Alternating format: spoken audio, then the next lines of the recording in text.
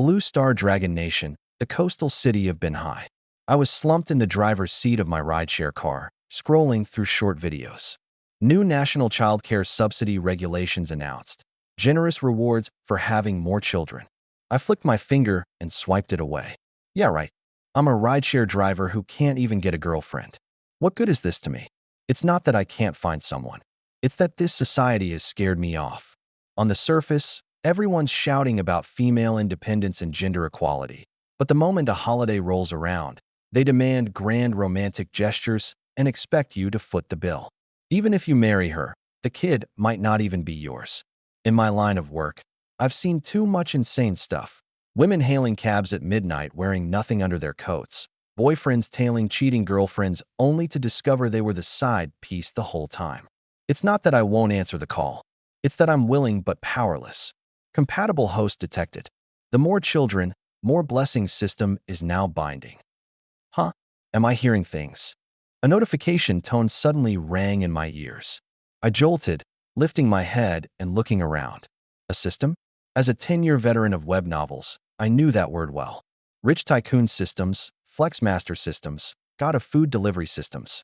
As long as you bound a system, even a total nobody could rise to become a winner in life. I'd fantasized about it countless times.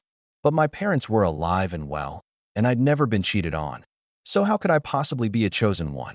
Yet the very next second, a blue, transparent interface materialized before my eyes. I wasn't dreaming. System binding complete. This system exists to help the host spread his seed and strengthen the family gene pool. Function 1. For each woman bound who meets the criteria, natural beauty and figure greater than or equal to 80 points, romantic experience less than or equal to 3, the host receives 5 million in binding funds. Function 2. When your relationship with a target changes, you unlock settlement funds and nurturing funds.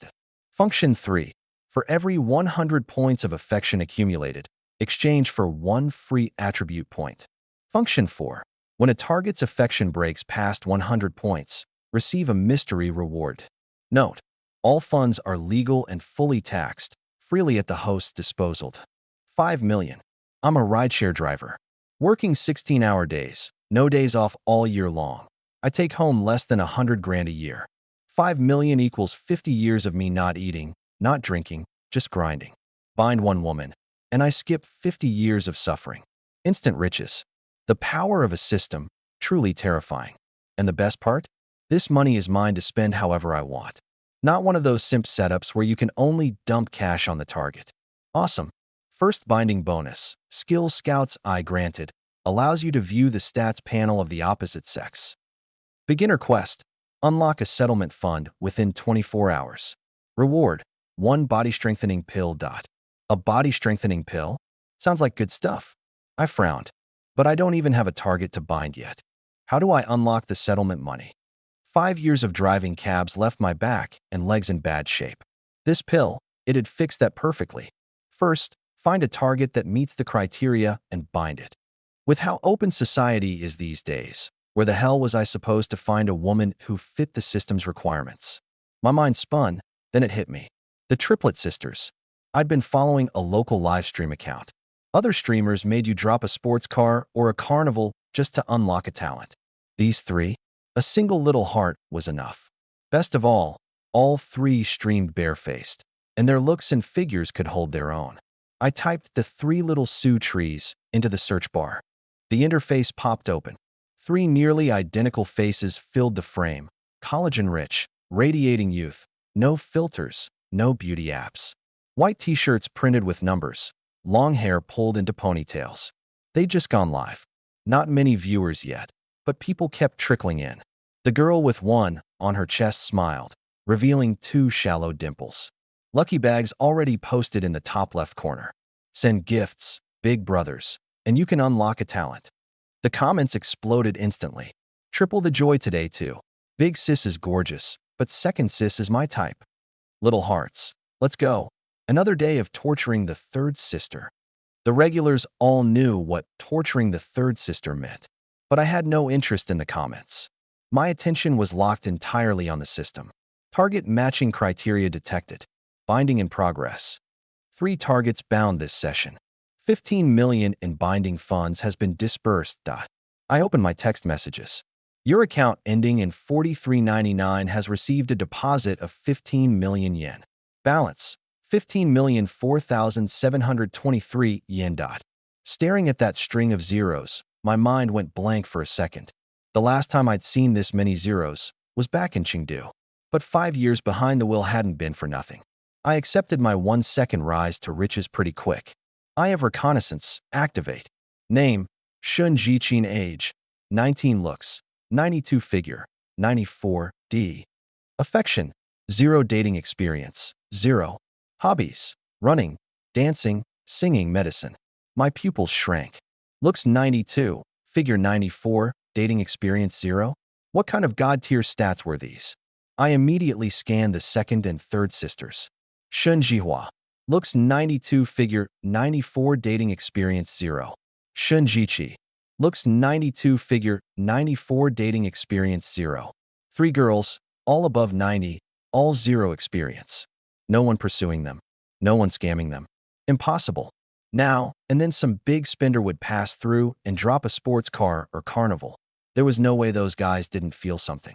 Besides, the 3 sisters were seriously strapped for cash.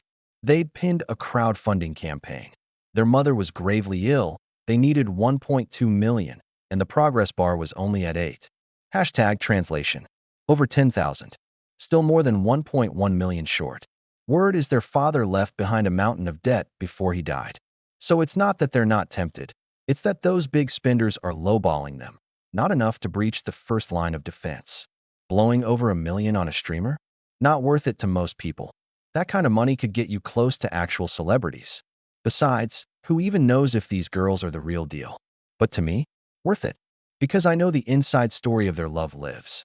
And the system's resettlement payout is a cool 50 million. Trade 1 million plus for 50 million, nearly a 50-fold return. No matter how you slice it, this deal's a winner. In the live stream, little hearts were flying.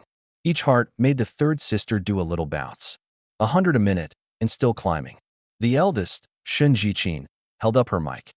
Thank you all for your support. You can also send gifts to have me and my second sister showcase our talents. Nobody bit. Why conquer the eldest or second when tormenting the third is way more satisfying. As the hearts crept toward 300, the smile vanished from the third sister's face, replaced by a stubborn, defiant look. Paired with that bare-faced beauty, it lit up the conquering urge of every creep on the screen. Love that stubborn look on the third one. Torturing her is the best. Jihua, just say the word when you're tired. I'll send you a hot air balloon. Back off, simp. 1 hot air balloon cancels out an equivalent number of little hearts. I glanced at the ID trying to play the white knight. Only love Shun Jihua. Total simp. Wait, that's not right. The third sister is called Shun Jihua. So who's the one bouncing right now? I looked at the girl wearing the 3 shirt, but the name shown by my scouts I read Shun Jiqi. And the 1 and 2? Her panel said Shun Jihua. A classic switcheroo. Made sense. 1 little heart, 1 bounce. Looks easy enough, but when the crowd's hyped, the hearts can top 10,000. Nobody's body could handle bouncing like that every single day.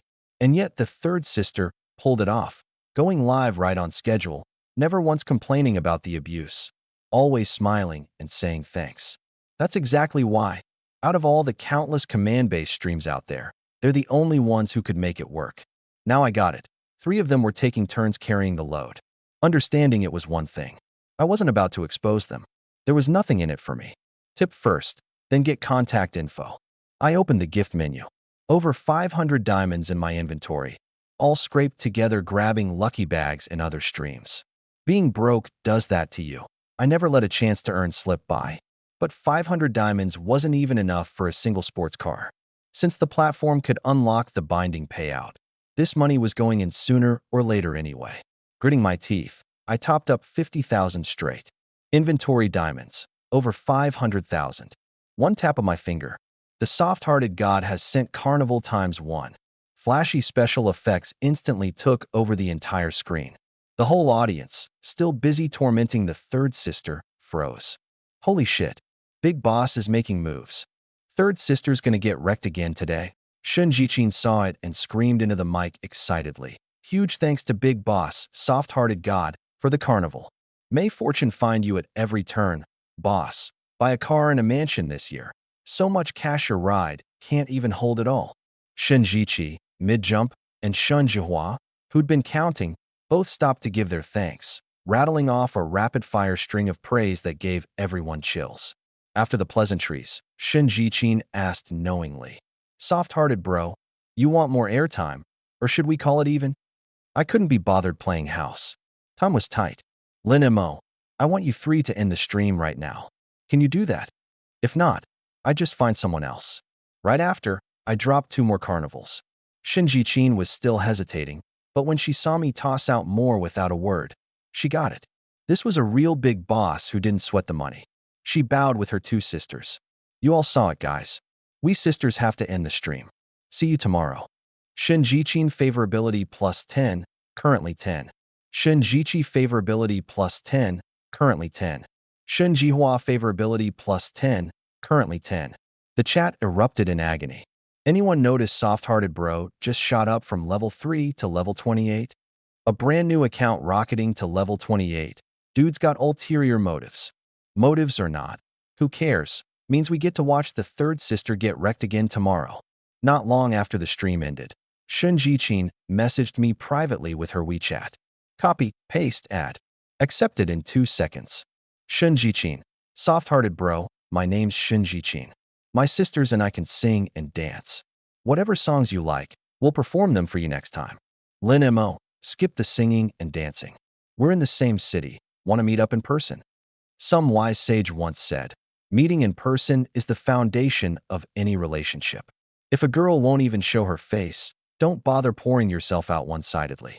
On the other end, Shinji-chin paused. Beside her, Shinjichi curled her lip. Another stinking man thinking with his lower half. Shinjichi favorability -10, currently 0. But Shinjihua disagreed. He said meet in person, maybe it's not as sleazy as you think. Then you go. Shinjichi rolled her eyes. He threw out those carnivals like they were nothing. Maybe he really is some domineering CEO with 8-pack abs. After all, he didn't ask us to wreck the 3rd sister. Shinjichi, you've been watching too many of those cheesy dramas. Where in the world are there that many domineering CEOs? Shinjihua's face flushed red, but she couldn't help letting her imagination run wild. Shinji-chin stayed silent, doing the math.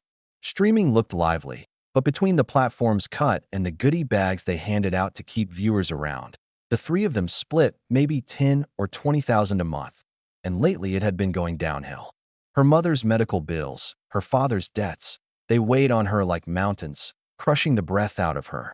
It wasn't that no one had wanted to help, but those big bosses' demands, every one of them.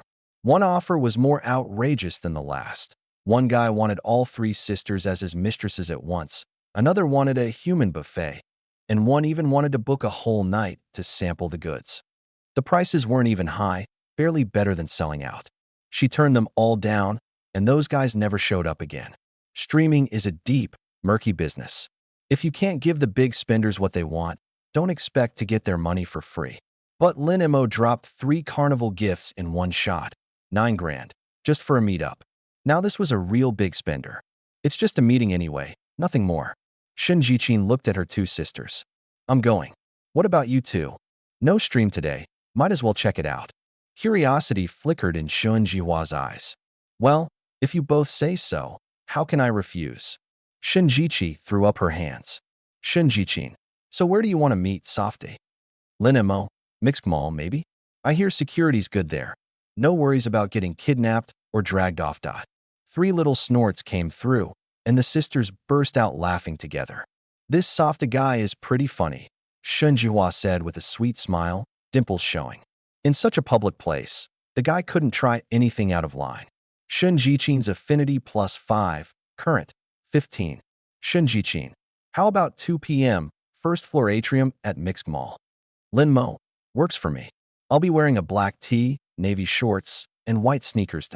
Shinji-chin, got it. See you there. The moment I stepped out of the restroom, I spotted them.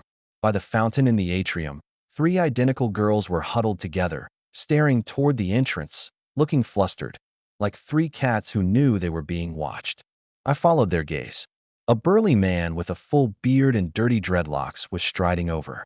His black t-shirt was stretched into wrinkles by his gut, and two hairy legs stuck out from under his navy shorts. Black tee, navy shorts, white sneakers. Exactly what I was wearing today. It clicked instantly. They thought he was me. I strolled over, unhurried. The girl in the floral dress had her back to me, her voice low. Or maybe, we should just make a run for it. What's there to be afraid of? Another one said firmly. Just say we've got a stomachache and need the bathroom. He's a guy. He wouldn't dare follow us into the women's room. Who are you three hiding from? Three delicate figures stiffened at once and whipped around in unison. The girl in the floral dress froze first.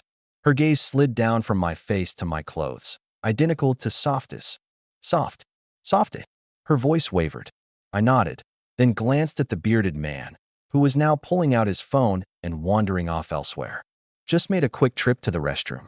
The corner of my mouth lifted. So, you thought he was me? Ah ha ha, just a beautiful little misunderstanding. Floral dress laughed awkwardly. No, we'd met before, so mistaking me for someone else was understandable. I didn't dwell on it. My eyes moved across the three sisters' faces, one by one. Three equally exquisite faces, yet each with her own distinct vibe. The eldest wore a white linen shirt with a light blue denim skirt, her long hair loose over her shoulders, her expression calm and quiet, like a glass of iced lemonade on a summer day. The second wore a black t-shirt with high-waisted shorts, her eyes sizing me up on the sly, radiating a keep-your-distance kind of cool. The youngest was the one in the floral dress, two dimples when she smiled, eyes bright and sparkling, meeting my gaze without the slightest hesitation. I raised my hand and pointed toward the drink shop ahead. Grab something to drink over there? It's too hot outside. You three must be thirsty after coming in. Floral dress instinctively wiped the sweat at her temple, then paused. Shenjihua favorability +5, currently 15. Sure, the eldest nodded. As we walked toward the drink shop, the second sister's gaze kept trailing me from the corner of her eye. For sets of footsteps fell on the cool floor tiles, the echoes faint. Shinjichi favorability +10, currently 10. At the counter, I turned back. What'll you have? Mango pomelo sago, light ice, the eldest said. Taro bubble, less sugar, no ice, the second said quietly. Superfruit tea, regular ice, the youngest raised her hand. I ordered 4. As I handed them out, floral dress muttered under her breath. He even remembered the no ice, less sugar thing. All 3 favorability +5. Softy, what do you do? You're pretty generous with your money. The youngest couldn't help asking. A bit of investing. Freelance. I tossed the question back. How long have you 3 sisters been streaming? Almost 3 months, the eldest said evenly. Heard it made money, so we gave it a shot. Really strapped for cash? I looked at them. I've seen your pin videos. The 3 sisters fell silent at the same time. I sent over a document. I'm looking for a contract girlfriend for a 1-year term. 1.2 million. If you're interested, take a look. The 3 of them felt a jolt. Almost against her will, the eldest opened the file. Clause 1. During the contract period, the woman will accompany the man to public functions and cohabitate when necessary. Clause 2. Gifts and transfers exchanged during the period cannot be reclaimed after it ends. Clause 3. The woman will fulfill the duties of a girlfriend, but the man may not coerce her by any means. Clause 5. Should the woman become pregnant, she must carry the child to term, and the man will pay 5 million in compensation. Clause 5. The youngest was the first to break, her face flushing red. Pregnancy must be carried to term. Isn't this basically? I'm not the kind of person who'd kill his own child, and I trust neither are you, I said slowly. Think of that clause as a risk hedge. You need money, so I've put a price on even the worst-case scenario. 5 million. It's not meant to make you. Selling a kid. That's to compensate you for the physical toll and the time. The second sister's spoon froze mid-scoop in her taro paste. Of course, only if you're on board with it. I smiled, keeping it non-aggressive. If it doesn't sit right, then today I just bought you all a drink. No hard feelings. In the silence, all you could hear was the faint clink of a straw stirring ice. Can I ask you something? The second sister spoke up suddenly, her voice steady. With everything you've got going for you, why not just get an actual girlfriend? I don't plan on marrying, but my family keeps pushing, so I need someone to run interference. I answered without hesitation. A real girlfriend is a hassle to keep and an even bigger hassle to lose. A contract, that's clean. She turned the word clean over in her mind, then nodded. Why us? The eldest lifted her eyes, looking straight at me. Right to the point. I tapped the side of my cup twice with my fingertip. First, you're beautiful and clean. You fit my standards. Second, I've watched a few of your streams. Today it was the second sister getting tormented, but you play off each other so seamlessly no one can even tell. Third, you need the money, and I happen to have it. All three sisters' faces changed at once. Because they looked exactly alike. If any of them put in the effort to play a part, no one could tell them apart. Tens of thousands of viewers in the stream had been completely fooled. But that little trick? I saw through it in a heartbeat. We need to talk it over. The eldest finally spoke, the tail end of her words carrying the faintest tremble. Of course. I stood up. But my time is limited. I'd prefer an answer before 7. I paused. To show I'm serious, for every hour early you decide, I'll add 200,000 as a consideration fee. Hiss. It was 2:30 now. 4.5 hours until 7. Which meant, if they said yes right now, they'd walk away with 2 million. I didn't wait to see how they'd react. I picked up my iced Americano, turned, and left. Outside the glass door, the sunlight stretched my shadow out long. Inside the drink shop, the moment my back disappeared from view, Shun Jihua was the first to crack. 2 million. She lowered her voice, but couldn't hide her shock. 200,000 for every hour early. It's barely past 2. If we say yes right now, that's 2 million. Shun Jiqi finished the math for her, her tone flat, though the straw between her teeth was already bitten out of shape. Shun Jiqin said nothing. The glow of the screen lit up her face, casting that stunningly beautiful face in a pale light. 12 clauses in the contract. She read through them 7 times before finally setting the phone face down on the table. What do you two think? She asked it calmly, but the words carried real weight. She was genuinely asking for their opinions, not demanding they fall in line. I think we can do it. Shen Jihua raised her hand, then immediately clapped it over her mouth, her voice coming from, squeezed out between her fingers. Live streaming means people watch you anyway, and you've got to deal with all those weird demands. People always making us do those borderline moves. Last week someone dropped a carnival gift and made you blow a kiss at the camera, pout, and say goodnight, Appa. Shinjichi picked up the thread. You did it, then went offline and cried under the covers half the night. Shinjihua's smile froze. She turned her head away. That was just to save up for mom's medical bills and pay off dad's debt. So, Shinjichin's gaze swept over her 2 younger sisters. Which is easier to stomach, the contract or live streaming? Shinjichi thought for 10 seconds. They're not the same. With live streaming, we're in control. If we're uncomfortable, we can log off. If a request goes too far, we can ignore it. But this, she tapped the contract. Once you sign, you're locked in. A whole year. If he turns out to be a jerk, we won't even have room to back out. Shin Jihua opened her mouth, but couldn't come up with a comeback. Lin Emo didn't seem like a bad guy. Generous, classy. He even remembered, no ice, less sugar. But doesn't seem like a bad guy is a pathetically low bar. Whether someone's trustworthy has never been about how well they behave. It's about whether they'll hold back when they actually have the power to do harm. And that, nobody knows until after the ink is dry. Shinjichin picked up her mango pomelo sago and took a sip. Most of the ice had melted, and the sweetness had gone thin and flat. What kind of person do you two think he is? Pretty hot. Shin Jihua tilted her head. Catching her big sister's look, she quickly added in earnest. I mean it. That height. The way he talks, slow and unhurried. Especially that line. My time is limited. That kind of composure you only see in TV dramas. What about his info? Shinjichi turned to her eldest sister. Phone number? We chat. Anything we can dig up? Shinjichin glanced at the screen again. It's just a plain document. Looks like he typed it himself. Shinjichi paused. A guy who whips out 2 million on the spot, types up his own contract? She thought about it, then understood. He didn't want people knowing too much about him. So everything he said is true. It's not that he can't get a girlfriend. He's looking for one who won't cause trouble. But a year's not short, Shun Jihua said, dropping the smile. uncharacteristically serious. Living together day and night. Even if it's just a contract, feelings are bound to creep in. When he says goodbye, are we really going to be able to walk away that cleanly? The silence among the three of them took on a different flavor. Then don't fall for him. Shinjichi kept her tone deliberately light, but her fingertips circled the rim of her cup faster now. It's just a contract. Everyone gets what they need. She'd always been like this since childhood. The less sure she felt, the more restless her hands got. Shinjichi noticed. Sis. Shinjichi suddenly looked up. You make the call. You say sign, we sign. You say walk, we.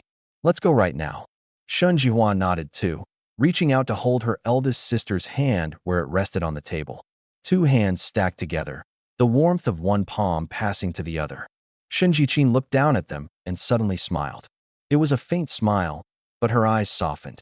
Her mother's illness, her father's debt, their steadily shrinking income, each one a mountain pressing down on her back. But she was the eldest. If she collapsed, this family would fall apart. He had a point. We need money, and he happens to have it. She feigned a light tone. We're all going to date someone eventually. Might as well be him. Just think of it as a relationship where you already know how it ends. Once the three sisters finished discussing whether to sign, they ran into an even thornier problem. Softy wants one contract girlfriend, Shunjihua said, glancing carefully at her two sisters. But there are three of us. The words landed like a stone dropped into water. All three fell silent. Three identical faces, three completely different personalities. And I only wanted one. Honestly, I wanted to sign all three sisters. But I knew that wasn't something you could pull off in a day or two. Sign one first, complete the beginner's quest, then take it from there. Once I secured one, could the other two be far behind? As for that 800,000 consideration fee, I'd done the math. What I lacked most was time. The sooner it was settled, the sooner I'd get the 50 million relocation payout and the beginner's reward. This deal was a sure win. I'll do it. Shinjichin barely hesitated, her voice as decisive as a knife cutting through tofu. No. Shinjihua was the first to blow up. Why does it have to be you? Because I'm the eldest. Shinjichin's tone left no room for argument. Because I got 3 more minutes of our parents' love than you two did. Shinjihua went quiet. Shinjichi fell silent too. It was true. As the eldest, she carried more responsibility and had more right. But it just wasn't fair. Why did their big sister have to shoulder everything? It's just being someone's girlfriend. It's not a suicide mission. Shinjichin kept up the light act, as if she were only applying for some cushy job. Shunjihua's eyes reddened, but she forced back her tears and turned to ask, so, should we reply to Softy now? Shinjichin, Softy, I'm willing, but on one condition. During the contract, I'm your girlfriend and yours alone. You can't hand me off to anyone else. Linimo, of course. I'm not in the habit of putting horns on my own head. Reading that, Shinjichin felt reassured. So he's not that kind of guy after all. Shinjichin, then when do we sign? Linimo, you're all still where you were, right? Wait for me. I'll be there in a minute. Truth was, I was sitting in a milk tea shop 2 streets over, scrolling through live streams. I don't put all my eggs in one basket. If they weren't willing, I'd just find someone else. Too bad. After nearly half an hour of scrolling, I hadn't found a single one who met the system's criteria. Either the looks weren't there, or the body didn't measure up. And when both checked out, the dating history was way past the limit. The whole fantasy of casually scrolling through live streams and scooping up a flawless, innocent girl turns out that only happens in wish fulfillment novels.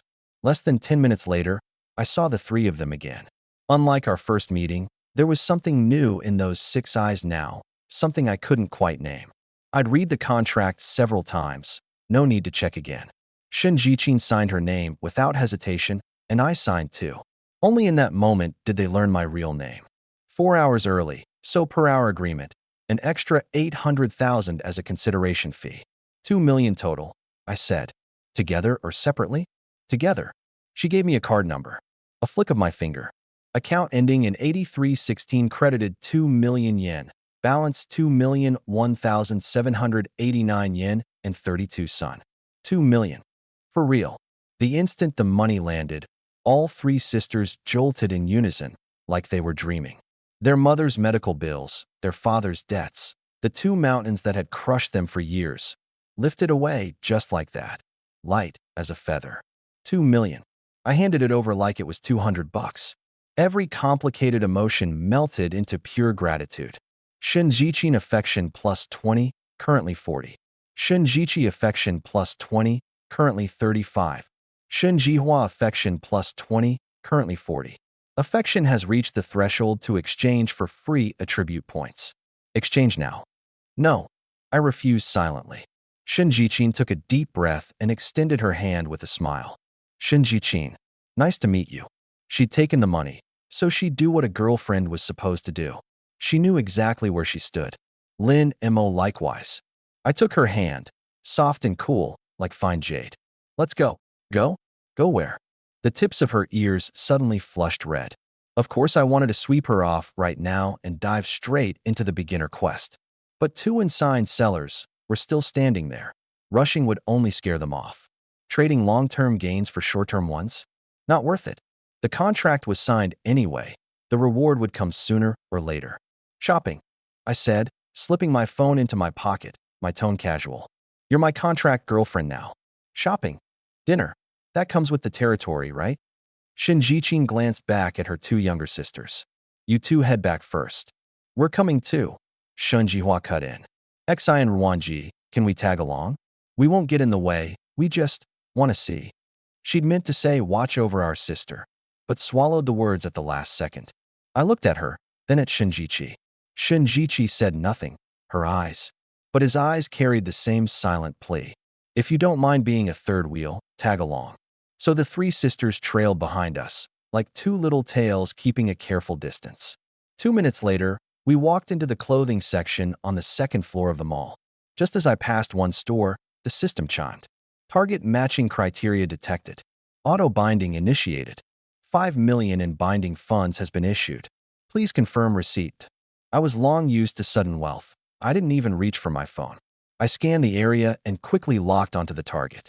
She stood at the entrance of the Zegna menswear store, up on her tiptoes, hanging a navy blue suit back onto the display rack.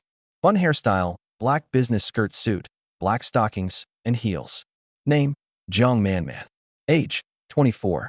Appearance, 83. Body, 80, A+. Affection, 0. Dating experience, 2. Health, suboptimal. Dating experience of 2? I'd been reasonably satisfied until that number killed the mood. Back when I had no choice, fine. But now that I had the system, there was no reason to settle for used goods. And her figure only rated an A+. My future kids might go hungry. Still, I needed new clothes to upgrade my look anyway. She'd do. Let's go check it out. The moment we walked in, Jiang Man came right over, all smiles. Sir, miss, how can I help you today? I need a few outfits. I glanced at Shinjichin. You pick for me. Okay. She was already fully in character. She picked up a short-sleeve shirt and instinctively flipped over the price tag. 6,800. In the old days, she'd have put it right back. But now she calmly held it up against me, sizing up the effect. Shinjihua and the other sister, sensing they were extra, found a spot and sat down. Before long, Shinjichin had put together a full look, a light blue thin dress shirt, knee-length shorts, and a pair of limited edition loafers. When I stepped out of the fitting room, she couldn't help but nod in approval. I was already tall with somewhat rugged features.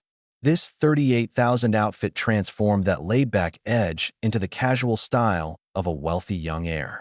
This one, wrap up the rest of the shirts and pants too. I pulled out my bank card. Of course, sir. That'll be 86,000 total. Beep, payment successful. The receipt printed out, and Jiang Man's eyes lit up. 86,000, dropped without a second thought, not even a flicker in his brow. That kind of ease she'd only ever seen in genuinely rich second-generation types. Jiang Man's affection plus 30, currently 30. As she handed the card back, her fingertips brushed lightly across the back of my hand, soft as a cat's tail. Mr. Lin, here's your VIP card, already registered. She dipped slightly, and the curve of her neckline fell perfectly into the edge of my vision. An A+ really did make it hard to stand out. Her gaze lingered on Shunjichin for a moment. This woman was beautiful, her figure, at least a C cup, decent looks, but the way she trailed beside me, She didn't look like a girlfriend, more like a well-kept canary. Then again, thinking about those two identical sisters, triplets, triple the fun. Even if she wasn't a canary yet, she was the kind of woman destined to become one. She quickly reeled in her thoughts and pasted her smile back on. Mr. Lin, mind if we exchange contact info? We have monthly private sales, and I'll make sure our VIPs are the first to know about limited editions. Solid reasoning, graceful delivery. Considering I could farm some favorability for stats, I didn't refuse. Sure, Jiang Manman's favorability +5, currently 35. Then I won't take up any more of your time. Just call me if you need anything. As she turned away, there was a new lightness in her step. Shen Jiqin had been quietly watching the whole thing. When she saw Jiang Manman take the initiative to add me, an inexplicable sourness welled up inside her, like an unripe plum. No, what am I thinking? She shook her head hard. I'm just a contract girlfriend. When the time's up, we go our separate ways. Why am I overthinking this? 6 bags, and she was carrying them all by herself. I frowned and turned to Jiang Manman. You have delivery, right? We do, sir. Have these sent over for me. She hurried to take the bags from Shen Jiqin, her mind racing.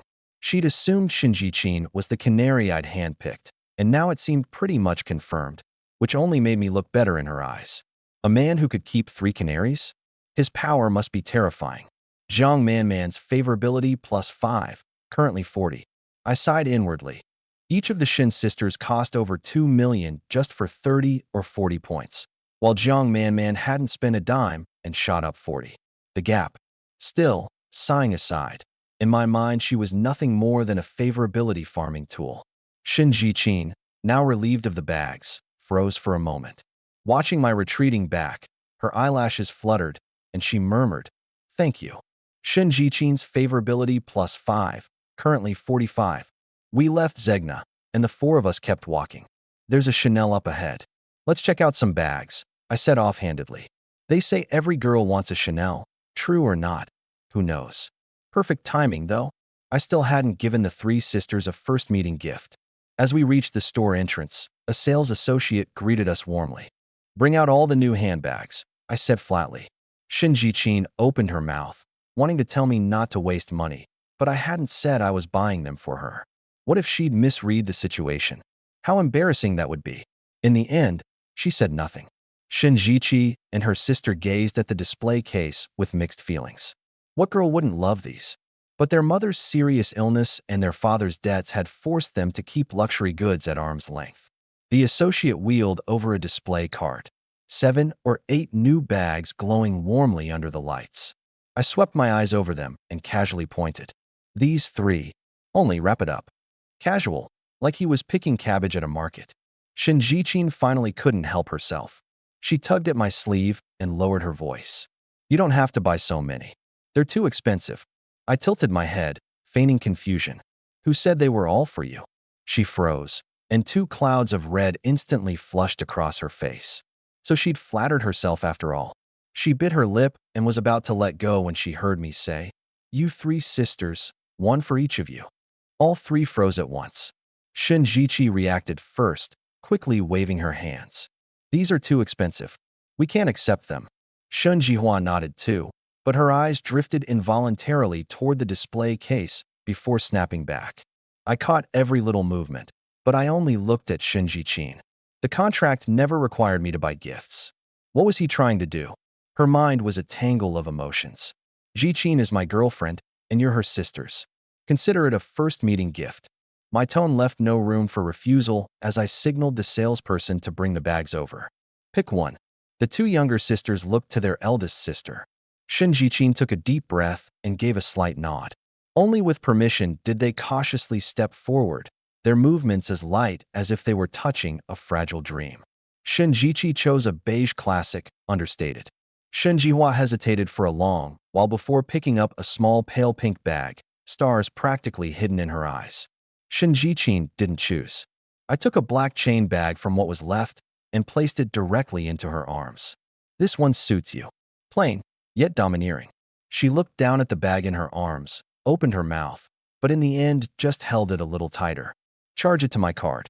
Sir, that comes to 266,000 total.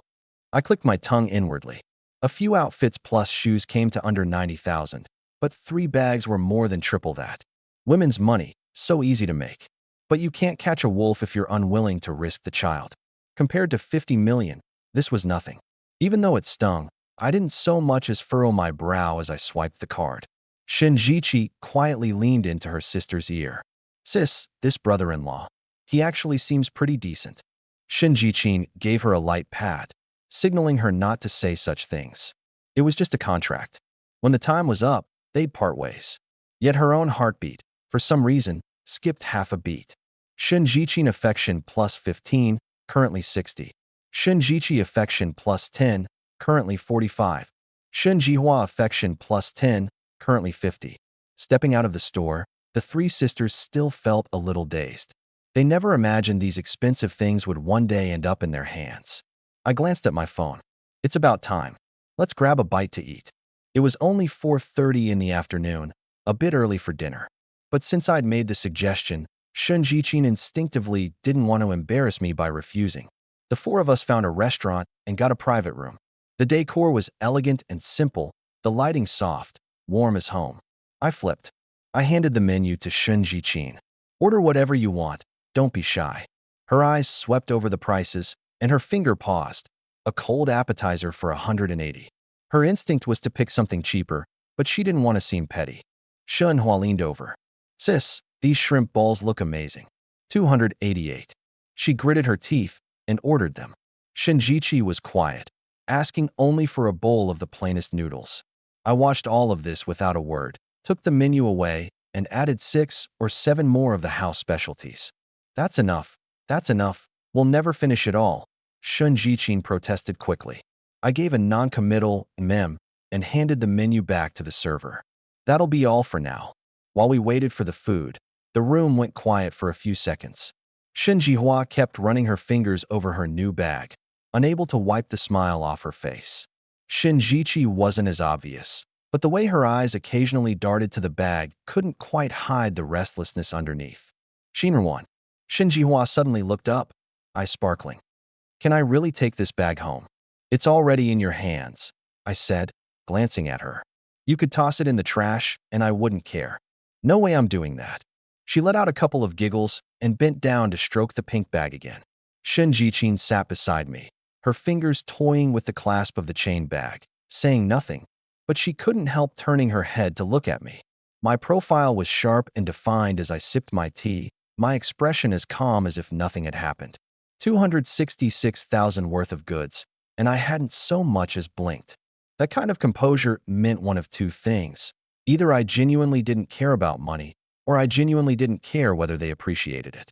Or maybe both. The dishes came out one after another, quickly filling the round table. Shinjihua ate with her eyes crinkled in delight, murmuring softly with every bite. So good, so good. Shinjichi picked at her noodles at a leisurely pace, occasionally having a shrimp ball shoved into her bowl by her little sister. Shinjichin didn't eat much, tapping her chopsticks lightly against her plate, waiting until she'd watched both of her sisters enjoying themselves before taking a bite herself.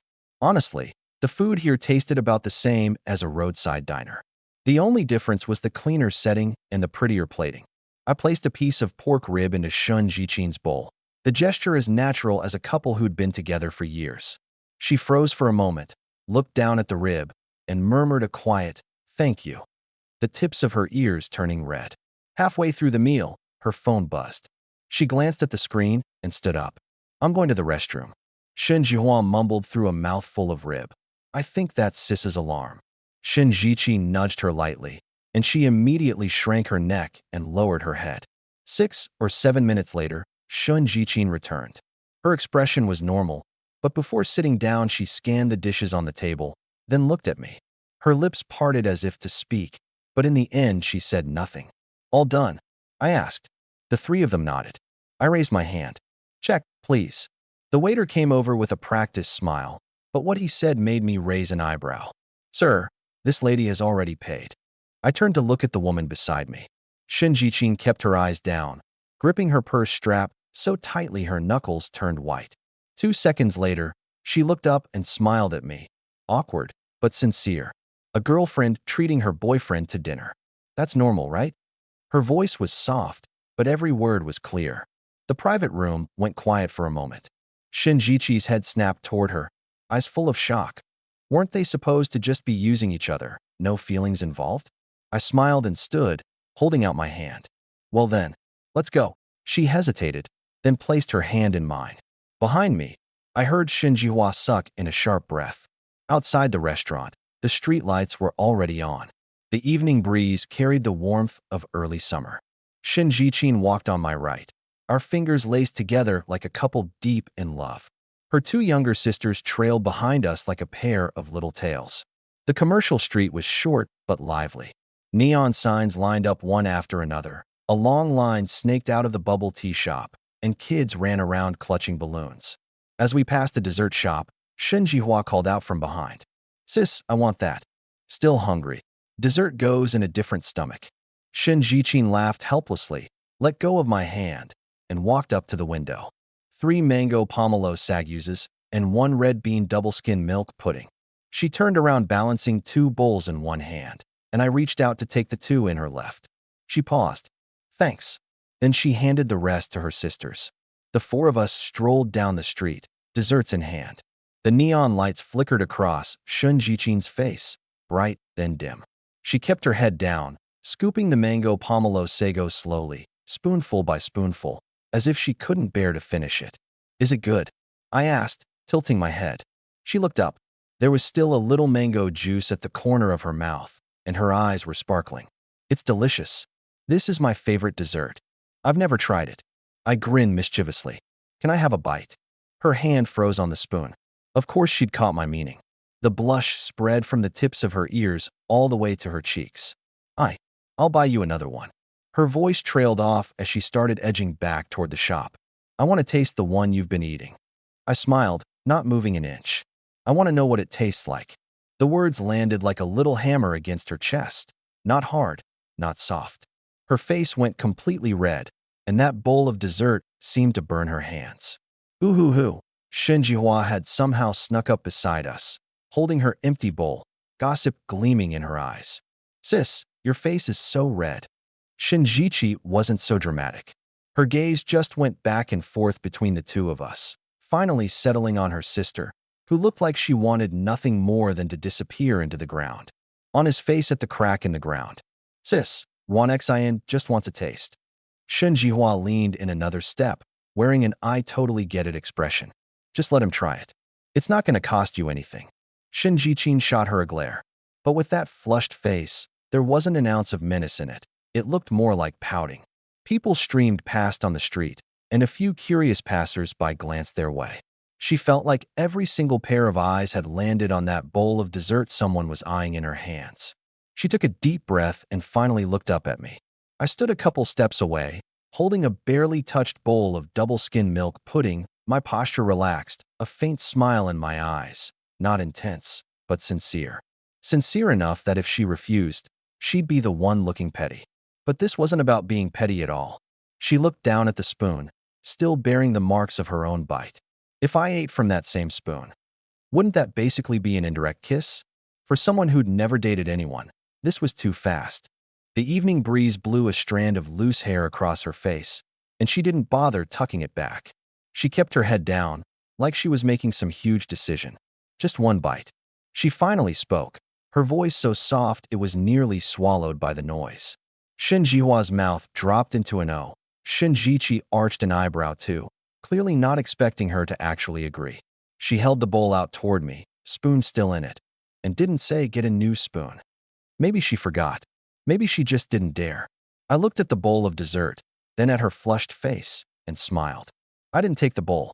Instead, I leaned in slightly and, guiding her hand, scooped up a small bite with that spoon. Smooth as water, natural as any real couple. She froze completely. I could practically hear her heart pounding, catch the faint, clean scent in her hair. I straightened up, chewed a couple times with genuine focus, and swallowed. It really is good. Better than my double-skin milk pudding. Shinjihua's eyes lit up, revealing 2 little dimples. Shinjichi's lips curved too. Shinjichin's hand was trembling around the bowl, her face hot enough to fry an egg. She opened her mouth, but not a word came out. Why aren't we moving? I tilted my head at her. She took a deep breath, then slowly let it out. Shinjichin affection +5, current 65. She quickly caught up, coming to stand at my side. Shinjihua darted up from behind and squeezed into the middle. Rwanxin, did you do that on purpose just now? Do what on purpose? I put on an innocent face. You know that? Ugh, you know what I mean. She gestured frantically, flustered. I lifted the corner of my mouth, but didn't answer. Shinjichin reached out and yanked her back, her voice 3 parts embarrassment, 7 parts exasperation. Just walk properly. Shinjihua stumbled, then turned back and made a face at her second sister. Shinjichi shook her head and quickly took a couple steps forward and, without making it obvious, pulled her over to my side. The 4 of us kept walking. At the end of the street was an intersection, neon lights bright as day, crowds streaming past us. Casually, I slipped my arm around Shinjichin.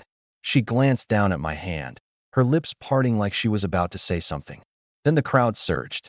I pulled gently, drawing her into my arms. Thump, thump, thump. Her heartbeat, too fast to hide. Once the crowd thinned, I spoke. It's only 8. Too early to head back. Want to catch a movie? She turned her head to look at me, unsure what I was up to. There's a showing right about now. I checked my phone. Yes, yes, yes. It's been forever since I've seen a movie. Shinjihua's hand shot up first. Shinjichi had no objections, and Shunjichin didn't refuse either. 4 of us watching a movie together. Surely I couldn't pull anything weird now, right? Movie it is. Arm still around her, I steered us down a side street. 7 or 8 minutes later, I stopped in front of a building. Shinjihua looked up, her mouth forming a perfect O. The neon tube spelled out big letters, Sweet Love Private Couples Cinema, with a smaller line beneath. Your own world for 2, romantic, private, intimate. Shinjichi raised an eyebrow. Shinjihua scanned those words back and forth several times, then turned to me, her eyes screaming Ruanshin, you absolute genius. Shinjichin was the slowest to react. She stared at the words, dazed, for 2 full seconds. Then her gaze drifted down through the glass doors to what lay inside. Pink lighting, heart-shaped balloons, walls covered in couples' photos, and a huge bouquet of red roses sitting at the front desk. Her face flushed crimson all over again. A couples cinema? Her voice wavered. Regular theaters are all sold out at this hour. This is the only place with openings. I said it plainly and pushed the door open. The girl at the front desk came over. How many, sir? 4. Her eyes swept over us. 1 guy, 3 girls who looked exactly alike. Her expression shifted subtly, then quickly returned to a standard smile. How many rooms will you need? We have double bed suites, sofa suites, tatami suites. 2 rooms. I cut her off, as casual as ordering a bottle of water. 4's too crowded. 2 per room. The words were barely out before I'd already paid. The front desk handed over 2 pink key cards. I passed one to Shinjichi. She looked down and read the words, double bed suite, then looked back up at me. Her usually flawless composure slipped just enough for the corner of her mouth to twitch. 2 per room, she confirmed. Yeah, you and Jihua in one, me and your sister in the other. Shinjihua's brain had short-circuited the moment she heard 2 per room. Her mouth opened and closed, and finally she managed to squeeze out. Is there a camera in that room? The air went still for a beat. Shungjichi grabbed her sister's head, expressionless, and turned it in another direction. Come on, let's go find our room. Shungjihua stumbled along as she was pushed forward, glancing back every other step, her eyes screaming. Easy there, softy. I gripped the key card and looked at the woman beside me. Shungjichin kept her eyes down, lashes trembling, her fingers clutching the strap of her bag until the knuckles paled. I pushed the door open. Pink light spilled out. Go on in, I said.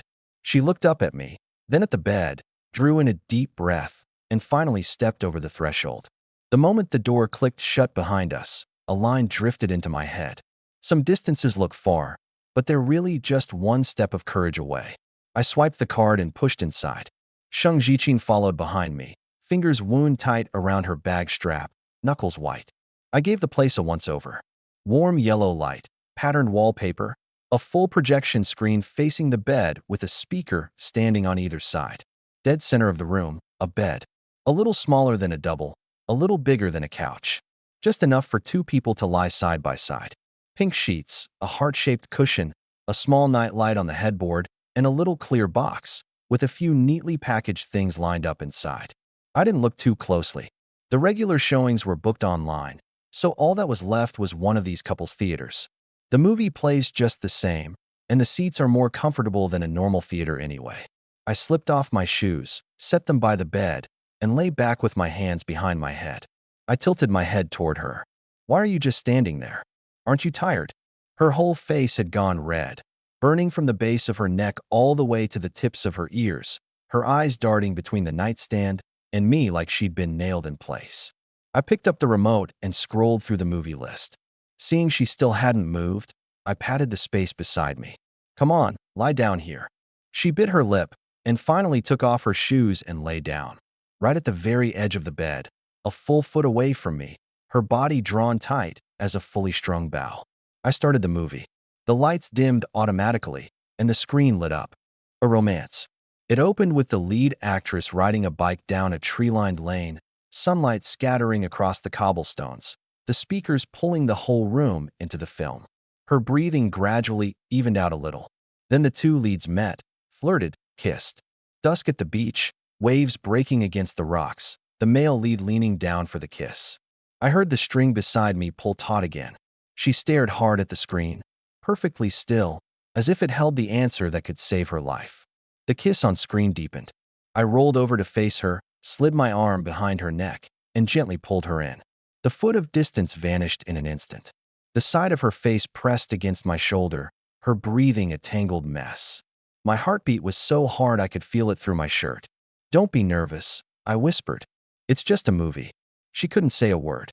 On screen, the two lovers split apart and came back together, fought and made up, their clothes disappearing at a visible pace. The air in the room grew hot. At some point, she lifted her face from my shoulder and turned toward me. The light from the screen flickered across her face. I looked down at her. Her lashes trembled like butterfly wings. My gaze dropped to her lips, just for a moment. I didn't rush. I just looked at her, leaving her one last chance to pull away. Her lashes fluttered, and slowly, she closed her eyes. That was my answer. I leaned down and kissed her, light as a feather touching water. Her whole body shivered, her fingers suddenly clutching the sheets. I didn't press deeper, just held there, letting her get used to a sensation she'd never felt before. After a moment, I pulled back slightly, our breaths mingling. "You okay?" She opened her eyes, said nothing, and tilted her chin up just a little. This time, she made the move. Clumsy, too much force, nearly knocking into my teeth. I laughed softly. Then I cupped the back of her head, slid my fingers into her hair, adjusted the angle for her, and kissed her again. This time was different. I caught her lower lip, slowly. Her hand let go of the sheets and climbed up my arm, gripping tight through the thin fabric of my t-shirt. I traced the line of her lips with my tongue, and her breathing quickened, her lips parting just a sliver. I didn't take advantage of the opening, just kept kissing her, unhurried, one soft press at a time. Only when her fingers tightened around mine did I deepen the kiss. She responded clumsily, and I paused, then kissed her more tenderly. I don't know how long it lasted before I slowly pulled away, ending with a light peck at the corner of her mouth. When she opened her eyes, they were rimmed with red, her lips slightly swollen from the kiss, moist as freshly picked cherries. I brushed my thumb across her burning cheek, my voice impossibly hoarse. "Can you still breathe?" She froze for a second. She really had forgotten to breathe. She sucked in a sharp breath and burst out laughing. Laughing and near tears, shy and sweet all at once. Shinjichin affection +5, current affection 70. She buried her face in the crook of my neck, her voice muffled and nasal. "Stop looking at me." "Then who am I supposed to look at?" I tightened my arms, resting my chin on top of her head. "It's just the two of us in here." She stiffened. If she wasn't looking at me, she'd have to look at the movie. And those two on screen had already gotten to a place they shouldn't be watching. "Jichin, I'm a little tired. How about we head back?" "Huh? Leave now?" Hey.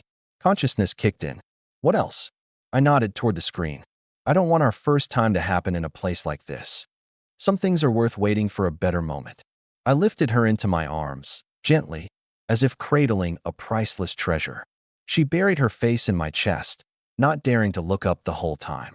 The hotel lobby was brightly lit, the front desk's greeting polite, but I knew her mind was completely blank right now. "One presidential suite," I said, keeping my voice low. "Of course, sir. One moment, please." Her fingers instinctively tightened around my collar. "Relax," I murmured, my breath brushing against her ear, drawing a slight shiver from her. "You deserve the best." The mirrors in the elevator reflected two figures. She was impossibly red, and I looked at her without hiding the tenderness in my eyes. The moment the door opened, she let out a soft wow. Beyond the floor-to-ceiling windows, the entire city's nightscape stretched out like a glowing river of stars. The room was absurdly large, warm golden light diffusing through it, wrapping everything in gentleness. A small bouquet of white chamomile sat on the nightstand, next to a bottle of red wine. She stood by the window, hands wringing together, not daring to turn around. I wrapped my arms around her from behind, resting my chin on her shoulder. She had a special scent that was utterly intoxicating. "Jichin. I've wanted this moment for a long time." Her voice was soft, as if afraid to disturb something. "Me too. I don't know why, but it feels like I've been waiting forever." I turned her around. She tilted her chin up slightly, just enough to meet my eyes. In them she could see the city's countless lights beyond the window, and she could see herself. I lowered my head and kissed her. This time was different from the movie theater, no cautious testing. Slow and very gentle. Her eyelashes trembled, her fingertips gripping the fabric of my shirt, until that fabric slid to the floor. Outside, the lights shimmered and the river of stars hung inverted. And in this small room, the two of us were finally without any distance between us. Shunjichin's affection +10, currently 80. Bound target relationship status changed. Settlement fund unlocked. 50 million has been deposited to your bank card. Please confirm receipt. Congratulations on completing the beginner quest. Quest reward. Body strengthening pill ×1. Gradually enhances physical attributes after consumption, eliminates hidden ailments, and sculpts the perfect physique. Stroking her smooth back, I said gently, "Sometime soon, I'll go with you to visit your mother." Not only had she helped me complete the beginner quest, she'd also gifted me 50 million. A person should know gratitude. The least I could do was thank the woman who raised her so well, face to face. My mother-in-law. Let's talk about it later. She paused, not agreeing. I understood her hesitation. Ours was a contractual relationship. Things might be good now, but what happens when the term ends? She didn't want to get her mother's hopes up for nothing. I didn't explain. Because it was inevitable. I could never devote myself to just one flower. To avoid the bloodbath waiting down the road, a contract girlfriend was actually the safest choice. Speaking of flowers, there was still a body-strengthening pill sitting in my system inventory, along with 215 affection points. Jiangmanman 40, Shunjichin 80, Shinjichi 45, Shunjihua 50. At the rate of 1 free attribute point per 100 affection points, I could redeem 2 right now. I pulled up the panel. Lin Mo. Strength, 10 Constitution, 9 Agility, 9 Spirit, 13. Natural value for an adult is 10. Bound, Shunjichi, Shunjihua, Jiangmanman. To be placed, Shunjichin. Affection, 215/215, 2 points redeemable. Inventory, body strengthening pill ×1. My constitution and agility were on the low side, probably from all the years of throwing hands and pulling all-nighters. My spirit, though, sat 3 points above normal. I made an excuse and slipped into the bathroom, tilting my head back to swallow the pill. It melted the moment it touched my tongue, and a warm current began coursing through my body. The muscle fibers beneath my skin tightened bit by bit, as if drawn taut by some invisible thread. The warmth flowed through my legs, my core, my chest, and finally gathered in my dantian, like a tiny sun settling in to make its home there. I flexed my feet. My center of gravity felt anchored, like it had been nailed into the ground. With feet like these, my old tree root stance would be devastating. In the mirror, the fine lines at the corners of my eyes had faded, my acne scars had lightened, and my skin had a healthy glow. My gaze was sharper too, not glowing, exactly, but with pupils clear as a deep pool of water. The change wasn't dramatic, more like the radiance of someone in peak condition. If she asked, I could just say she'd been good for me. I checked the panel again. Strength, 11, 4 pending. Constitution, 11, for pending. Agility, 11, for pending. Spirit, 13, 2 pending. Status, energized. Inventory, empty. In other words, all 4 stats would eventually climb to 15, 50% above the average person across the board. Truly a beginner's reward. I stared at that line, 2 points redeemable, thought it over, and decided to hold off. Improving too fast would only draw attention. A true master is never in a hurry. I just stepped out of the bathroom when her phone, sitting on the nightstand, started blowing up. Shinjihua. She glanced at the time, 10:30, and her face changed. Her 2 younger sisters were still at the movie theater, while we, the ones who'd supposedly gone to watch a movie, had secretly checked into a hotel room. What's wrong, afraid? Do Jichi and the others know? I raised an eyebrow. No, I just didn't want them to find out I lied to them. What lie? I wasn't feeling well, so my girlfriend came to take care of me. That's perfectly natural. She stared at me blankly, thrown off by my shameless logic. But the more she thought about it, the more she realized the excuse actually worked. The phone stopped ringing, then started up again. Whoever it was wasn't going to give up. She hesitated for 2 seconds, then hit accept. The video connected, and 2 faces almost identical to hers, but with a touch more urgency, crowded into the screen. Sis, why'd it take you so long to pick up? Wait, why does the background look like a hotel? Lin Mo wasn't feeling well, so we got a room to rest. By the end, even her ears had turned red. She knew it herself. If he was sick, why come to a hotel? The explanation only made it sound more suspicious. Oh, so it's soft-hearted big bro who isn't feeling well. Shinjihua drew out the words, her tone rising suggestively. Her whole face flushed crimson. I leaned toward the camera. Ahem.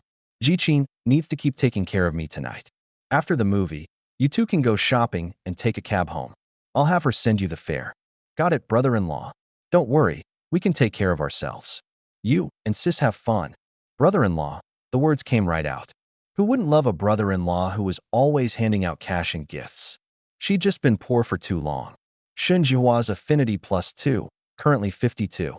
Smooth talker, I laughed. Tell you what, I'll have your sister transfer you 100 grand for spending money. Buy whatever you want. Thank you, brother-in-law. I love you so much. Shinjihua's affinity +3, currently 55. She could force a smile through a whole day of live streaming and only make 10 or 20,000. Her brother-in-law tossed out 100 grand without a second thought, more than 5 times that. Who wouldn't be head over heels for a brother-in-law like that? Ruhua. She was flustered now. Lin Mo, don't spoil her too much, she'll get out of hand. She's your sister, which makes her my sister too. If her own brother-in-law doesn't spoil her, who will? She opened her mouth, wanting to say we're just under contract, but swallowed the words back down. Shinjihua chirped happily. Brother-in-law, I'm not good with words. I just hope you and sis stay madly in love, have a baby soon, and your whole family stays rich and prosperous forever. That was being bad with words. Every line hit me right in the heart. My own little sister-in-law. It'd be a waste not to dote on her. I secretly decided, from now on, 100 grand a month, with no upper limit.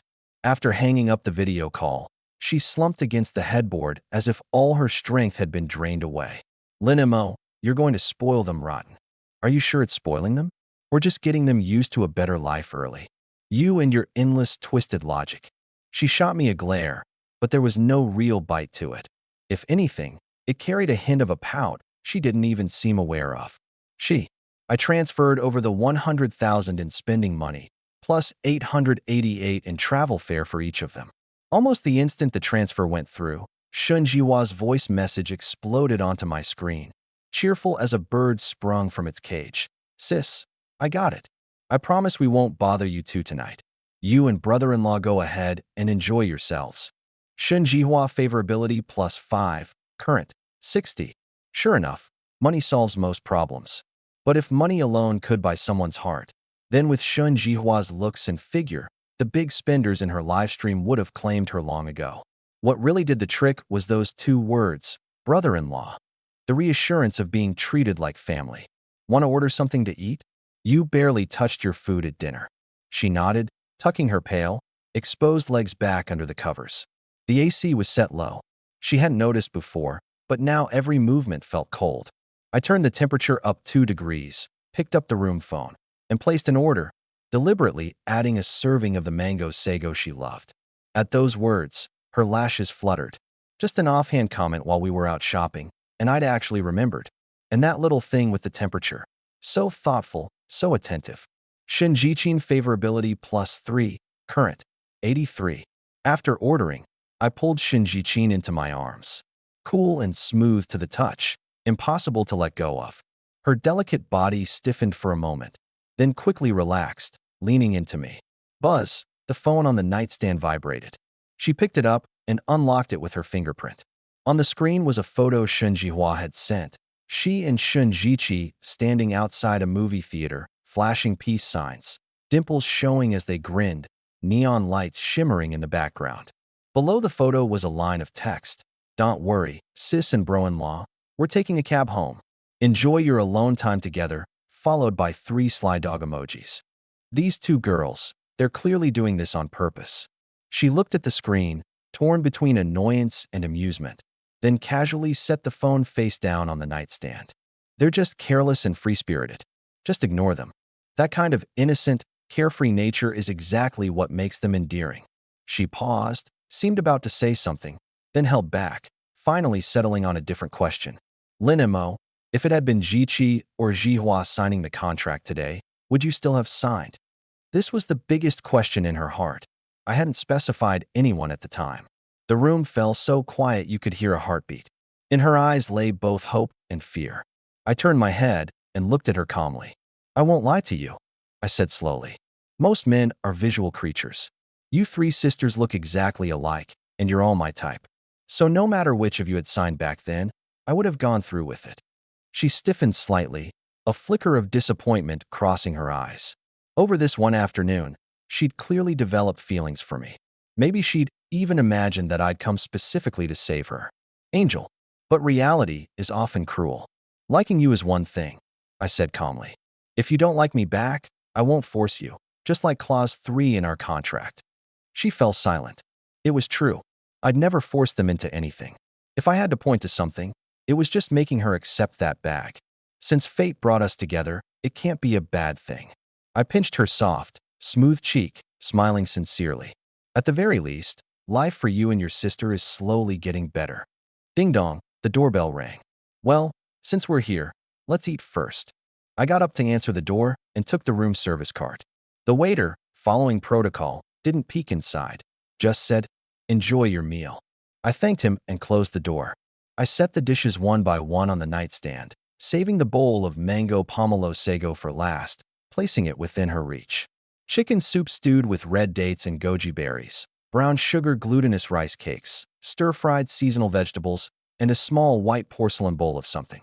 What's this? She pointed at the bowl. Fermented rice ball soup. I lifted the lid, and the aroma of rice wine mixed with osmanthus wafted out. With brown sugar and egg. Try it. The tips of her ears quietly flushed pink. Red dates, goji berries, brown sugar, fermented rice. All things that nourish the blood. She was sharp. She caught on immediately. And that bowl of mango pomelo sago was her favorite dessert, meant to soften the obvious deliberateness of all the tonics. You? Her voice was muffled. Do you do this kind of thing a lot? I was still unwrapping the chopsticks, hands not stopping. What do you mean? You're this rich. I bet you've done stuff like this for plenty of other girls. What if I told you I'd only ever looked at these out of boredom, and today's the first time I actually ordered any of it? Would you believe me? I gave a faint smile. I believe you. She didn't press further. For some reason, she just had a feeling I wouldn't lie to her. She picked up a piece of glutinous rice cake, the brown sugar and sticky rice melting on her tongue. As she chewed, she thought today's rice cake tasted especially sweet. I sat down beside her and drank my soup. She stole a glance at me, then quickly looked away. Do you have plans tomorrow? I suddenly asked. Going home to livestream. She swallowed her dessert.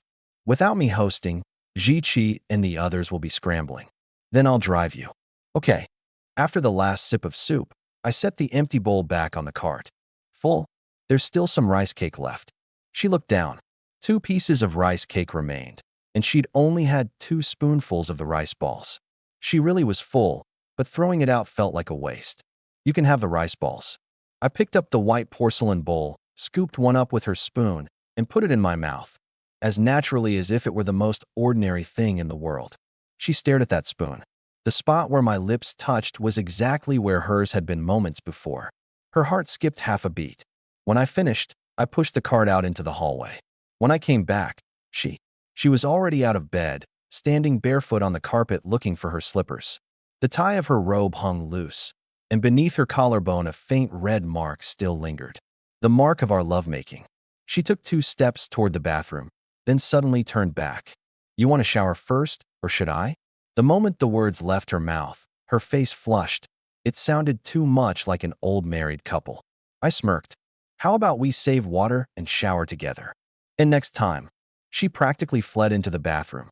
When she came out, hair wrapped in a towel, I took another towel from her hands to dry it for her. She stiffened for a second, then quickly relaxed, letting my fingers weave through her hair. Then it was my turn. The water ran, muffled behind the door, and somehow the sound put her at ease. I came out wearing only my pajama pants, a few damp strands of hair still hanging over my forehead. I carried the scent of the same body wash she'd used, our 2 fragrances overlapping until the very air in the room turned suggestive. I switched off the overhead light, leaving only the dim yellow glow of the wall lamp by the bed. As the light dimmed, the whole room grew soft and quiet. I lifted the covers and wrapped my arms around her from behind. Her delicate body tensed, then quickly relaxed. Before long, there was that familiar big hand again, that familiar strange sensation. Shen Jichin has successfully conceived, and it's an extremely rare set of triplets. Nurturing reward unlocked. Congratulations, host. You have received 15% equity in the Sihai Hungtong Group. The shareholding documents have been stored in the system spaced. The Sihai Hungtong Group. That was the renowned investment giant of Binhai Province, with holdings spanning real estate, building materials, dining, and entertainment. A market value exceeding 100 billion. 15%. That was 15 billion. In the span of a single day, I'd gone from a bottom-rung rideshare driver to a multi-billionaire. I was so thrilled I almost wanted the whole world to know. But I quickly calmed down. As the holder of a system, this kind of overnight fortune would surely become routine from now on. If I got this worked up every time, I'd probably drop dead. Only 15 billion in shares? What is this? Spare change for a beggar. The host now has offspring. Protection aura activated. Aura effect. During the gestation of first-generation offspring, both mother and children are immune to physical harm, ensuring a safe delivery. I froze, then erupted in joy. This meant my children would never miscarry, never suffer complications in birth. Mother and children were both protected by an invisible force. The only regret was that this aura didn't extend to grandchildren. The woman in my arms was trembling faintly, her face wearing an expression of satisfied exhaustion. From this day forward, she would be the mother of my 3 children. I gently kissed her forehead and held her tighter. She seemed to sense something and nuzzled deeper into my embrace. I nearly rose to the occasion again, but then I looked. She looked exhausted, but in the end she couldn't bear to let go. After a long, tiring day, I held her close and drifted into a deep sleep. At that very same moment, downtown Binhai City, the top floor of a high-end apartment complex. In an understatedly decorated bedroom, the phone screen on the nightstand suddenly lit up. Ding dong, ding dong. 2 system notifications. The person in bed rolled over with a frown, groped for the phone with irritation, and squinted at it. The next second, he bolted upright. Linimo. His voice rang out sharply in the empty bedroom. 15% equity. His name was Song Ming, 34, legal counsel for the Sihai Hungtong Group, in charge of equity structuring. To handle emergencies, his terminal was linked to the legal department's automated alert system. Any change in equity would be pushed to him the instant it happened. The notification that had just come through snapped him wide awake. At exactly midnight, 15% of the shares had been transferred from the Sihai Hungtong Family Trust Fund to someone named Lin Mo. Fund agreements, equity transfer confirmations, business registration receipts. Every document was there, airtight and flawless. Song Ming's fingers swiped across the screen, and the more he read, the more his heart pounded. He knew this trust fund. It had been set up by one of the founding members back when the group was first established, and its terms were extraordinarily unusual. The equity was registered under the fund's name, but the actual beneficial rights were tightly sealed away. Not even the fund manager knew who the real beneficiary was. Buried in the charter was a special trigger clause. Once certain conditions were met, the equity would automatically transfer to a designated beneficiary. But for 20 years, no one knew what those conditions were, and no one knew who the beneficiary was. Tonight, the mystery was solved. Song Ming took a deep breath and, without hesitation, dialed the number of Jiang Qing, the chairman's secretary. It rang 3 times before she picked up. Council Song. Jiang Qing's voice was hoarse but alert, without a trace of sleepiness. Calling me in the middle of the night instead of sleeping. What do you want? Careful, or I'll report you for harassment. Secretary Jiang. Song Ming's voice dropped very low, but his words came fast, like a burst of machine gun fire. There's been a change in the group's equity. A new shareholder, Lin Mo, holding 15%. It took effect at exactly midnight. All the legal documents are in order, and the business registration is complete. On the other end of the line, there was silence for a full 5 seconds. As the chairman's personal secretary, she understood better than anyone what 15% meant. Are you sure? The records have already been updated. You can check anytime. Jiang Qing didn't ask anything more. She hung up, immediately opened her tablet, logged into the corporate credit disclosure system, and entered Sihai Hungtong's credit code. There, in the list of shareholders, an extra line stood out. Lin Mo, holding 15%. She stared at that line, reading it word by word. Confirmed it 3 times. It was real. She picked up her phone and dialed the chairman, Lu Sihai, directly. Even though it was 12:15 in the morning. What did you expect? She was the chairman's personal secretary. She even had his private number. A detached villa in the eastern suburbs of Binhai City. 53-year-old Lu Sihai had been asleep, but the moment his private cell phone rang on the nightstand, he rolled over and sat up. Xiaoqing, what's wrong? Mr. Lu, there's been a change in the company's equity structure. A new shareholder, Lin Mo, now holds 15%. It took effect at midnight, and it's already registered with the Commercial Bureau. Jiang Qing repeated Song Ming's words word for word. Lu Sihai listened, then said nothing for a long time. In the early years, to grow the company, he'd given away too many shares. The momentum had built up, sure, but now he only held 35%. He was still the largest shareholder, but he'd lost absolute control. If this Lin Mo, holding 15%, decided to stand against him, the trouble would be beyond imagination. Before 7 o'clock tomorrow morning, I want everything on this person. Address, phone number, occupation, social connections, spending habits, the places they frequent. Everything you can dig up, dig up. Understood, Mr. Lu. He hung up, stared at the phone in his palm, and murmured, I hope you're not on the other side. The next morning, sunlight leaked through a gap in the curtains, drawing a thin golden line across the carpet. I woke up early and lay on my side, watching her. I watched for a long time. Shun Jiqin's lashes fluttered. She opened her eyes and met my gaze. What are you staring at? She buried her face in the pillow, looking at my wife. I reached out and brushed the loose strands of hair from her forehead. Did you sleep well last night? The tips of her ears flushed pink in an instant. I guess. I let out a small laugh and stopped teasing her, getting up out of bed. Get cleaned up. I'll take you home. Your sisters must be worried by now. Okay. She stretched under the covers and sat up.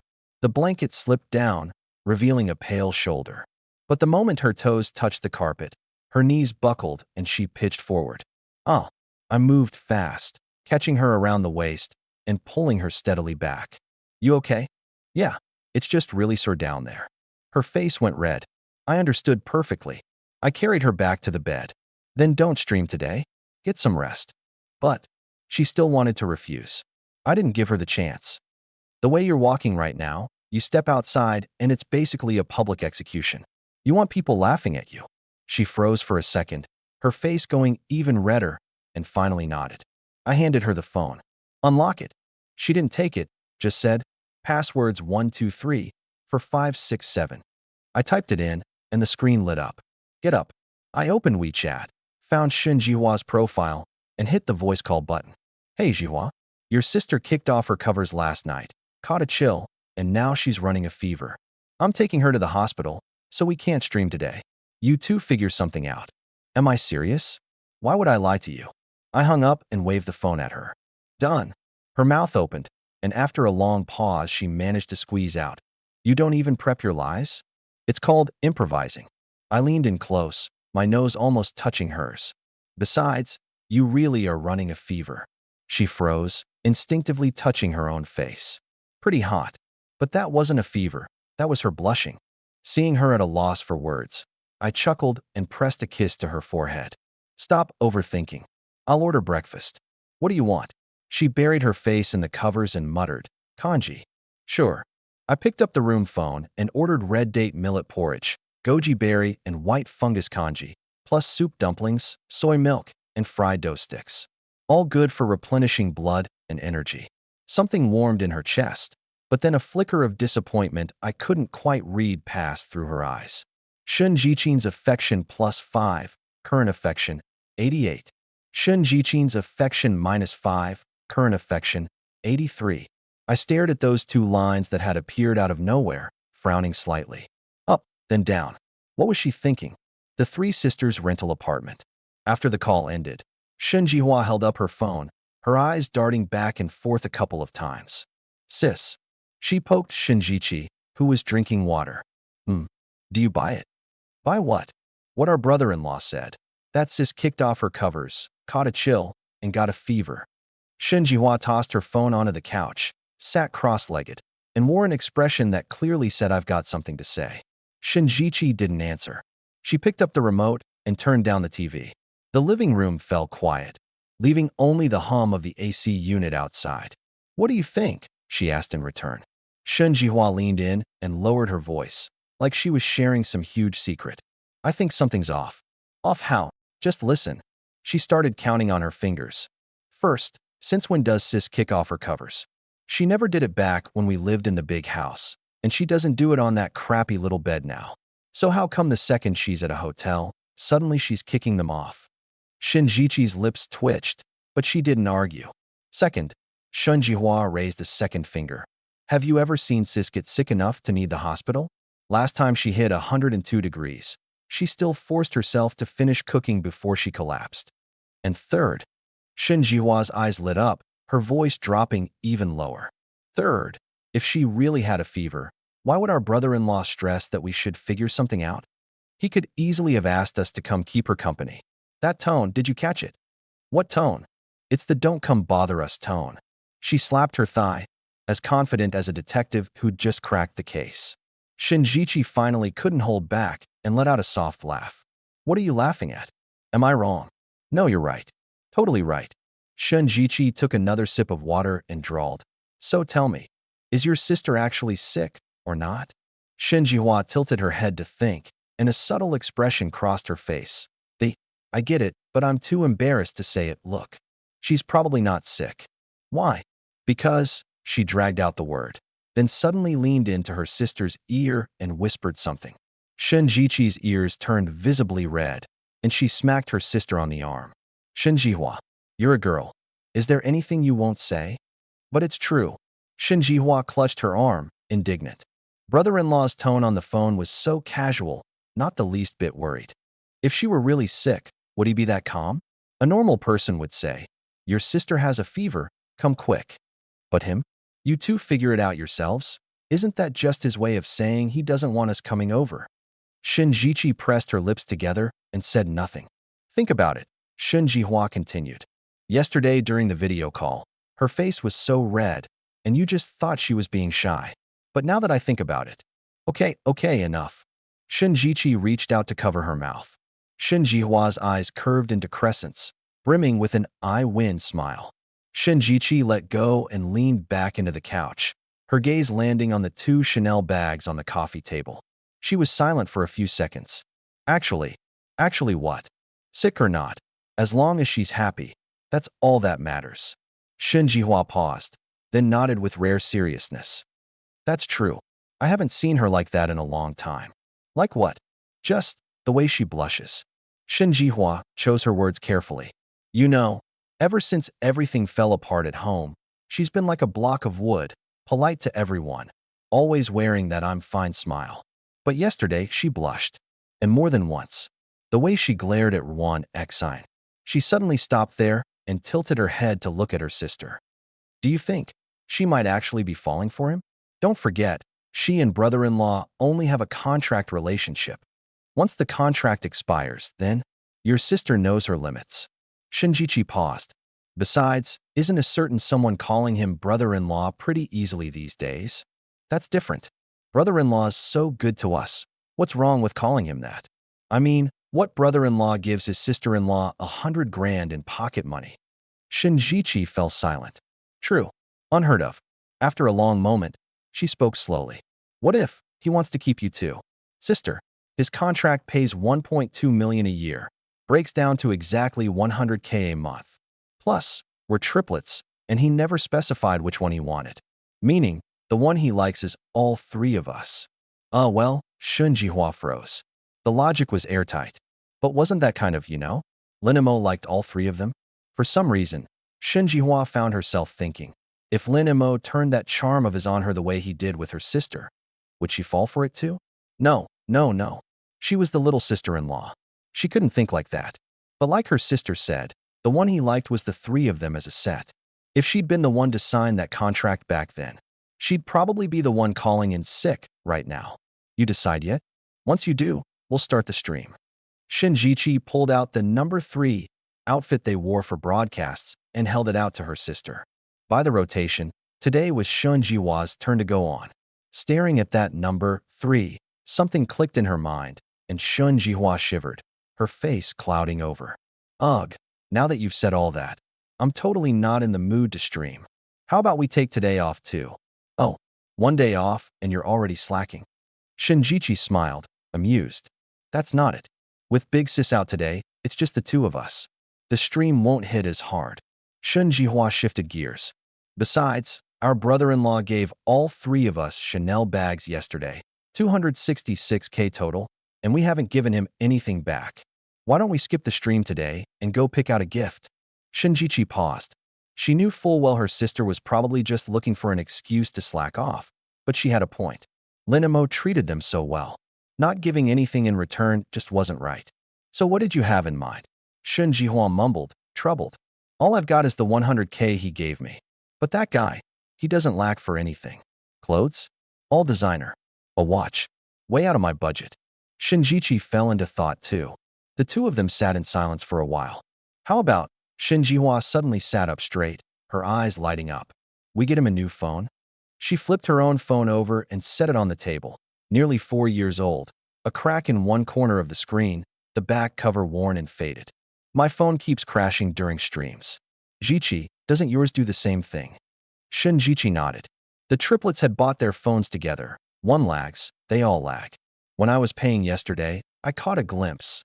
Looked like our brother-in-law's phone is a model from 2 years ago too. The more Shun Jihua talked, the brighter she got. Let's get him the newest one, throw in a good case. Practical, something he'll use every single day. No sizing to worry about either. No chance of it not fitting. Shinjichi thought it over and slowly nodded. Not a bad idea. A phone gets used every day, practical without being over the top. She added, and it's perfect timing. The three of us should switch too. It's about time we all retired. Then it's settled. We'll hit up the phone store later. Shun Jihua slapped the table decisively. I once dreamed of roaming the world, sword in hand. Right after breakfast, my phone rang. Incoming call, Sihai Hungtone Group. Remembering that resettlement bonus from last night, I instantly knew why they were calling. The moment I picked up, a hearty male voice came through. Is this Mr. Lin Mo? This is Lu Sihai, chairman of Sihai Hungtone Group. Speaking. I apologize for the sudden call. I was hoping we could meet in person. Meet? I said flatly. I'm nothing much to look at. Not sure there's anything worth seeing. There was a brief pause on the other end, followed by another round of hearty laughter. Huh, Mr. Lin, you've got quite a sense of humor. Actually, I mainly wanted to discuss the group's future and the rights and benefits you're entitled to as a shareholder. I mulled it over for a moment. I hadn't planned on going. But then again, holding 15 billion in shares and not even knowing which way the company's front door faced? That just wouldn't sit right. Besides, I've always believed in giving as good as I get. Treat me well, and I'll return it tenfold. When the chairman himself calls, brushing him off again would just be rude. And no, I was definitely not going for the rights and benefits. Fine. Time and place. 10 a.m., the Sihai Hungtong building. I'll have my secretary, Ms. Jiang, waiting for you at the front desk. Got it. After explaining things to Shin Jichin, she was completely understanding. She just told me work came first. I said goodbye to her, headed down to the Vientiane Plaza parking garage, and climbed into my BYD. But I didn't start the engine right away. I wanted to transfer some money to my parents first. Yesterday, my head had been so full of the newbie tasks that I hadn't had a spare thought for anything else. Now that the task was done, there was over 67 million sitting in my account. Not thinking of my parents at a time like this, that would make me less than human. I'd already worked out how to explain the sudden wealth, winning the lottery. Cliché, sure, but it's universally the fastest excuse with the fewest holes. I transferred 100,000 each to my mom, Jiao Meifong, and my dad, Lin Zhengwo, then followed up with a voice message. Mom, Dad, here's 100 grand for spending money. Buy whatever you want. Don't save it up for my future wedding. Your son bought a lottery ticket a couple days ago and hit 50 million. Not even 2.5 seconds after I sent it, Mom's video call came through. The screen connected, and her familiar face was practically pressed against it, eyes wide as saucers, her pupils full of shock and disbelief. Son, is it true? You really won 50 million? You didn't get scammed, did you? Her voice dropped to a near whisper, as if she were afraid the walls had ears. I couldn't help but laugh, exactly as I'd predicted. I deliberately leaned in and lowered my voice to match hers. Of course it's true. The money's sitting right here in my account. Spend this 100 grand without worrying. If it's not enough, I'll send more. Getting the confirmation, Jiao Meifong was suddenly overjoyed. Oh my goodness, heaven has finally opened its eyes. My son won such a huge prize. No, I've got to go to the temple and light some incense. Thank all the gods. Watching my mom laugh on the other end of the line, the weight on my chest finally lifted. My parents didn't have it easy raising me. I was never cut out for school. Elementary, middle school, my grades were a disaster. Back then, kids my age in the village were dropping out one after another to work down south, and I got the itch too, wanting to go make it in a big city. My folks didn't stop me. If anything, they backed me all the way, even pulling strings with relatives in the city to look after me. As for what my life was like under those relatives, well, those who know. Later I stumbled into the rideshare business and wanted to switch over. My parents said the same thing as always, we support you. When I came up short on cash for a car, they didn't hesitate to cover the difference. You want to know why I dared tell my parents I had this kind of money? Because I know them too well. The greatest talent my mom and dad have in this life isn't farming, it's playing poor. And playing is no exaggeration. The year I was born, we still lived in a mud brick house at the east end of the village. The stove was made of bricks, with 2 iron pots, one big and one small. The big one for boiling pig slop, the small one for cooking our meals. The chimney clogged up more times than I can count, and when we lit the fire, smoke would billow back into the room, stinging our eyes until they watered. My mom would fan like crazy with a beat-up palm leaf fan, coughing between breaths. This lousy stove, the day we've got money, I'm tearing it down and rebuilding it for sure. I heard that line for over a decade. The stove stayed exactly the same. The Lin family was the village's famous hardship case. That wasn't other people's judgment. That was what my mom and dad said about themselves. They cried poverty to everyone they met, poured out their woes to anyone who'd listen. They put on the show so many times that the whole village bought it. The village chief put our family on the poverty relief list, and at year's end handed out 200 yuan as a consolation payment. My dad protested a couple of times, then took it anyway. That night, he folded those 200 yuan into a neat little stack and tucked them into the plastic bag under his pillow. Weddings and funerals in the village are where you show what you're really worth. Others gave gift money, 50 at the least, 100 at the most. My dad always gave exactly 20, sometimes just 10. He'd wrap the money in red paper, gluing it into a perfect little square, and hand it over with an apologetic look. Times are really tough at home. Don't hold it against me. The host would say of course not to his face, but behind his back somebody would mutter, Old Lin's such a cheapskate. My dad heard it too, but he never got upset. He'd come home and act it out for my mom, and the two of them would just laugh. My mom said, "If you give too much, that's when people get suspicious." My dad nodded. Exactly the point. When villagers came to borrow money for building a house or getting married, my dad never flat out refused. First, he'd let out a sigh, then lay out all our family's hardships one by one. The house about to collapse, his wife needing medicine, scraping together every penny for the kids' tuition. The person who'd come. She left halfway through, and I felt too awkward to bring it up again. Nobody knew that inside the plastic bag under her pillow, there was a bank book with a balance that had long since surpassed most people in the village. I chatted with Mom for a bit longer, telling her to buy whatever she wanted, eat whatever she wanted. Money wasn't a problem anymore. Then I hung up. Dad, Lin Jiangwo, still hadn't replied. He'd probably left his phone at home again. I drove to the Sihai Hungtong Group building. The moment I stepped into the first-floor lobby, the system's notification chimed in my head. Target matching criteria detected. Auto-binding in progress. One target bound this round. 5 million in binding funds credited. Please confirm receipt. I glanced around and quickly locked onto her at the front desk. Jet black hair pulled up into a high bun, an oval face, features delicate but not flashy. Under her black blazer, a white silk blouse stretched into a full curve. Below that, the counter blocked my view. Name, Jiang Qing. Age, 27. Looks, 89. Figure, 87 D+. Current affection, 0. Dating experience, 1. Interests, economics, tea ceremony, judo, golf, incense appreciation. Physical condition, 1 month pregnant. Seeing dating experience 1 paired with 1 month pregnant. My interest in her dropped to 0 instantly. I had no desire to raise another man's kid. Still, she was sitting at the front desk, and her surname was Jiang, so she had to be this Secretary Jiang that Lu Sihai had mentioned. I was about to walk over and introduce myself when the notification chimed again. Target matching criteria detected. Auto-binding in progress. 2 targets bound this round. 10 million in binding funds credited. Please confirm receipt. Well, damn.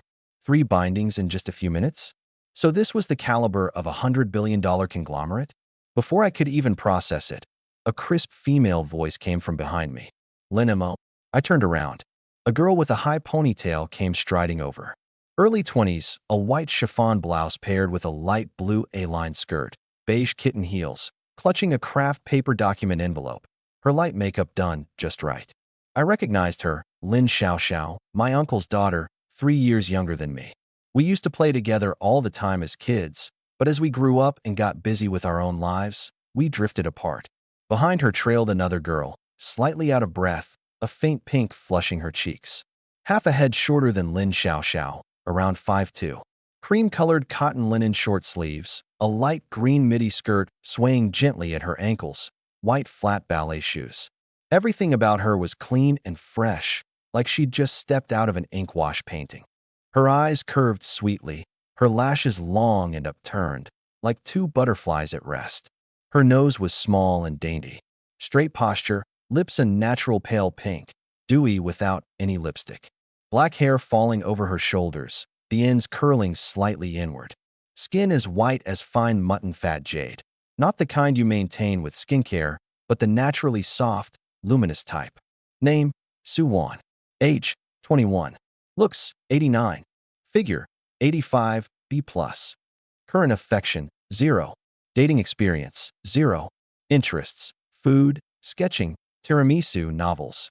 Physical condition, healthy. Xiao Xiao, what are you doing here? And I was a little surprised. I'm here for an interview. This is my roommate, Suwon. Lin Xiaoxiao lowered her voice. Lin Mo, listen, she's the campus queen of our department. The line of guys chasing her stretches from the cafeteria all the way to the school gate. So, interested? I could put in a good word for you. Before I could answer, she turned to Suwon. Suwon, this is my cousin Lin Mo, the one I told you about. See, tall and handsome, right? Suwon snuck a glance at me, her pretty face flushing slightly, and said nothing. Suwon affection plus 10, current affection, 10. Knowing when to quit while ahead, Lin Xiaoxiao switched topics. All right, Lin Mo, What are you doing here anyway? She'd been a curious little thing since childhood, and she knew my background all too well, a rideshare driver who dropped out in ninth grade. There was no way I'd have anything to do with a trillion-yuan conglomerate like Sihai Hungtong. I paused, then said with a completely straight face, I'm here to see Mr. Liu Sihai, the chairman of Sihai Hungtong. Believe me, haven't seen you in a few days, and you've already learned to talk big? Lin Xiaoxiao's face was full of disdain. We're family. You think I don't know exactly what you're worth? I couldn't blame her for looking down on me. With my level of education, even landing a job as a security guard would be a stretch. Know the chairman? In my dreams. Beside her, Suwon looked equally skeptical. She'd heard about my family from Lin Xiaoxiao. Both my parents were farmers, and I dropped out after middle school. Ordinary to the core. And the chairman? He was the man at the helm of a trillion-yuan empire. Between the two of us, one was a firefly, the other the bright moon. Worlds apart. Click, click, click. The sound of high heels striking marble grew closer. All three of us turned toward it. Jiang Qing was hurrying over. Both Lin Xiaoxiao and Suwon froze, stunned by Jiang Qing's looks and figure, and even more stunned by whatever could make such a gorgeous woman so flustered. Excuse me, are you Mr. Lin? I'm Jiang Qing, the chairman's secretary. Chairman Liu asked me to wait for you here. Her voice was soft, as if afraid of disturbing someone. A new shareholder holding 15% of the group's equity had just arrived, and terrified of appearing negligent, she'd come running the whole way. That's me, I said with a nod. Jiang Qing, still catching her breath. He made a gracious after-you gesture. Right this way, Mr. Lin. Chairman Liu is waiting for you on the 48th floor. Great. I turned to Lin Xiaoxiao, my tone resigned. Believe me now? I told you I wasn't lying. With that, I headed for the elevator. Jiang Qing gave the two of them a quick glance and followed, deliberately staying half a step behind me to my right. An instinct honed over years as a secretary, close enough to respond at any moment, never so close as to crowd the guest. Behind me, Lin Xiaoxiao's smile froze on her face. She was completely petrified. She looked at Jiang Qing, then at me, then back at Jiang Qing, mouth slightly open, eyes wide as saucers. Why was this gorgeous woman being so respectful to Lin Mo? What did she just call him? Mr. Lin? Chairman Liu is waiting for you on the 48th floor, and right this way? So he hadn't been bluffing. He really was here to see the chairman.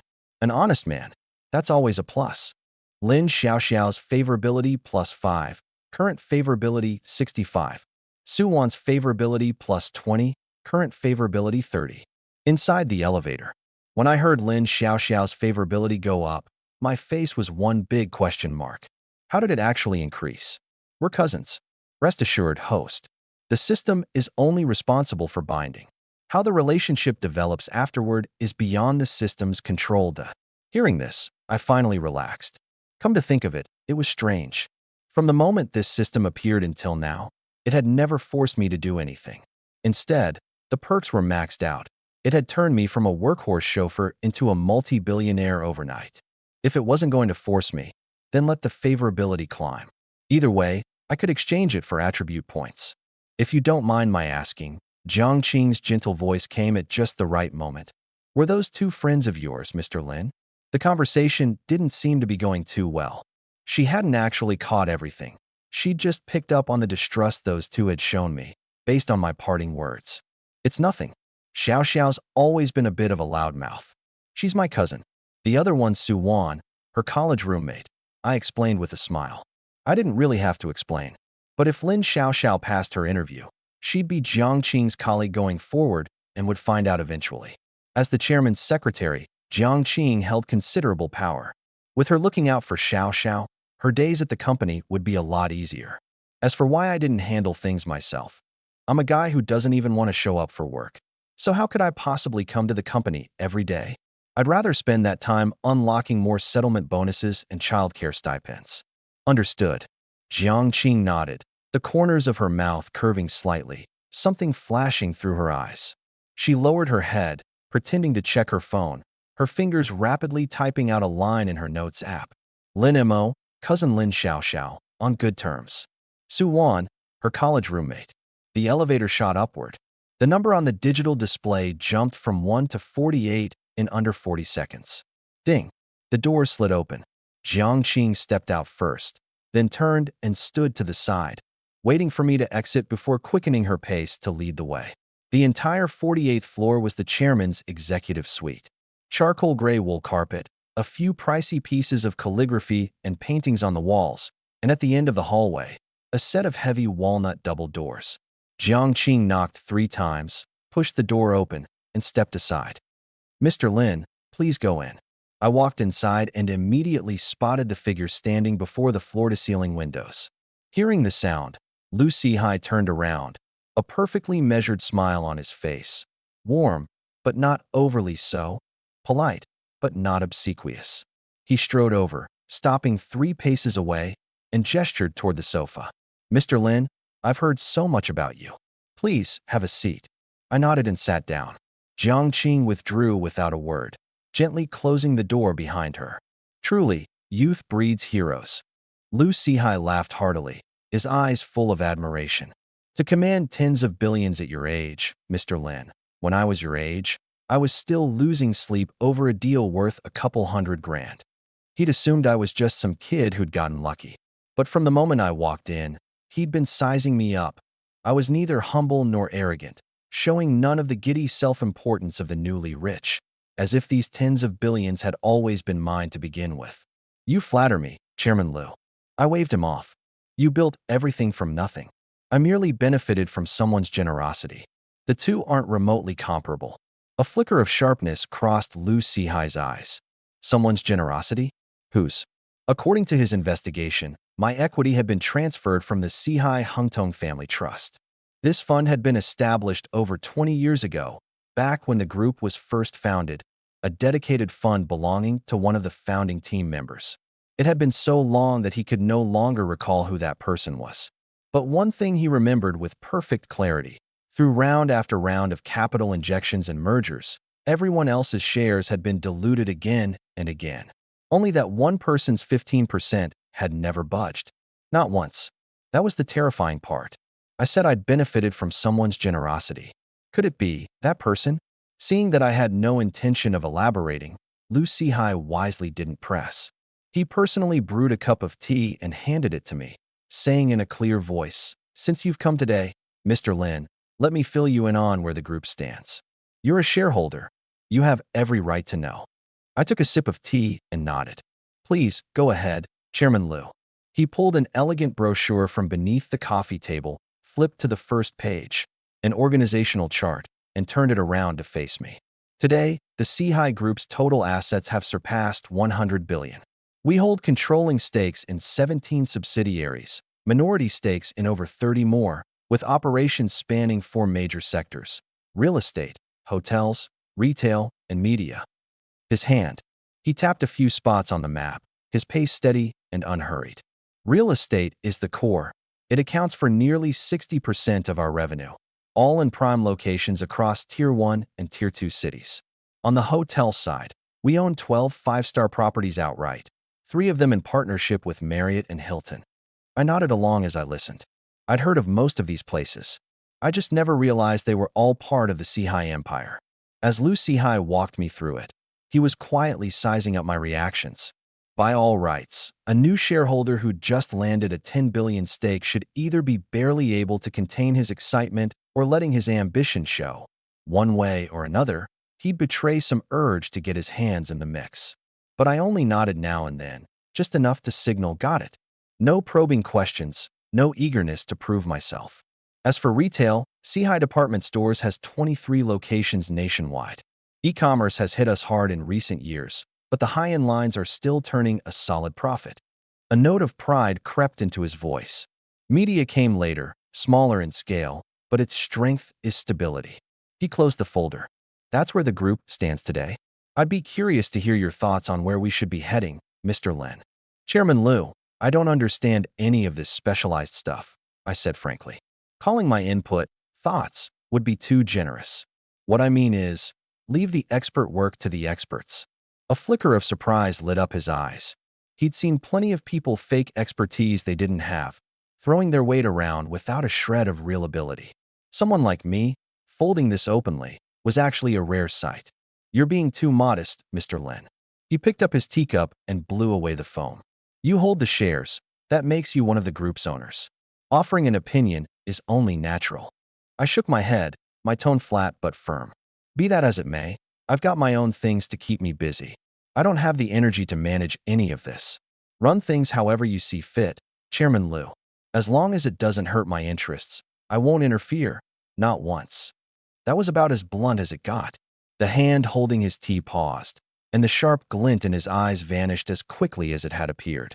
He set the cup down and leaned back into the sofa, far more relaxed than he'd been a moment ago. So what you're saying, Mr. Lin, is you don't want a role in management? He asked it casually, like small talk. It's not that I don't want to. It's that I can't. I corrected him.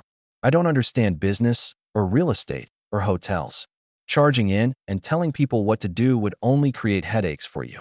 Rather than mess things up, I'd rather be the kind of shareholder who just collects his dividends and enjoys the perks. Sometimes, knowing what you're bad at is worth more than knowing what you're good at. Lu Sihai was silent for 2 seconds, then suddenly laughed out loud.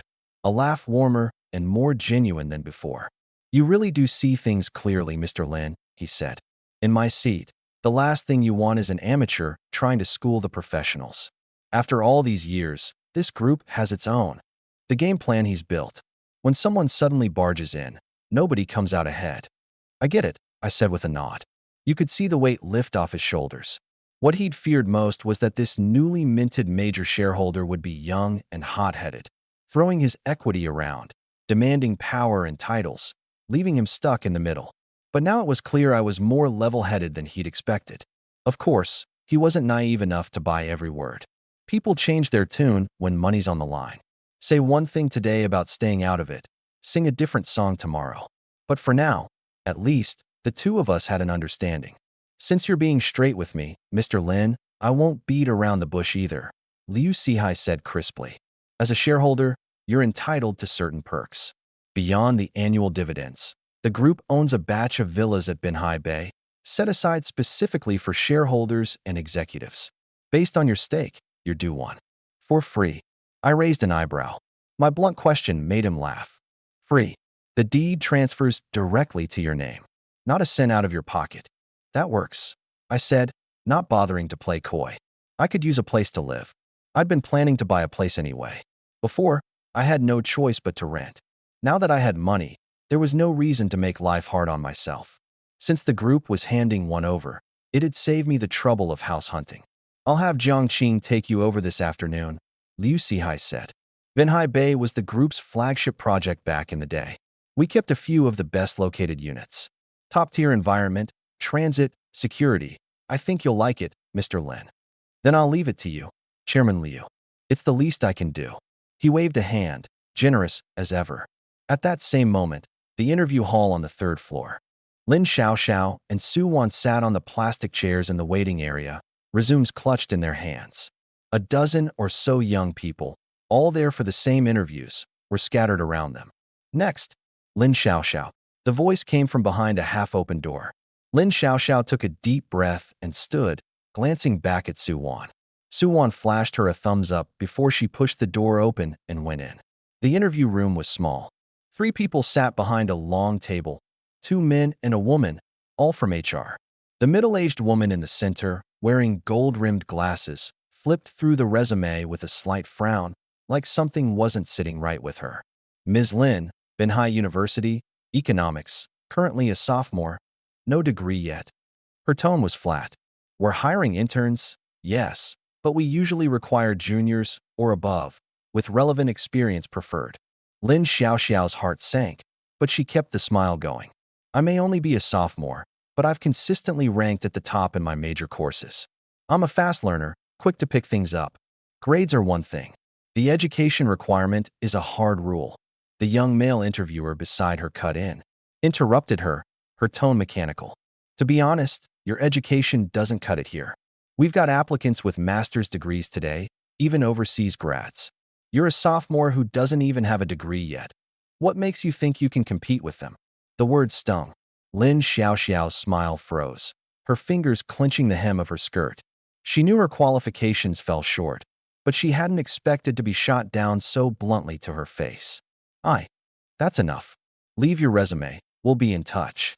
The middle-aged woman waved her hand, her meaning already clear, a polite rejection. Lin Xiaoxiao pressed her lips together, stood up and bowed, then turned and walked out. The moment she stepped out, Suwon came up to her. Seeing her reddened eyes, she already knew the answer. What happened? What did they say? Said my education was too low, that I don't even have a degree. Lin Xiaoxiao sniffled, forcing a smile. Whatever. I saw it coming. I overestimated myself. Suwon patted her shoulder, said nothing, and pushed the door open to go in. 3 minutes later, Suwon came back out. Her expression wasn't much better than Lin Xiaoxiao's. No tears, but the smile at the corner of her mouth was strained. You got rejected too? Suwon nodded, her calm tone laced with resignation. Pretty much. Said being a sophomore isn't good enough, and that they got over 400 applications for the internship, only hiring 5. Told me to go home and wait for their call. We all know what wait for their call means. Lin Xiaoxiao sighed and grabbed her bag off the chair. Let's go. It was just a shot in the dark anyway. The two walked side by side toward the elevator, both feeling deflated. They kept saying, I saw it coming. But being told to your face that your education wasn't good enough still felt like swallowing a fly. Especially that line, what makes you think you can compete? It lodged in Lin Xiaoxiao's heart like a thorn she couldn't pull out. The elevator hadn't arrived yet, so they waited by the doors. Lin Xiaoxiao kept her head down, her toes unconsciously tapping the floor.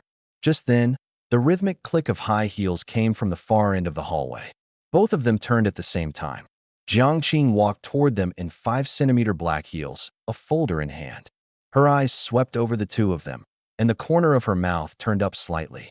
Lin Xiaoxiao? Suwon. She called out their names precisely. Lin Xiaoxiao blinked. SEC. Secretary Jiang. She remembered the name from the introduction downstairs. Jiang Qing, secretary to the chairman. Done with your interview? Jiang Qing approached, her tone casual, like chatting with an old friend. Yeah, we're done. Lin Xiaoxiao tugged at the corner of her mouth. But it's a lost cause. They think our qualifications are too low. Jiang Qing raised an eyebrow. Oh, from HR? Yeah. Jiang Qing didn't say much, just smiled. Don't rush off yet. Wait here for me a moment. With that, she turned and walked into the interview room. The two of them exchanged glances. They had no choice but to wait. Inside the interview room, 3 people sat with their heads down, sorting through resumes. A middle-aged woman looked up and saw Jiang Qing. She quickly rose to her feet. Secretary Jiang, what brings you down here? The other 2 hurried to stand as well, their demeanor noticeably more respectful than before. Jiang Qing was Liu Sihai's personal secretary, a position of considerable influence. Never mind the junior HR staff, even department directors treated her with deference. There were 2 girls who just interviewed, Lin Xiaoxiao and Suwon. Jiang Qing got straight to the point. They look pretty good to me. Where are their resumes? The middle-aged woman blinked, then quickly pulled out 2 of them. Jiang Qing took them and scanned the pages. Economics major at Binhai University, sophomore year, she read aloud, then looked up. You don't think they'll work out? The woman chose her words carefully. Secretary Jiang, they are sophomores. No degree yet. By our standards. Standards are rigid. People aren't. Jiang Qing interrupted gently, though her tone carried an undeniable weight. Do you know how big Sihai Hungtong is? Are we really pinching pennies over intern wages? Their major is a perfect fit, and they're sharp. I think they'll do fine. The young male interviewer opened his mouth to speak. Jiang Qing gave him a calm glance. Chairman Liu has been emphasizing lately that we need to give young people a chance. An intern position is meant for newcomers to learn the ropes. It's not a director role. Why be so rigid about it? None of them said a word. Jiang Qing set the resumes back on the table. Not to be harsh, but out of those 400-plus applications, how many are the real deal? Most are just ordinary undergrads too, aren't they?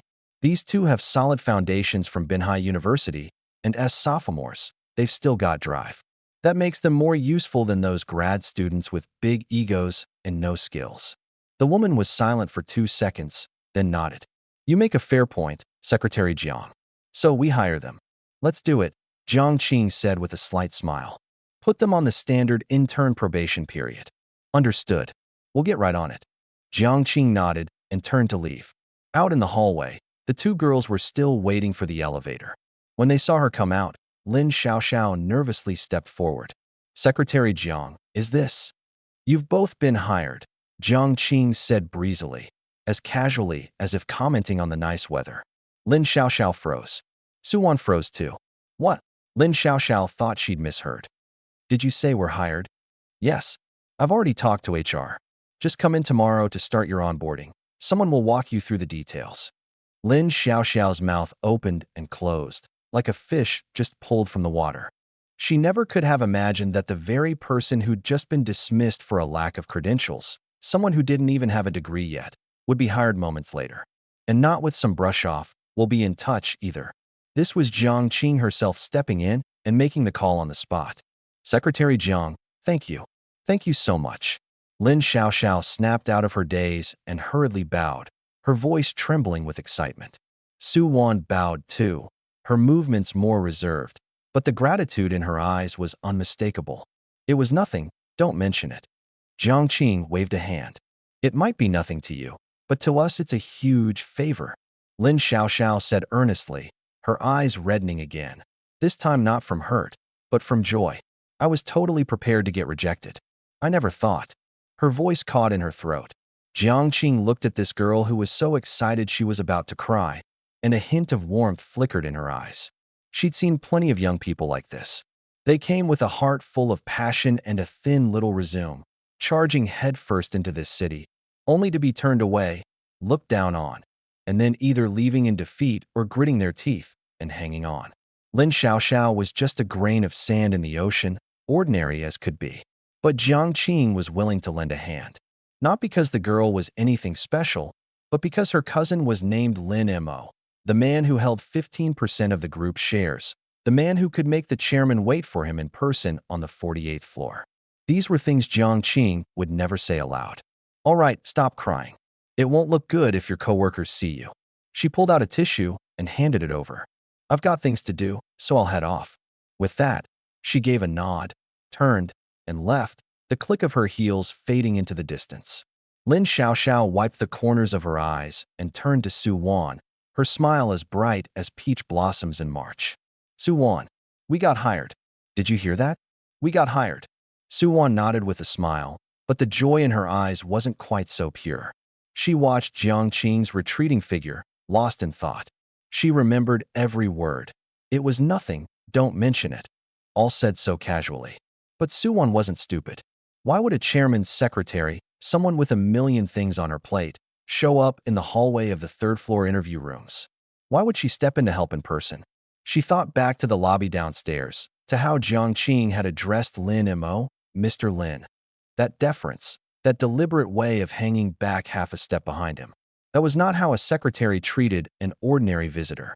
That was the courtesy of a subordinate toward a superior. Su Wan? Su Wan, what are you thinking about? Let's go. Lin Xiaoxiao's voice pulled her back to reality. Oh, it's nothing. Su Wan smiled, picked up her bag, and stepped into the elevator with her. The doors slid shut, and the car began its slow descent. Su Wan looked at her own reflection above the buttons, and the suspicion grew clearer and clearer. It wasn't that Jiang Qing had just happened to notice them. It wasn't that she'd just happened to think they were good enough. It was Lin Mo. He was the one who had left specific instructions before he left. Because Lin Xiaoxiao was his cousin, and she was Lin Xiaoxiao's roommate. That was all there was to it. Su Wan lowered her lashes, her fingertips lightly brushing the strap of her bag. She thought back to what Lin Xiaoxiao had said downstairs. Brother Lin Mo, since when did you learn to talk such big talk? And remembered her own private skepticism at the time, thinking how a middle school dropout turned rideshare driver could possibly know the chairman of a conglomerate like Sihai Hungtong. Now, looking back, the one who'd been so certain she and Lin Mo had zero chance of ever crossing paths was the truly laughable one. The elevator reached the ground floor. The doors opened. Lin Xiaoxiao bounced out cheerfully, while Su Wan followed at an unhurried pace. They stepped out of the building, and the warm afternoon sunlight spilled down over them. Lin Xiaoxiao stretched luxuriously, then turned to look at her, a hint of mischief in her smile. Su Wan, why do you think Secretary Jiang came all the way down to help us? She doesn't even know us. Su Wan glanced at her, the corner of her mouth lifting slightly. What do you think? I think. Lin Xiaoxiao drew out the words, her eyes curving into crescents. It's definitely because of brother Lin Mo, didn't you see? Secretary Jiang was so respectful toward him, like she was meeting her boss. He must have said something to her, asked her to give us a hand. Suwan said nothing, but a flicker of agreement passed through her eyes. Lin Xiaoxiao's favorability plus 10, currently 75. Suwan's favorability plus 20, currently 50. Not bad, brother Lin Mo. You always keep such a low profile. Who knew you had this kind of pull? Lin Xiaoxiao chattered on to herself as she pulled out her phone and typed a line into the chat. Brother Lin Mo, I passed the interview. Thank you. Deciding that wasn't enough, she deleted it and started over. Brother Lin Mo, Su Wan and I both got hired. Was it you who had Secretary Jiang help us out? You're the best. We'll treat you to dinner sometime. After sending it, she stuffed the phone back into her pocket. It's still early. Going back just means sitting around the dorm. Want to go check out some shops instead? Sure, Suwon nodded. 48th floor, the chairman's office. I was sitting on the couch, listening to Lu Sihai walk me through the group's business layout and equity structure, when the system notification chimed in my ear and my phone buzzed twice in my pocket. I didn't check it. I had a pretty good idea who'd sent it. The outcome didn't surprise me. Once you reach a certain level, people below you will go out of their way to do things that please you, even if you never say a word. Jiang Qing didn't land the position of chairman's secretary without having something special about her. Since she knew my connection to Lin Xiaoxiao, there was no way she'd let her get cut. Still, I decided I'd send Lin Xiaoxiao a message later, telling her not to go running her mouth. Aside from my parents and immediate family, I didn't want to get distracted dealing with all those extended relatives for now. As for Lu Sihai, seeing me, he had zero interest in business management, couldn't even name all the subsidiaries under his own company. Whatever lingering doubts I'd had finally melted away. Time slipped by unnoticed. He glanced at the Patek Philippe on his wrist. The hands had just hit 11:30. Well, would you look at the time? He stood and straightened his suit collar. Mr. Lin, it's your first visit. I've got to play the proper host. The group has a nice Chinese restaurant. Brought the head chef in from Hong Kong. Authentic Cantonese. Let's grab lunch together, my treat, to welcome you. I rose as well. I almost said not to bother, but then thought better of it. Lu Sihai was offering out of his own goodwill. Turning him down would come off as ungrateful. Besides, I had to go look at the villa this afternoon, and eating first fit perfectly. Well then, I won't refuse. He smiled and patted my shoulder, the gesture carrying the warmth of an elder toward a younger man, yet never overstepping. Then he picked up the intercom and gave Jiang Qing a brief order to bring the car around. Let's go, Mr. Lin. He gestured toward the door. No business today, just a meal, just making a new friend. We left the office one after the other. Jiang Qing was already waiting in the hallway, tablet in hand. Seeing us, she quickly fell into step behind us and murmured, "The car's ready, downstairs." The elevator doors opened again, and the three of us filed in. Down in the first-floor lobby, the moment the doors parted, I caught sight of a black Maybach parked outside through the glass curtain wall. The driver stood respectfully beside it and opened the rear door. Lu Sihai stepped aside and flashed me a smile. "Mr. Lin, please." "After you, Chairman Lu." I stepped aside as well. The scene cuts back to Lin Xiaoxiao and Su Wan. A rideshare, headed straight for Jianghan Road pedestrian street. It was Binhai's busiest commercial strip, malls packed shoulder to shoulder, crowds flowing like a river. The two of them squeezed into a massive shopping center. The cold air hit her, and Lin Xiaoxiao instantly came alive. She lingered a while at the first-floor cosmetics counters, then dragged Su Wan up to the women's clothing section on the third floor. After browsing for a dozen minutes or so, Lin Xiaoxiao got tired.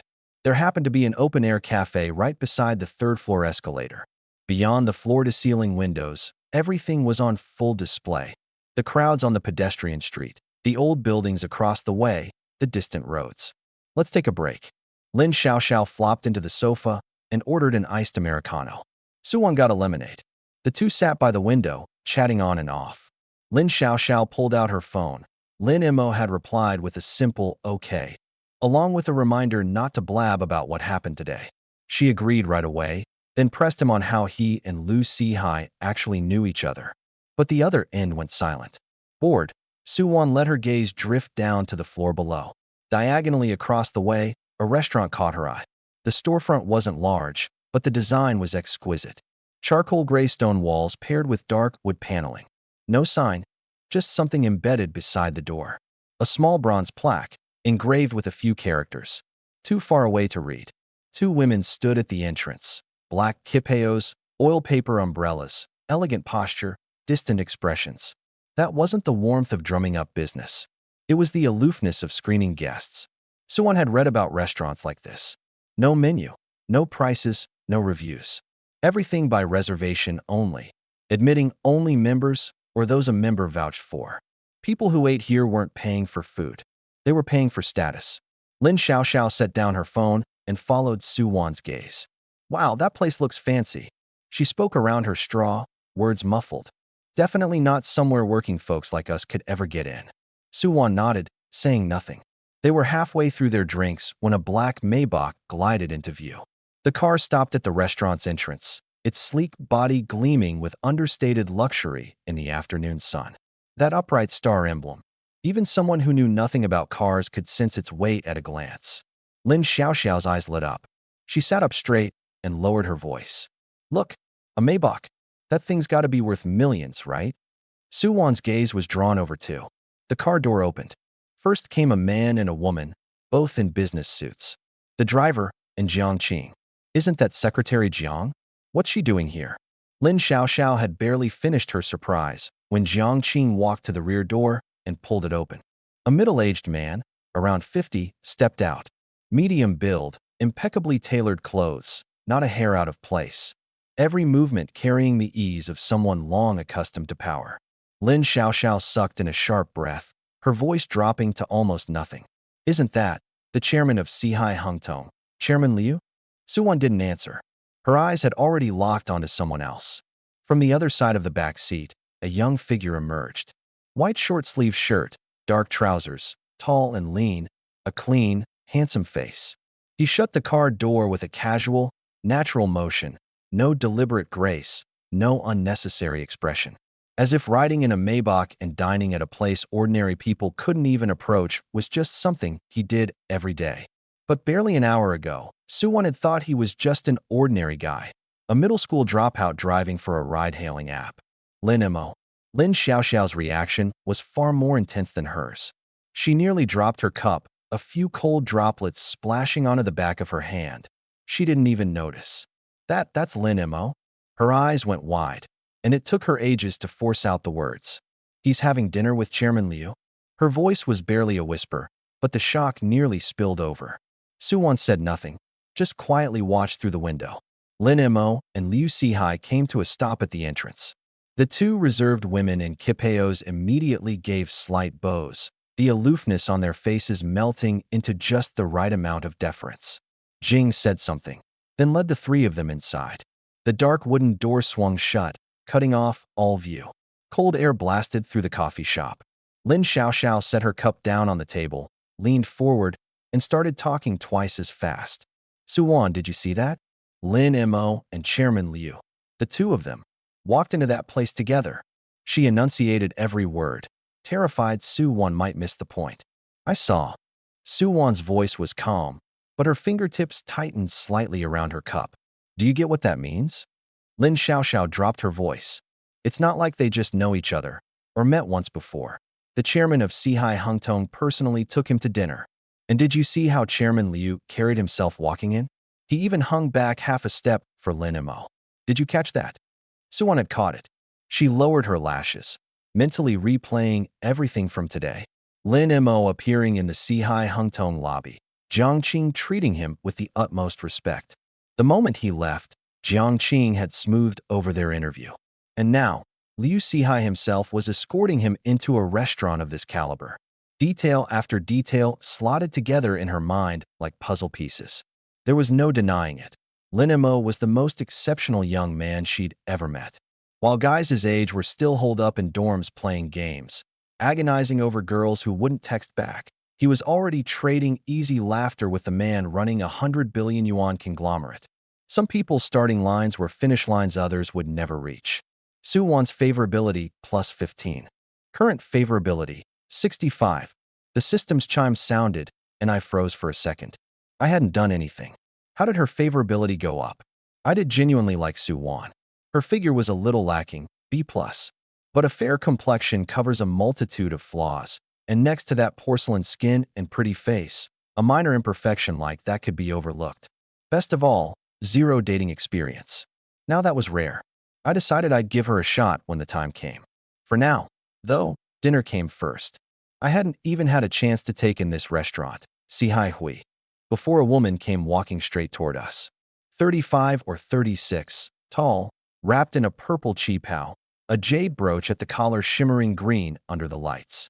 Stiletto heels, a swaying walk with every step, like a beautiful serpent, though nothing about it seemed forced. I gave her a quick scan with my eye of reconnaissance. Face and figure met the mark, dating experience a bit over. Chairman Liu, you've arrived. Her voice was smooth and warm, carrying the soft, sticky sweetness particular to southern women. Liu Sihai gave a slight nod, his manner casual. Clearly they knew each other well. The woman's gaze slid subtly off Liu Sihai, brushed past Jiang Qing, and finally paused on my face for less than half a second. That single glance was all it took for her to read the dynamic between the three of us perfectly. Chairman Liu, this young man's a new face. Who might he be? She said with a smile. Asked coquettishly. This is Mr. Lin Mo, the group's newest shareholder. Liu Sihai made the introductions. Mr. Lin, this is Lu Zian, the manager here. Just call her Sister Lu. Ms. Lu, nice to meet you. Lu Zian extended her hand, slender fingers, nails so clean they didn't fit anyone in this business. I shook it, soft and warm to the touch. Nice to meet you, Sister Lu. Her gaze lingered on my face for another moment. Most young men would feel uneasy under a stare like that, or instinctively look away. But I just met her eyes calmly. No hungry heat like a predator spotting prey, no put-on aloofness either. Like I was looking at some ordinary object. That kind of look she'd only seen on two types of people. The kind of kid who was arrogant to the bone, who thought nothing was worth getting worked up over, and the veteran player who'd seen too many good things and could hardly be impressed anymore. She probably filed me under the latter. It's rare for Mr. Liu to bring a new friend around. We'll have to give you a proper welcome today. This way, everyone. She turned to lead the way. Through the slit of her qipao, the line of her calf showed faintly, suggestive, but never cheap.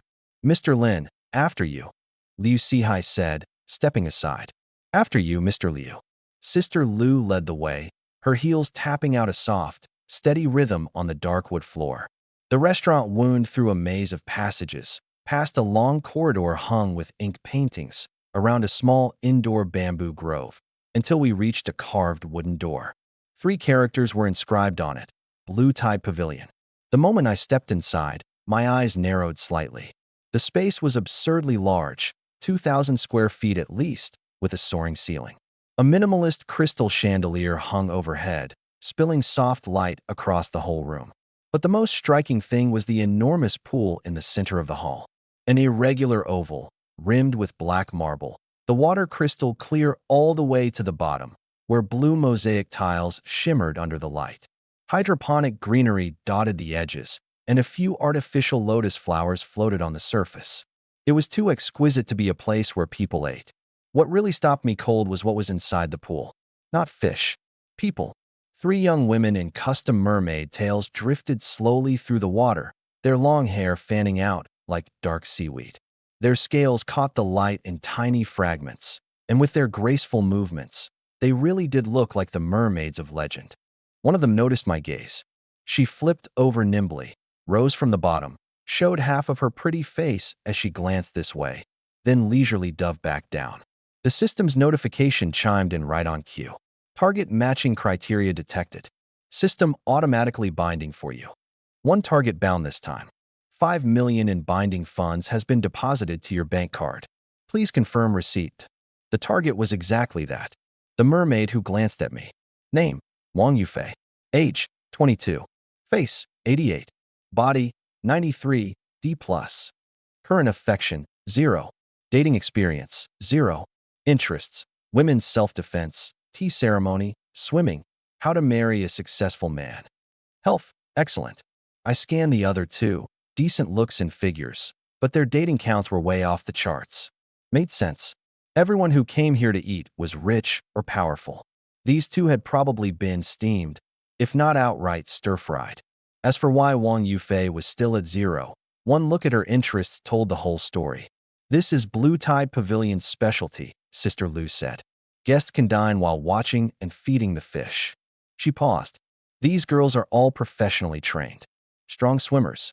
Safety's not a concern." "Interesting," I nodded. Lu Sihai had been watching me the whole time.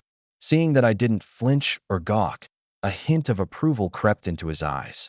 Staying composed in a setting like this meant I'd seen the world. Not the type to lose my nerve the moment I stepped into somewhere upscale. What he didn't know was that in my 5 years driving rideshare, I'd run into weirder stuff than this. Backseat brawls, girls offering their bodies to cover the fare. I'd developed nerves of steel a long time ago. "If you don't mind, Mr. Lin, let's sit over there." Lu Sihai gestured toward a spot by the pool with an excellent view. It was right up against the floor-to-ceiling window. Outside lay a small, private courtyard, the wooden tables and chairs arranged with airy elegance, the place settings laid out with meticulous care. Everyone took their seats. Lu Sihai sat at the head of the table, with me on his right and Jiang Qing on his left. Sister Lu personally brought the tea, a thin-walled white porcelain-lidded bowl for each of us, the liquid a deep jade green, a wisp of orchid fragrance rising with the steam. "This year's first flush Longjing. Flew in fresh this morning," she said softly before stepping aside. Lu Sihai took a sip and said to me, "Give it a try, Mr. Lin.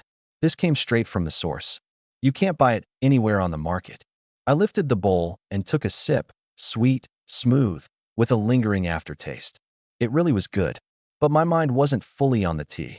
I looked around Blue Tide Pavilion, the mermaids swimming tirelessly in the water, the servers standing ramrod straight in the corners, awaiting orders, the custom-made tableware, even the chopstick rests carved from natural jade. It wasn't that I found it extravagant. It was that I understood. Lu Sihai hadn't chosen this place just to play the gracious host. This meal wasn't just about the food. It was about reading people. In his own understated way, he was telling me, Sihai Enterprises was thriving, its foundations deep and solid. Real power never needs to raise its voice. I set down my tea bowl and smiled. "You've gone to a lot of trouble, Chairman Lu." "Not at all, Mr. Lin.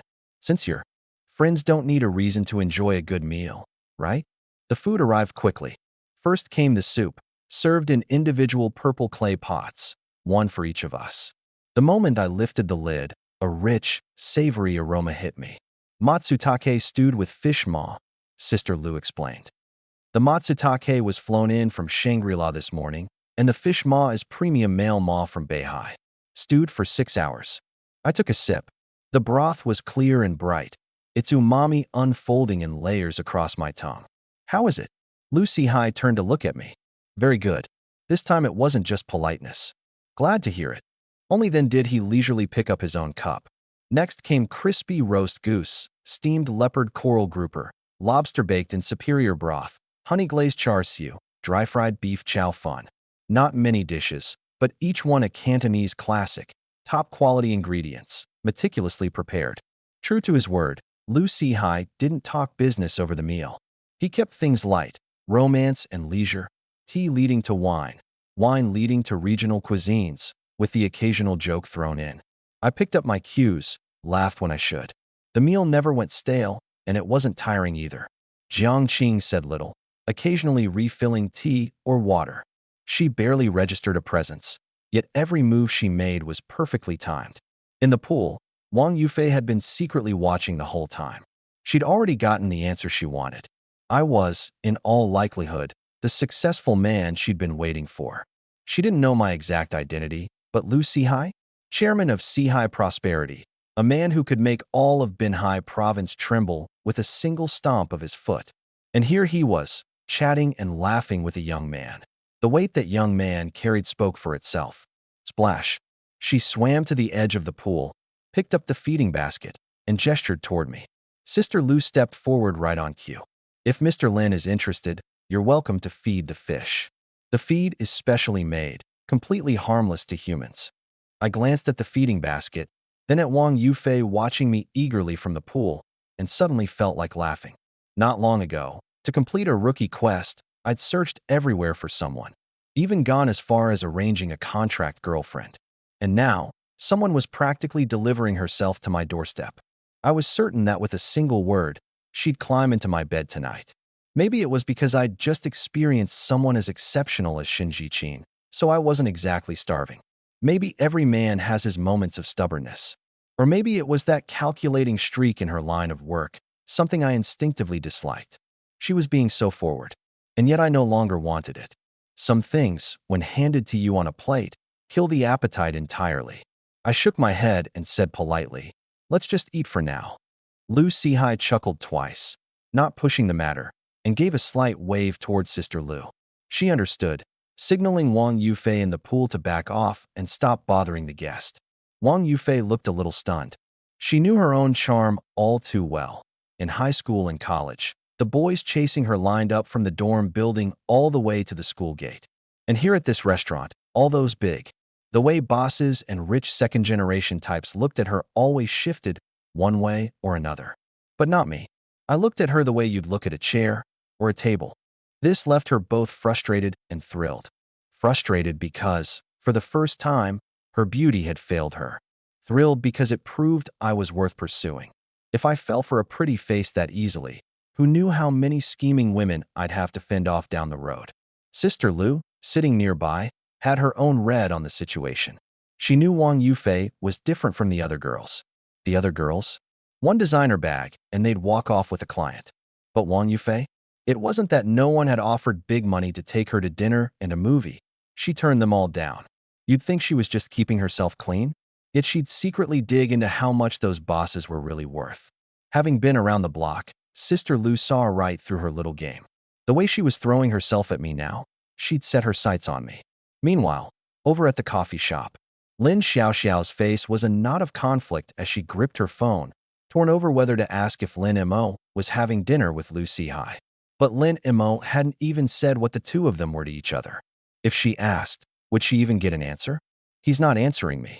Staring at the blank screen, she muttered under her breath, then flipped her phone face down on the table, grabbed her iced Americano, and took a hard sip. Just enough to tamp down that mix of shock and itchy excitement smoldering inside her. Suwon sipped her lemon water quietly, her gaze resting on that dark wooden door that had been closed for so long, lost in thought. Suwon. Lin Xiaoxiao suddenly set down her cup, eyes sparkling. Where do you think we should take Brother Lin Mo to eat? Suwon looked away from the door and tilted her head slightly. You're really going to treat him?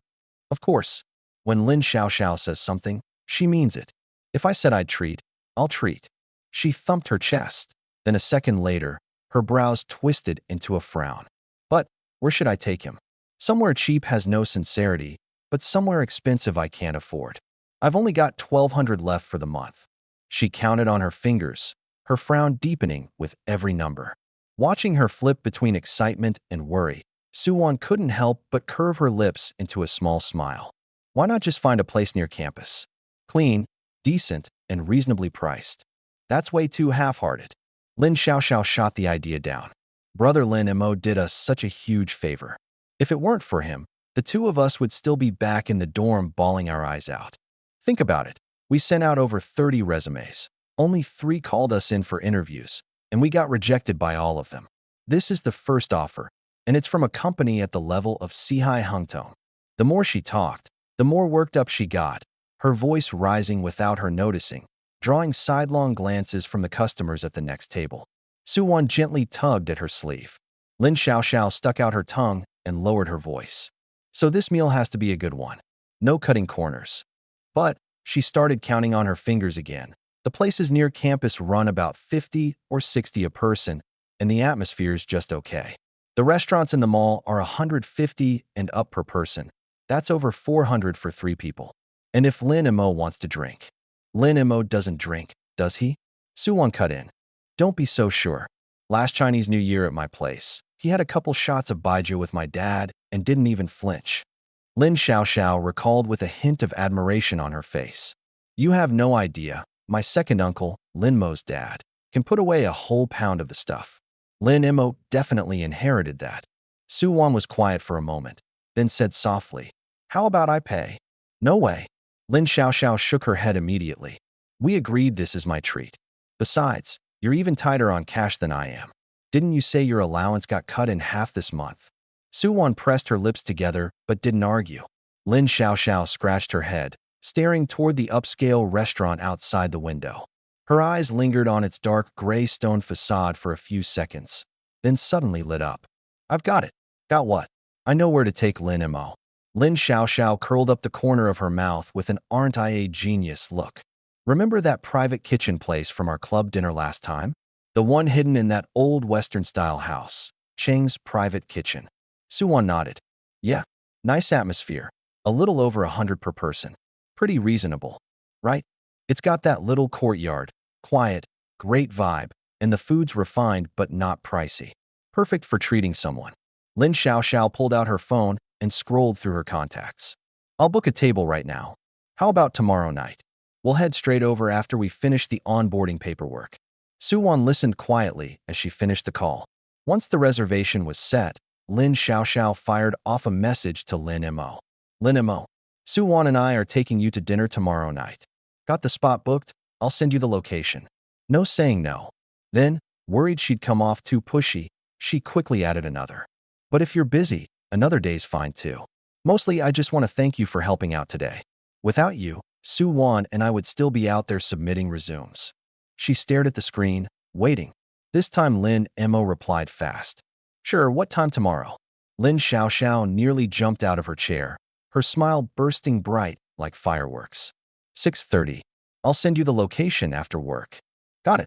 She stuffed her phone into her pocket, leaned back against the chair, and let out a long, satisfied breath.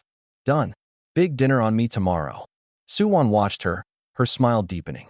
But somewhere deep in her eyes was a flicker of anticipation she hadn't even noticed herself, like a seed in spring, quietly buried in the soil. Inside a Maybach heading toward Marina Bay. Marina Bay is about 20 minutes from here, over on the East Coast. Online, Jiang Qing turned slightly, pulled a tablet from the storage compartment, swiped a few times, and handed it to me. Here's the information on that villa, Mr. Lin. Take a look first. I took it. On the screen was a beautifully designed property brochure. Bayfront, the top-tier villa line under Sihai Hungtong. Nestled on a hillside overlooking the sea, backed by mountains, with a plot ratio of just 0.3. 42 detached villas, 4 of which the group retained for itself and kept off the market. The one assigned to me was the second of those retained units, designated Lanwan Number 2. 860 square meters of floor space, a 1,200 square meter garden, a private pool, an underground home theater, a wine cellar, a gym, plus 3 indoor parking spots. For bedrooms, 6 baths, with the master suite taking up the entire 3rd floor. In the actual photos, a cream-white facade, sweeping floor-to-ceiling windows, a lush frangipani tree flourishing in the garden, and pool water shimmering pale blue in the sunlight. I flipped through a couple of pages and handed the tablet back. Looks good. Bayfront's quality is among the best in the coastal area. A lot of private banking clients and CEOs of publicly listed companies have bought property here, Jiang Qing said, her tone professional. If you're not satisfied, Mr. Lin, just let me know. The group has other options as well. I didn't respond, just turned to look out the window. After the car left the CBD, the buildings on either side grew shorter and more sparse, the greenery thicker. Heading east along the coastline, through gaps in the roadside trees, I could occasionally catch a glimpse of the gray-blue sea in the distance, and a faint salty tang crept into the air. About 20 minutes later, the car turned onto a private road lined with palm trees. At the end stood an imposing wrought iron gate, the metal letters Bayfront embedded in the pillars. The security guard had clearly been notified. He opened the gate from a distance and stood at attention with a salute. Inside, the community was even more secluded, the villas tucked among dense greenery and set far apart from one another. The car climbed a gentle slope and finally stopped in front of a cream-white villa. A middle-aged man in a property uniform was already waiting at the door. He handed the keys and a folder to Jiang Qing with both hands. Secretary Jiang, everything's inside. The interior has already had a basic cleaning. Jiang Qing took the keys, then turned to me with a smile. Mr. Lin, please follow me. She pushed open the garden's small wrought iron gate and stepped aside to let me go first. The garden was even bigger than in the photos. A stone path wound from the entrance toward the main door, with neatly trimmed lawns and shrubs on either side. The frangipani tree was in bloom, its branches dotted with small yellow-white flowers, a subtle fragrance drifting on the air. The pool was about 20 meters long, a few petals floating on its surface, remarkably still in the afternoon sun. I stood by the pool for a moment, and an image suddenly surfaced in my mind, having the three sisters move in together someday, them frolicking in the pool while I sipped tea on the side and took in the view. Quite pleasant, really. Come, want to take a look? Jiangqing stood in the doorway with a smile. The entrance was a heavy solid wood door. The moment it opened, the space inside opened up dramatically. The first floor featured an open-concept living room, dining area, and kitchen, with ceilings that looked to be over 20 feet high. Massive floor-to-ceiling windows pulled the garden and ocean view right into the house. In the center of the living room sat a light gray fabric sofa set, and a fresh bouquet of flowers had been placed on the coffee table, clearly arranged just for the showing. It's delivered fully finished, all the hard finishes complete, and the furniture and appliances are selected to your preferences, Mr. Lin, Jiangqing explained as she walked. The first floor also has a maid's room and a laundry room, with a back door leading to the service area in the garden. The second floor held 3 secondary bedroom suites, plus a family room, each with its own en-suite bathroom and walk-in closet. One had been set up as a children's room, its walls painted soft blue and trimmed with a border of cartoon wallpaper. I glanced at it. Perfect for the 3 babies in Shun Jiqin's belly. At the end of the hallway was a large balcony with wicker table and chairs, offering a full view of the entire bay. A briny sea breeze washed over me, and in the distance the ocean shattered into millions of silver flecks under the sun. The third floor was a complete master suite, occupying the entire level. Inside the door was an open dressing room with 2 rows of floor-to-ceiling wardrobes and a central island jewelry case. Beyond that was the bedroom, where a 6-foot-wide bed faced the floor-to-ceiling windows. You could lie in bed and watch the ocean. The bathroom was even more over the top. Double vanities, a freestanding tub, a shower stall, and a sauna, all wrapped floor-to-wall in gray marble, understated and expensive. I stood at the window watching the sea for a while, then turned and asked, "When can I move in?" Jiangqing flipped open her folder. "The title transfer takes about a week. If you're in a hurry, you can sign a usage agreement first and move in tomorrow." Property management offers full concierge service. Bedding, towels, and toiletries can all be prepared in advance. "Tomorrow it is," I decided. Jiangqing nodded and made a note in her folder. We went back downstairs to the garden. I stood by the pool for a moment longer, then suddenly asked, "Secretary Jiang, if this house were to sell, how much would it be worth?" She thought for a moment. "By current resale prices, somewhere between 80 and 100 million. But properties we hold ourselves generally aren't sold. The group's internal valuation is around 70 million. 70 million. I nodded.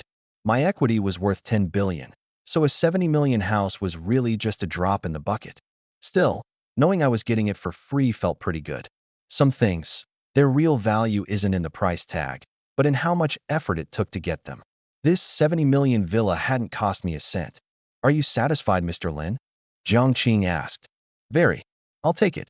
I turned and walked toward the door, unhurried. Her efficiency was remarkable.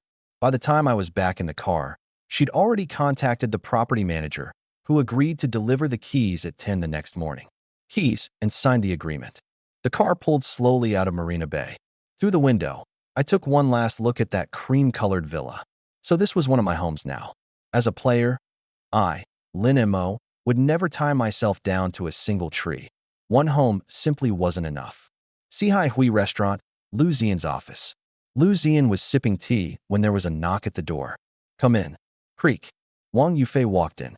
A towel was wrapped around her head, and she wore a plain white slip dress under a thin cardigan. Fresh and clean. A completely different person from the sultry mermaid who'd been in the water earlier. "Sister Lu." Lu nodded, and Wang sat down across from her. "Ask whatever you want to ask," Lu said, setting down her cup with the tone of someone who'd seen this coming. Wang didn't beat around the bush. "That Mr. Lin who came with Director Liu today, do you know anything about his background?" Lu didn't answer. Instead, she asked, "Why?" You've got your eye on him. Wang nodded openly. Lu laughed. You little thing, you've got a sharp eye? Spotted a good catch in the man Director Liu brought along at a single glance. Of course. Wang was matter of fact. Director Liu, you know what kind of man he is? There aren't more than a handful of young men in all of Binhai province he'd personally accompany to a meal, talk with, and even lean toward respectfully. Lu smiled but said nothing. Sister Lu, just tell me, who exactly is this Mr. Lin? She leaned forward, her voice full of urgency. Lu pondered for a moment. I'm not entirely sure of the details myself. I can't exactly go chasing after someone to dig into their background. But when Director Liu introduced him, he said one thing. He's a new shareholder in the group. A shareholder? Wang's eyes lit up. A shareholder in Sihai Hungtong? Wang Yufei's affinity plus 30, current affinity 30. Lu nodded. For Director Liu to introduce him so seriously, his stake can't be small. And did you notice? This Mr. Lin, young as he is, he carries himself with real presence. A shrewd operator like Director Liu would never treat him that way if he were just some rich, wet behind the ears kid. One looked thoughtful. I've been in this business over a decade. There's no type of person I haven't seen, Lu continued. This Mr. Lin isn't someone who's easily manipulated. When you handed him that feeding basket earlier, he didn't even give it a second glance. Wang's face stiffened slightly. She'd always been confident in her looks, but today that move had clearly fallen flat. But Lu's tone shifted, weighty with meaning. The more a man is like that, the more he's worth the effort. Men who can be swept away easily are cheap at heart. They'll go with you today and someone else tomorrow. It's the ones who don't fall easily that, once they do fall, stay more devoted than anyone. Wang listened intently, nodded. Let me be straight with you. Mr. Lin is worth at least $1 billion. Whether you can land him is up to you. But, Sister Lu stood up and patted her shoulder, her tone casual yet loaded with meaning. Whatever happens between you and Mr. Lin, Sawawi knows nothing about it. It's entirely your own choice. I understand, Wang Yufei nodded. Sawawi wouldn't push its girls toward the clients, and if things went south, they wouldn't step in either. She was on her own. Out of the office, she stood in the hallway, the glass reflecting her thoughtful face. $1 billion. The number spun through her mind, and her heartbeat quickened. She wasn't stupid. She knew exactly what at least implied. Lu Sihai himself had come to keep him company, called him a shareholder, yet treated him as an equal. A young target of that caliber. In the 2.5 months she'd worked at this restaurant, she'd never come across one. 22, beautiful, great figure, and still a virgin. That was her biggest bargaining chip. But she also knew that alone wasn't enough. She remembered the way Lin Mo had looked at her, too calm. So calm it made her feel her beauty was worthless. She needed a foolproof plan. Back at her apartment, she kicked off her heels, walked barefoot across the floor, grabbed a bottle of water from the fridge, and took 2 big gulps. Then sank onto the couch and pulled out her phone, the photo she'd snapped by the pool. In it, Lin Mo was turned slightly, talking to Lu Sihai, a faint smile at the corner of his mouth, an indescribable ease in his expression. She stared at it for a long time and began to plot. Step 1. Get Lin Mo's contact information. She couldn't just ask Sister Lu directly. Too obvious. That sharp woman would think her methods were cheap. Lu Sihai was out of reach, and she had no connection to Jiangqing either. So there was only one option left. Wait. Lin Mo was a shareholder. The odds of him returning to this restaurant were high. Sit tight, and there'd be a second meeting. But waiting alone wasn't enough. She had to be prepared. She stood and paced the living room, her mind working like it was cracking a complex math problem. Lin Mo's gaze had been too indifferent, which meant plain beauty wouldn't work. She had to show him a different side. During the Cantonese meal, he'd taken 1 bite of the matsutake and fish maw soup and set it down, but he'd eaten several pieces of the crispy roast goose. He liked bold, layered flavors. A small detail, but maybe useful. She started building a mental profile of Lin Mo, fitting everything she'd observed today into it, like puzzle pieces. But by the end, she realized there were too few of them. One meal only scratched the surface. It never touched the core of who he was. She needed a deeper way in. Turning it over and over, Sister Lu's words surfaced again. It's not something you can. A pushover, someone easily handled.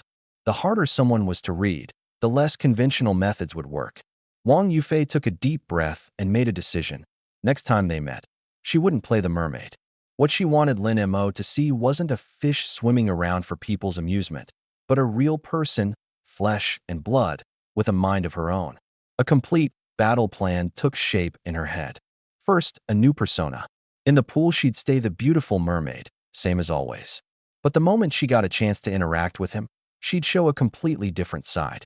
Talk business, talk about things that interested him, make him understand she wasn't just a pretty face. Second, manufacture coincidences. Nothing too obvious. It had to feel like a natural, chance encounter. Next time he left, she'd happen to have something urgent, happen to fail at hailing a cab, happen to strike up a conversation, happen to end up in his car. Third, and most important, make him take the lead. With a man like Lin Mo, chase him and he retreats. You had to make him feel like he was the one moving toward you. It took patience, subtlety, precise judgment. You couldn't rush it, but you couldn't play too hard to get either. Like brewing tea. The water not too hot, not too cold. The timing not too long, not too short. Everything just right. Some prey were easiest to catch by approaching without a sound. A real angler never lets the fish see the hook. She zoomed in on the photo, studying that expressionless face, and suddenly smiled. Lin Mo. She said it softly, once, like rehearsing an important line. Just you wait. She pressed the phone against her full chest, closed her eyes, and in her mind was already rehearsing every word, every expression for their next meeting. This fish, she was going to reel him in. Night fell, and the city's lights flickered on one by one, the noise rising like a tide. I'd gone back to the suite early. Someone was waiting for me at home. I pushed the door open. The warm yellow sconce in the entryway was on, but the living room's main lights were off, just the floor lamp beside the sofa casting a small pool of soft light. Shin Jichin sat in that glow, head down, scrolling on her phone. I noticed it right away. The phone was new. Hearing the door, she looked up. Light gray loungewear, the collar loose enough to reveal a stretch of pale collarbone, still marked with faint traces. Loose strands of hair fell beside her ear. She looked soft, quiet. You're back? Have you eaten? She stood. Not yet. I changed my shoes and walked in, catching sight of a dark blue shopping bag on the coffee table, stamped with a certain phone brand's logo, identical to the one in her hand. I raised an eyebrow but didn't ask. What do you want to eat? I'll order.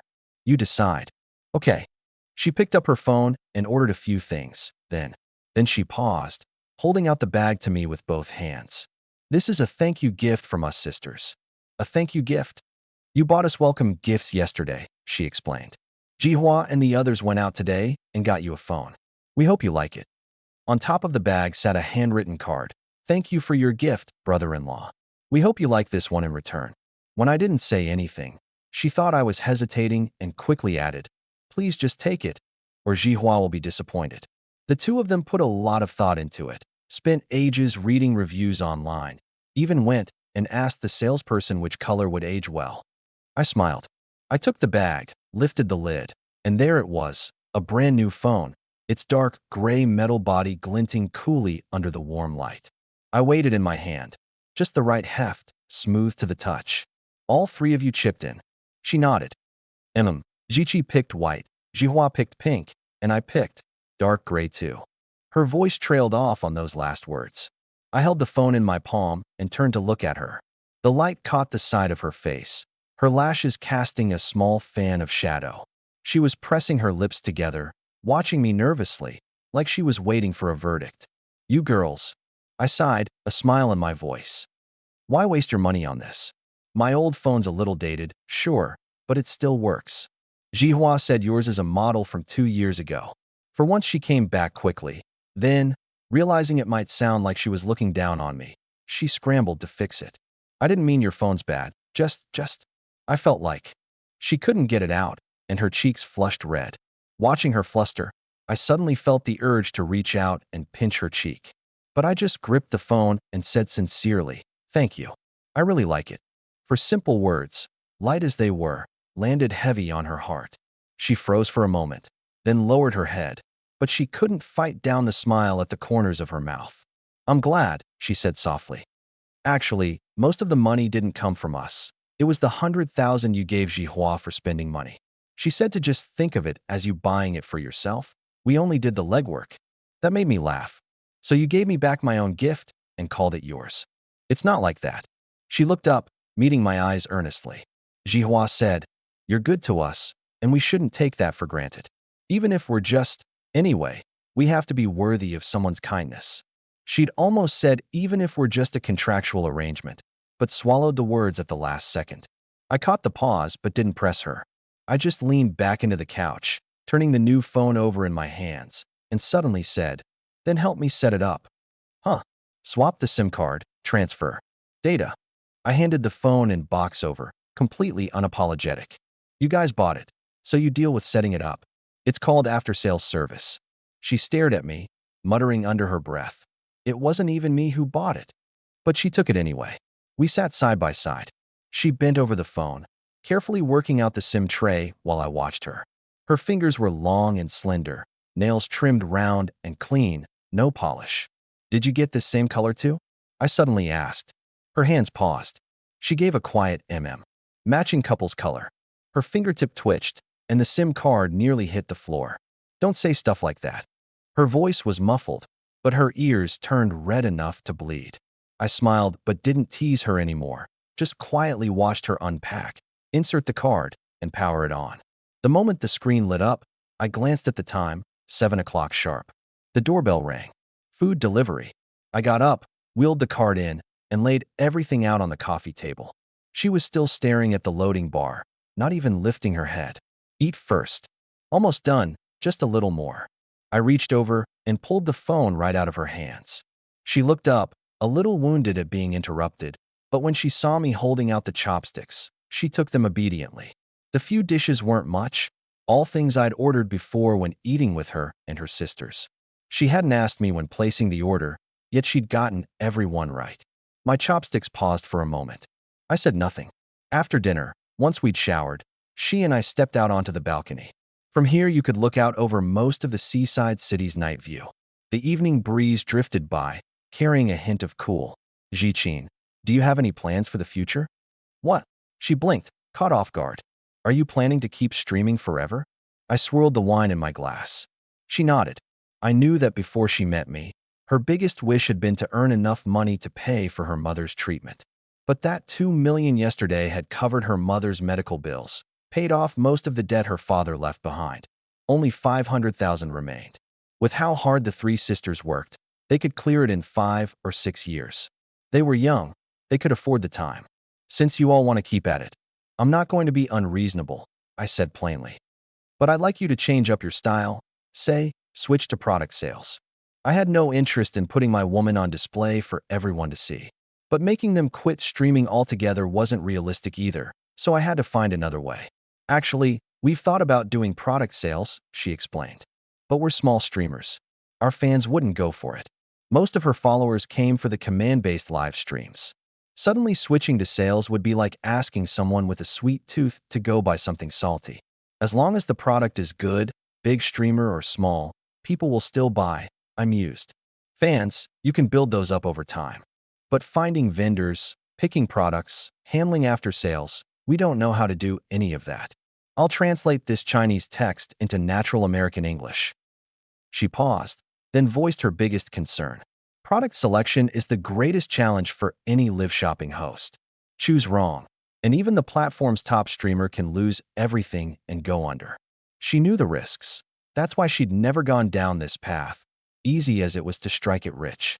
I swirled my glass, the amber liquid leaving pretty legs down the sides. I didn't rush to speak. I just watched her quietly. The night breeze lifted the loose strands of hair by her ear. She tilted her head, gazing at the scattered lights in the distance, as if lost in thought.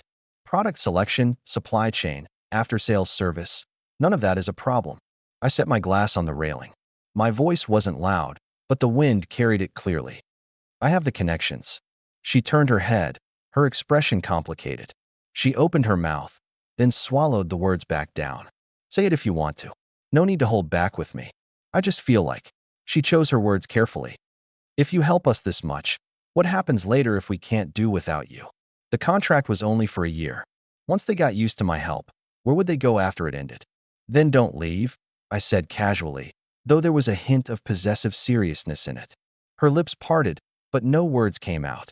You know I'm serious about you all. I slowed down, spelling it out word by word. Setting a 1-year term was just so I wouldn't put too much pressure on you. I'm helping you because you're worth it. I don't want you living so hard, bowing and scraping over some tiny gift. She froze slightly. I guess she was thinking of her little sister, pursing her lips at a stranger to say good night, big brother, just for a carnival gift, smiling through it, then hiding under the covers crying half the night after the stream ended. Doing little jump moves for a single heart emoji, jumping all day until her legs were so weak she couldn't walk the next morning. Neither of her sisters ever complained about any of it, but she saw it all, and it broke her heart. She seemed tough on the outside, but really she was just a 19-year-old girl. No, a woman. That's why when I suggested meeting in person, she agreed. When I proposed the contract, she signed it. Seeing her soften, I continued. You can also think of this as a partnership. I held up 3 fingers. 1. I provide the supply chain, competitive on both quality and price. 2. I put up the startup capital, and we share the profits and losses. 3. She stared at those 3 fingers, her gaze a little distant. The sea breeze, salty and damp, tousled her hair. She didn't bother fixing it. She just stood there quietly, as if digesting my words. And the third? She suddenly asked softly. What's the third one? I paused, then smiled. I really had only made 2 points. The third finger was still up, but the words hadn't followed. Third, I said, lowering my hand and picking up my glass again. If there ever comes a day, Sky, if you're set on leaving, I won't stop you. But remember this, no matter when, no matter where you are, whenever you hit a wall you can't get past, I'm the first person you think of. The words were dead serious, so serious that she couldn't meet my eyes. She looked down, staring at her toes in her slippers, her voice muffled. You can't just say things like that. People might actually believe you. I never meant for you to take it as anything but real. She pressed her lips together and said nothing more. The two of us stood side by side, the evening breeze passing between us, carrying the noise of the city and the faint, salty tang of the distant sea. After a long while, she said softly, the live-selling thing. Let me talk it over with Jiqi and Jihua. Sure. Seeing how readily I agreed, something stirred in her, hard to name. She'd actually guessed one of the reasons I'd offered to help them. I didn't like the flirty nicknames in the chat, didn't like them being treated as objects of fantasy. That's why I'd pushed them towards selling products instead. This man, even his possessiveness was hidden so quietly. She was probably wondering, if she ever really wanted to leave, would I let her go? And after getting used to being treated this well, would she even be able to bring herself to leave? It's getting late. Let's head inside and rest. I walked over and slipped my arm around her waist. Her body stiffened slightly, as if remembering something, and her ears turned red. But she didn't pull away. She let me hold her as we went inside. Let me set her down on the bed. A pair of long, smooth legs trembled softly in the air. The next morning, sunlight poured into the bedroom through the floor-to-ceiling windows. I was woken by a buzzing phone. No, her phone. Shenjichin fumbled groggily for the nightstand. The screen lit up, and a bright, smiling face filled the whole display. A video call from Shunjihua. Hey. She cleared her throat, her voice still husky from sleep. On the other end, Shunjihua sat cross-legged on the couch of their rental, hugging a pillow, her hair in a messy bun, wide awake and full of energy. Shinjichi was off to the side, fiddling with the livestream gear. Sis, why's your voice so scratchy? Is your cold getting worse? Shinjihua leaned in close to the camera, looking concerned. Shinjichin thought back to the night before and shot upright, smoothing down her tangled hair, guilt creeping in. It's not a cold, I just woke up. Why are you calling so early? Early? It's already 9:30. Shinjihua's eyes went wide. Sis, you used to be up by 7. A few days out there, and you've already learned to sleep in. Her face flushed, though luckily, having just woken up, her cheeks were already rosy, so it wasn't too obvious. Let me ask you something. Shinjihua lowered her voice, a gossipy edge to it. Are you feeling better? Shinjichin's pretty face went even redder. Seeing her sister about to press further, I quickly changed the subject. Oh, by the way, Jihua, there's something I want to discuss with you too. What is it? Why so mysterious? It's just, we're going to stop doing command live streams. There was a moment of silence on the other end. Sis, what do you mean? Shin Jihua came out with a shocker. Did someone in the live stream call you wifey, and now bro-in-law's jealous and wants to hide you away and keep you all to himself? Shin Jichin's face darkened. Shin Jihua, can that little brain of yours be a little less abstract? Fine, fine. So what do you actually mean? She stuck out her tongue. He gave me a suggestion, said we could switch to product live streaming. What do you two think? Shinjichi stopped what she was doing. Product live streaming? But our fan base has always been about command streams. Switching all of a sudden. I know, Shinjichi nodded. But I think it's worth a shot. Lin Mo said he'd handle the supply chain for us. Sourcing, product selection, after sales, none of it would be our worry. On screen, the two sisters exchanged a glance. Shin Jihua spoke first. Bro-in-law's willing to help. That's great. I told you he's reliable. First day we met, he gave us those expensive designer bags, plus 100 grand in pocket money for me. If he weren't my brother-in-law, I'd totally throw myself at. Be serious. Shinjichi cut in, elbowing her, then looked at the screen. Sis, product live streaming does have potential, but there's one very practical problem. What problem? The apartment. Shinjichi counted off on her fingers. You know where we're living now? 1 bedroom, 1 living room, and the living room's barely 10 square meters. 3 of us can hardly squeeze in for a stream as it is. Any big movement, and we've got a clear space. If we do product streams, where do we put the samples? Clothes, shoes, daily goods, dozens, or even hundreds of items per shipment. We wouldn't even have room to unbox them, let alone sort and display everything. Shin Jihua nodded vigorously. Right. Shin Jichin fell silent. She'd thought about this problem, just not in such concrete terms. She'd figured they could squeeze out a bit more space if push came to shove, but hearing Shin Jichi lay it out, no amount of rearranging would be enough.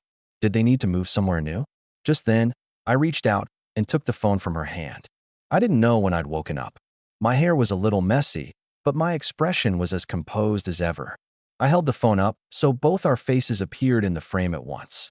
On the other end, both sisters froze, clearly not expecting me to pop up like that. Morning, bro-in-law. Shin Jihua was the first to react, waving with a grin. Sleep well? My sis didn't kick the covers off last night, did she? I shot Shinjichin a glance. She'd turned to look at me, her face plainly reading, "Why'd you snatch my phone?" I heard everything you two just said, I said, shifting my gaze back to the screen, my tone easy. The apartment problem? That's simple. Just move in with me. Move in? Move where? Shin Jihua blinked. Bayview. I've got a villa there. I said it casually, like I was offering. I've got a shirt I never wear. Take it if you want. It's too quiet living alone. You should all come stay with me. Shin Jihua's mouth dropped open, and Shin Jichi looked stunned too. A villa in Bayview? Shin Jihua's voice went shaky.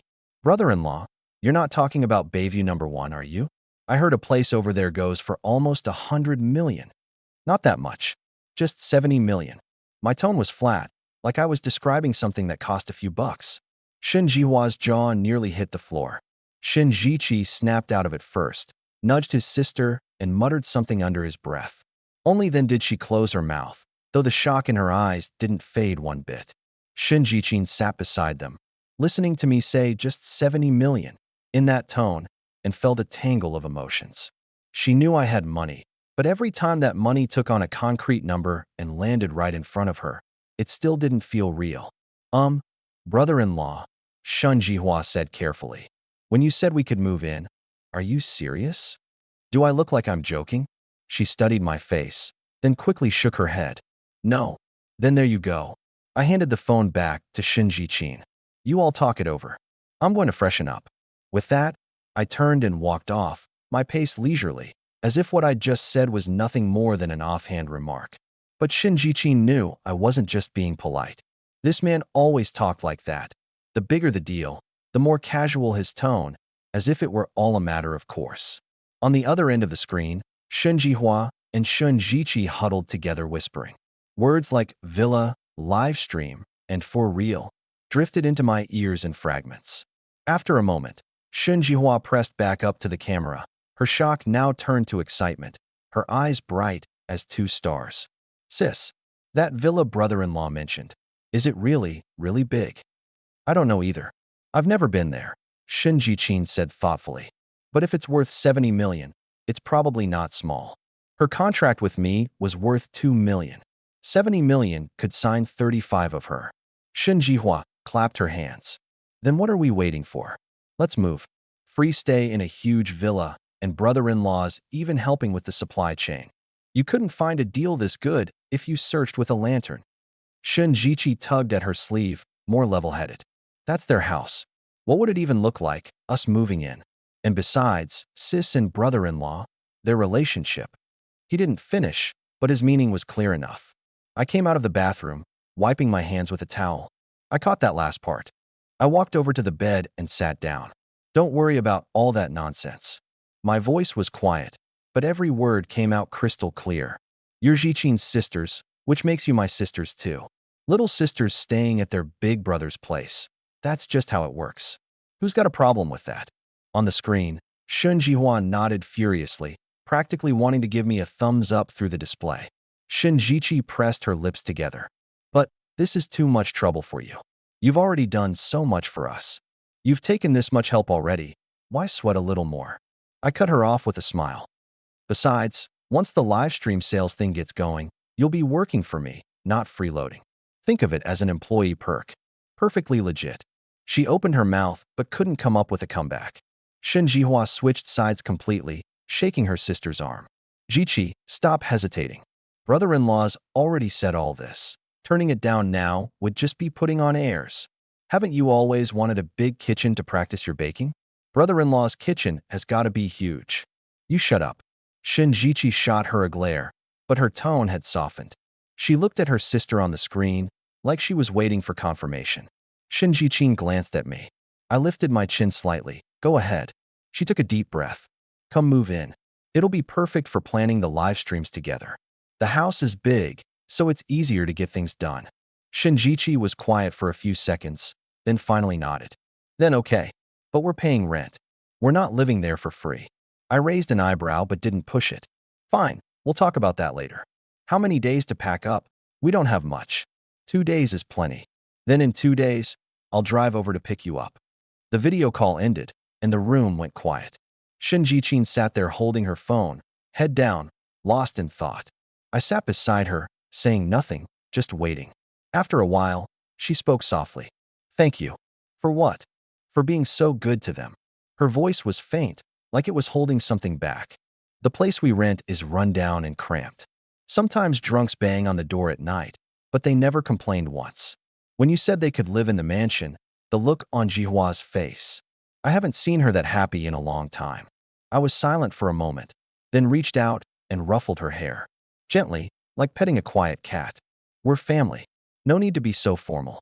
She looked up, eyes slightly red, but the corners of her mouth curved upward. Who's family with you?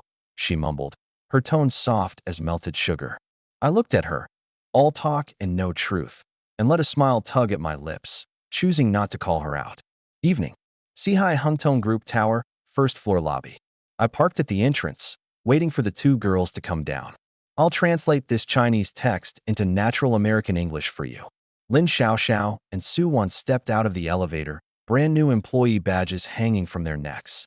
Lin Xiaoxiao had changed her outfit today, a white puff-sleeve blouse paired with high-waisted wide-leg pants and platform loafers. Sharp and put together. Su Wan kept her usual understated style, a pale yellow chiffon top, a cream-colored midi skirt, hair loosely twisted up with a wooden hairpin, a few stray wisps falling beside her ears. The setting sun stretched their shadows long. I watched Lin Xiaoxiao pull out her phone to check the time, then stand on her tiptoes and scan the entrance, like she was looking for a car. Later I found out she'd been waiting to see what kind of luxury car her cousin, the one who could go toe-to-toe with Lu Sihai, would pull up in. I leaned my head out from the driver's seat and waved at her. Lin Xiaoxiao's smile froze for a split second. A bid.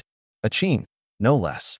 Her expression was like someone eagerly opening a fancy gift box expecting a Tiffany necklace, only to find a piece of white rabbit candy inside. It wasn't that she was disgusted, exactly. Just that it wasn't quite what she'd pictured. What are you standing there for? Get in. I called out again. Oh, coming. Lin Xiaoxiao snapped out of it, quickly rearranging her expression and pulled open the back door with a smile. Suwan, you get in first.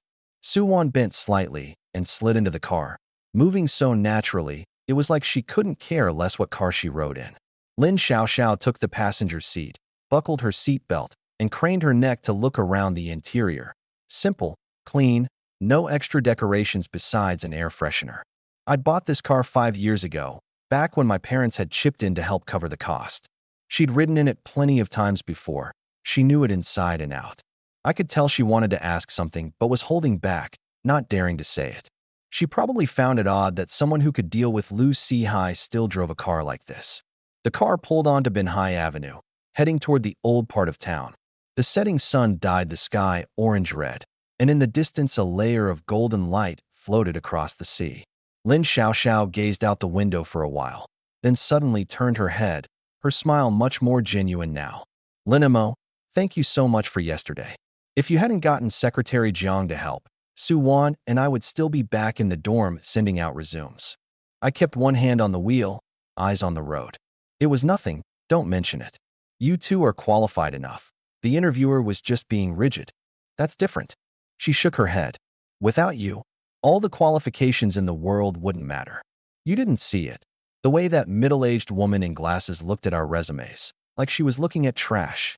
She mimicked the interviewer, furrowing her brow and pursing her lips, a look of total disdain on her face. Suwon couldn't help but laugh out loud in the back seat. I cracked up too. You little drama queen, it's a shame you didn't go into acting. 20 minutes later, the car stopped in front of an old red brick. Hashtag in front of the villa.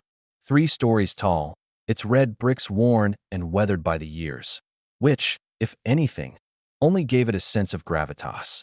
A wooden sign by the door read Cheng's Homestyle Kitchen, hand-painted in careful calligraphy, like it had been custom-made. The courtyard was modest.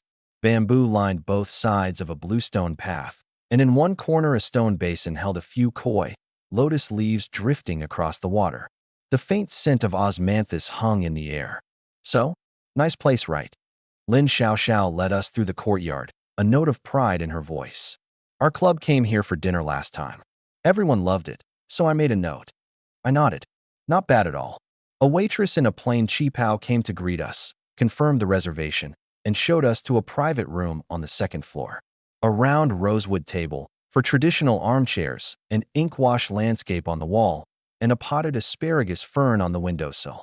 The cream linen curtains let in light but not prying eyes, and the sunlight spilled through, bathing the whole room in a soft glow.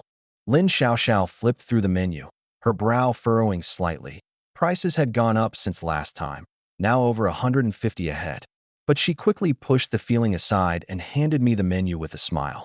Linimo, you order. Get whatever you want, don't hold back. I picked a few home-style dishes, steamed sea bass, sweet and sour pork ribs, dry-fried green beans, cold wood ear salad, plus an egg drop soup with tomato. That's it. Lin Xiaoxiao wasn't satisfied. Why are you only ordering the cheap stuff? Get some real dishes. Their braised pork and drunken crab are amazing. That's enough. 3 people can't finish all that. I handed the menu back. Add more yourself if you want. She gritted her teeth and added the braised pork, then passed the menu to Suwon. Suwon shook her head. This is plenty. The waitress stepped out, leaving just the 3 of us in the room. Lin Xiaoxiao took a sip of tea, her eyes darting around, until she finally couldn't hold back. She lowered her voice and leaned in. Linimo, tell me the truth. What's really going on between you and Director Liu? I glanced at her, but didn't answer right away. She immediately raised a hand and swore, Don't worry, my lips are sealed. I won't breathe a word. You know me. I've kept everyone's secrets my whole life. Like that time my dad hid money from my mom. I never. Okay. I cut off her rambling, taking a sip of tea, my tone casual. We're business partners. Partners. Lin Xiaoxiao's eyes went wide in an instant, her mouth falling into an O shape, frozen for several seconds. You and Director Liu are partners? Suwon's fingers paused ever so slightly on her teacup, her lashes fluttering, but her expression quickly returned to calm. She only lifted her eyes to me for a moment, a barely noticeable curiosity in her gaze. I nodded, offering no further explanation. Then doesn't that mean you could make a ton of money? Lin Xiaoxiao blurted out. After asking, she realized how dumb the question sounded and quickly waved her hands. I don't mean it like that. I'm a little shocked. And she really was. She'd assumed I'd just done Lu Sihai a favor, or maybe had some connections. But the word partner carried more weight than anything she'd imagined. Partner meant equal footing. It meant I had something Lu Sihai needed. And I, a cousin who dropped out after middle school, was already standing at a height she'd never even dared to dream of. Lin Xiaoxiao took a deep breath and nodded solemnly. I get it. Don't worry, Emo, I won't say anything. She paused, then added, so you drive that BYD on purpose too, right? Keeping a low profile, not drawing attention, so nobody targets you. Her expression was dead serious as she said it, her eyes carrying a certain, I've figured it all out, conviction. Me. I'd meant to explain. The only reason I still drove the BYD was that I'd only struck it rich 2 or 3 days ago and hadn't found the time to switch cars. It had nothing to do with keeping a low profile. But looking at those eyes that practically screamed, you don't need to explain, I understand everything. I swallowed my words. Yeah, something like that. Explaining would be too much trouble. Let her think whatever she wanted. Still, her comment gave me an idea. I lowered my gaze to the steaming tea in my cup, calculating. There was over 87 million sitting in my account from the system. More than enough for a decent car. It wasn't that I got bored of the old and craved the new. My needs had just changed. My biggest goal now was to have many children and much happiness. Money was the foundation of any relationship. Having money but pretending to be broke, chasing after some true love who doesn't care about wealth. Wasn't that just having a screw loose? I'd go get a new car tomorrow. As for what car? My mind instinctively went to Lu Sihai's Maybach. Spacious back seat, great sound insulation, seats as soft as a sofa. Whether for everyday use or for other things, the experience was solid. Mo, what are you thinking about? Lin Xiaoxiao's voice pulled me back. Nothing. I picked up my teacup. Just thought of something. The words had barely left my mouth when there was a knock at the door. The server came in carrying a tray, the aroma of food mixing with the steam as it wafted through the room. Lin Xiaoxiao grabbed a piece of braised pork and stuffed it into her mouth. Her eyes lit up instantly. So good. Suwan, you have to try this. Suwan picked up a small piece, chewed it a couple of times, and the corner of her mouth curved into a faint, satisfied smile. Here, Mo, this first cup is for you. Lin Xiaoxiao raised her teacup, her expression earnest. Thank you for helping me and Suwan get internships at Sihai Hungtong. I'll toast you with tea instead of wine. Bottoms up. With that, she tipped her head back and drained the cup. I clinked the rim of her cup and took a sip. Suwan quietly lifted her cup too, taking small sips, her gaze. Here's the English translation. His gaze landed on my face carelessly, lingered for a second or two, then darted away. Outside, the sky was growing dark. Lights flickered on in the courtyard, the warm orange glow filtering through the bamboo leaves and scattering across the bluestone slabs in dappled shadows. The atmosphere in the private room was relaxed. The three of us chatted idly about funny things from the first day of work, the cafeteria food, the latest news around campus. I didn't say much. Mostly I just listened, throwing in a word or two now and then. Suwan sat across from me. When reaching for food, she'd glance up at me without meaning to, then quickly lower her head. A faint pink crept up along the base of her ears, almost invisible under the warm yellow light. Suwan's affection +5. Current affection, 70. The system's chime sounded in my head. I noticed, but said nothing. Being too forward only gets you hurt. I prefer to let things happen naturally. Even if she couldn't accept other women being in my life down the road, I wouldn't lose anything. Halfway through the meal, Suwan set down her chopsticks and leaned forward slightly. I'm going to the restroom. End of the hallway, turn left. Lin Xiaoxiao mumbled through a mouthful of meat, pointing vaguely. Her footsteps faded, and the hallway went quiet. Lin Xiaoxiao swallowed her food, rinsed her mouth, then propped her chin on both hands and stared at me with sparkling eyes, a knowing smile tugging at the corners of her mouth. Her stare made me uneasy. My chopsticks froze midair. What? Brother Lin Mo, let me ask you something. She leaned in and lowered her voice, all mysterious like she was getting down to business. What do you think of Suwan? My hand paused as I reached for food, and I looked up at her. Gossip was written all over this girl's face, her eyes gleaming with the excitement of a hunter spotting prey. She's nice. I dropped the food into my bowl, my tone flat. Just nice? She wasn't satisfied. That's such a cop-out. Is Suwon pretty? She's pretty. Nice figure. She's all right. What about her personality? Gentle, quiet, not loud. I paused, then gave her a pointed look. The complete opposite of you. She pretended not to hear the second half and pressed on. So do you like her or not? The question was direct, so direct it caught me off guard. I didn't answer right away. I set down my chopsticks and wiped my mouth slowly, as if lost in thought. Lin Xiaoxiao couldn't wait more than 2 seconds before playing matchmaker on her own. Brother Lin Mo, if you like her, I'll help you win her over. Let me tell you, Suwon may look all soft and gentle, but she's actually really hard to get. 2 years of college, and she had at least 10 guys chasing after her. The student council president, the basketball team captain, some rich kid whose family owns a company. None of them got anywhere. She dropped her voice, looking smug, like she had insider intel. But with you, she's the same. You didn't notice? She kept sneaking glances at you during lunch today. I counted at least 5 or 6 times. I've been her roommate for 2 years, and I've never seen her look at a guy like that. I stayed quiet for a few seconds. Of course I'd noticed Suwon's looks. The system's affection points didn't rise for nothing, from the initial 0 to 30 to 50 to 65 and just now to 70.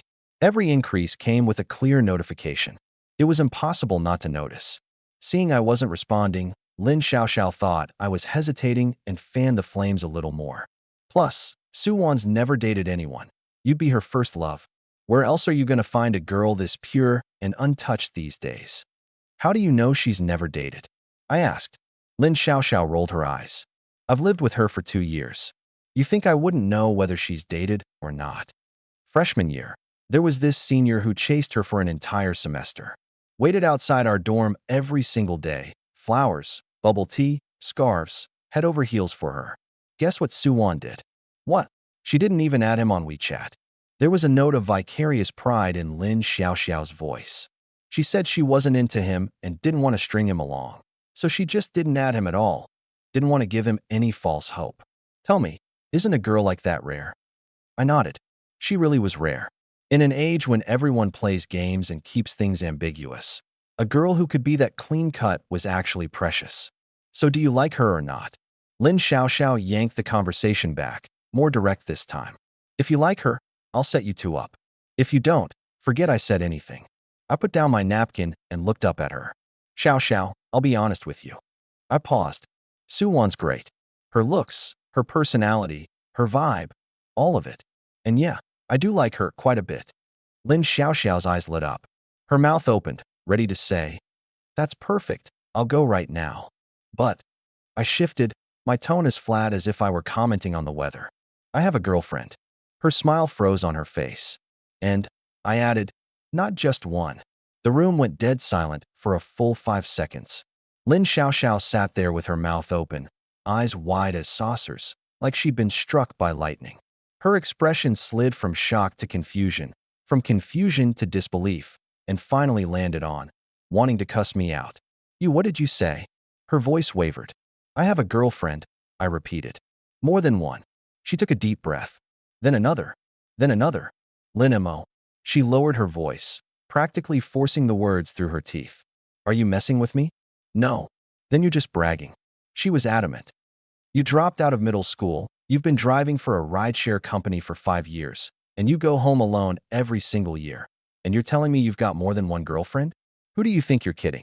That was exactly why she'd wanted to set me up with Suwon. I'm not lying to you. So how many do you have? She pressed. 2, 3, 4. Count 'em out for me. None of your business how many. I picked up my teacup and took a sip. Right now there was only one. But feelings are a funny thing. Who's to say? Maybe I'd walk out the door and pick up another girlfriend along the way. Lin Xiaoxiao's mouth opened and closed like a fish out of water. She had 10,000 curses lined up in her head, but not a single one made it past her lips. She wanted to say, how can you do this to Suwon? She wanted to say, you've already got a girlfriend and you're still thinking about her. What's that supposed to be? She wanted to say, "You're just playing with people's feelings." But then it hit her. I'd never once said I wanted to pursue Sue Won. She was the one who offered to play matchmaker. I just answered honestly. I hadn't lied and pretended to be single, and I hadn't taken advantage of anyone. It was like asking someone, "Have you eaten?" And they answer, "Yeah, I had 3 bowls." You can't exactly blame them for eating too much. She understood all this, but she was still frustrated. It was the kind of frustration where you know the other person is wrong somehow, but you can't put your finger on exactly what they did wrong. "Lin Mo, you know what you are right now." She stared at me, her expression complicated.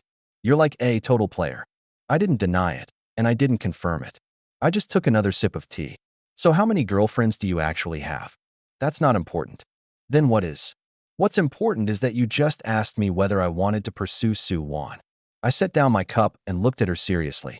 And my answer is, if she can accept that I have other girlfriends, I'm willing to be with her. If she can't, I won't force it. You can't force these things. Lin Xiaoxiao was completely speechless. She looked at my calm face and, for a moment, honestly couldn't tell whether I was serious or just spouting nonsense. "You're serious?" "Dead serious." She closed her eyes, took a deep breath, and let it out slowly, telling herself over and over, "You can't curse him out. He's your cousin. Your cousin, who you grew up with. Sure, what he just said deserves a good slap, but you can't curse at him." Just then, soft footsteps came from the hallway. Suwon was back. Lin Xiaoxiao's eyes snapped open, and she swallowed the words on the tip of her tongue. Her expression completed a textbook transformation in half a second, from furious enough to start swearing to "nothing happened here at all." "You're back? Come, come, sit down, the food's still warm." She greeted her with a smile, as natural as if that earth-shattering conversation had never taken place. Suwon didn't notice a thing. She composed herself, sat back down, and picked up a bite of green beans that had gone a little cold. I glanced at Lin Xiaoxiao.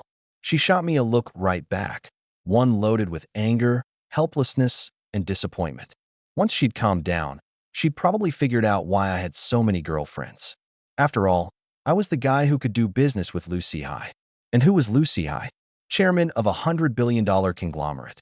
So my net worth had to be, what, in the billions? With that kind of money, why would I ever be short on girlfriends? I could swap one out every single day. She just hadn't expected her own cousin to fall victim to that ironclad rule: money corrupts. For the rest of the meal, everything looked warm and pleasant on the surface, but inside, Lin Xiaoxiao was a churning mess. She shoveled rice into her mouth while sneaking sidelong glances at the two of us. I stayed perfectly cool, eating and drinking like nothing had happened, as if what I'd just said had been small talk on the level of "not bad, this place." Sue Won ate quietly, occasionally lifting her eyes to look at me, that faint pink at the tips of her ears coming and going. Her feelings for me were still there. But Lin Xiaoxiao knew those feelings were about to be wasted on the wrong guy. Not about to be. Definitely would be. Unless Sue Won could accept a boyfriend who had other girlfriends. And in this age of monogamy, those odds were lower than winning the lottery. She silently apologized to Sue Won in her head, then silently cursed me out as a player. But after cursing me, something felt off. I hadn't flirted with Sue Won even once from start to finish. She'd caught feelings on her own. I'd even come clean about having a girlfriend, out in the open. How did that make me a player? At most, I was an honest serial dater. Lin Xiaoxiao choked on her own conclusion and hurriedly gulped down some tea. Forget it. Stop thinking about it. Either way, her matchmaking career was over before it started. By the time we finished eating, it was fully dark out. Lanterns hung in the courtyard of the old villa, their orange glow spilling across the flagstones, bamboo shadows swaying. A rare pocket of quiet in the middle of the busy city. Lin Xiaoxiao and Sue Won walked side by side. Sue Won asked softly, "What's wrong? Didn't enjoy the meal?" "No, it was great." Lin Xiaoxiao forced a smile. "I just think this place raised its prices." Felt a little ripped off. Sue Won gave a small, "Oh," and didn't press further, but her gaze lingered on Lin Xiaoxiao's face for a couple extra seconds. Something felt off. I walked at the back, made my way slowly down the steps, and clicked the car key. Over by the curb, the car's lights blinked twice with a chirp. The three of us got in, Lin Xiaoxiao in the passenger seat, Sue Won in the back.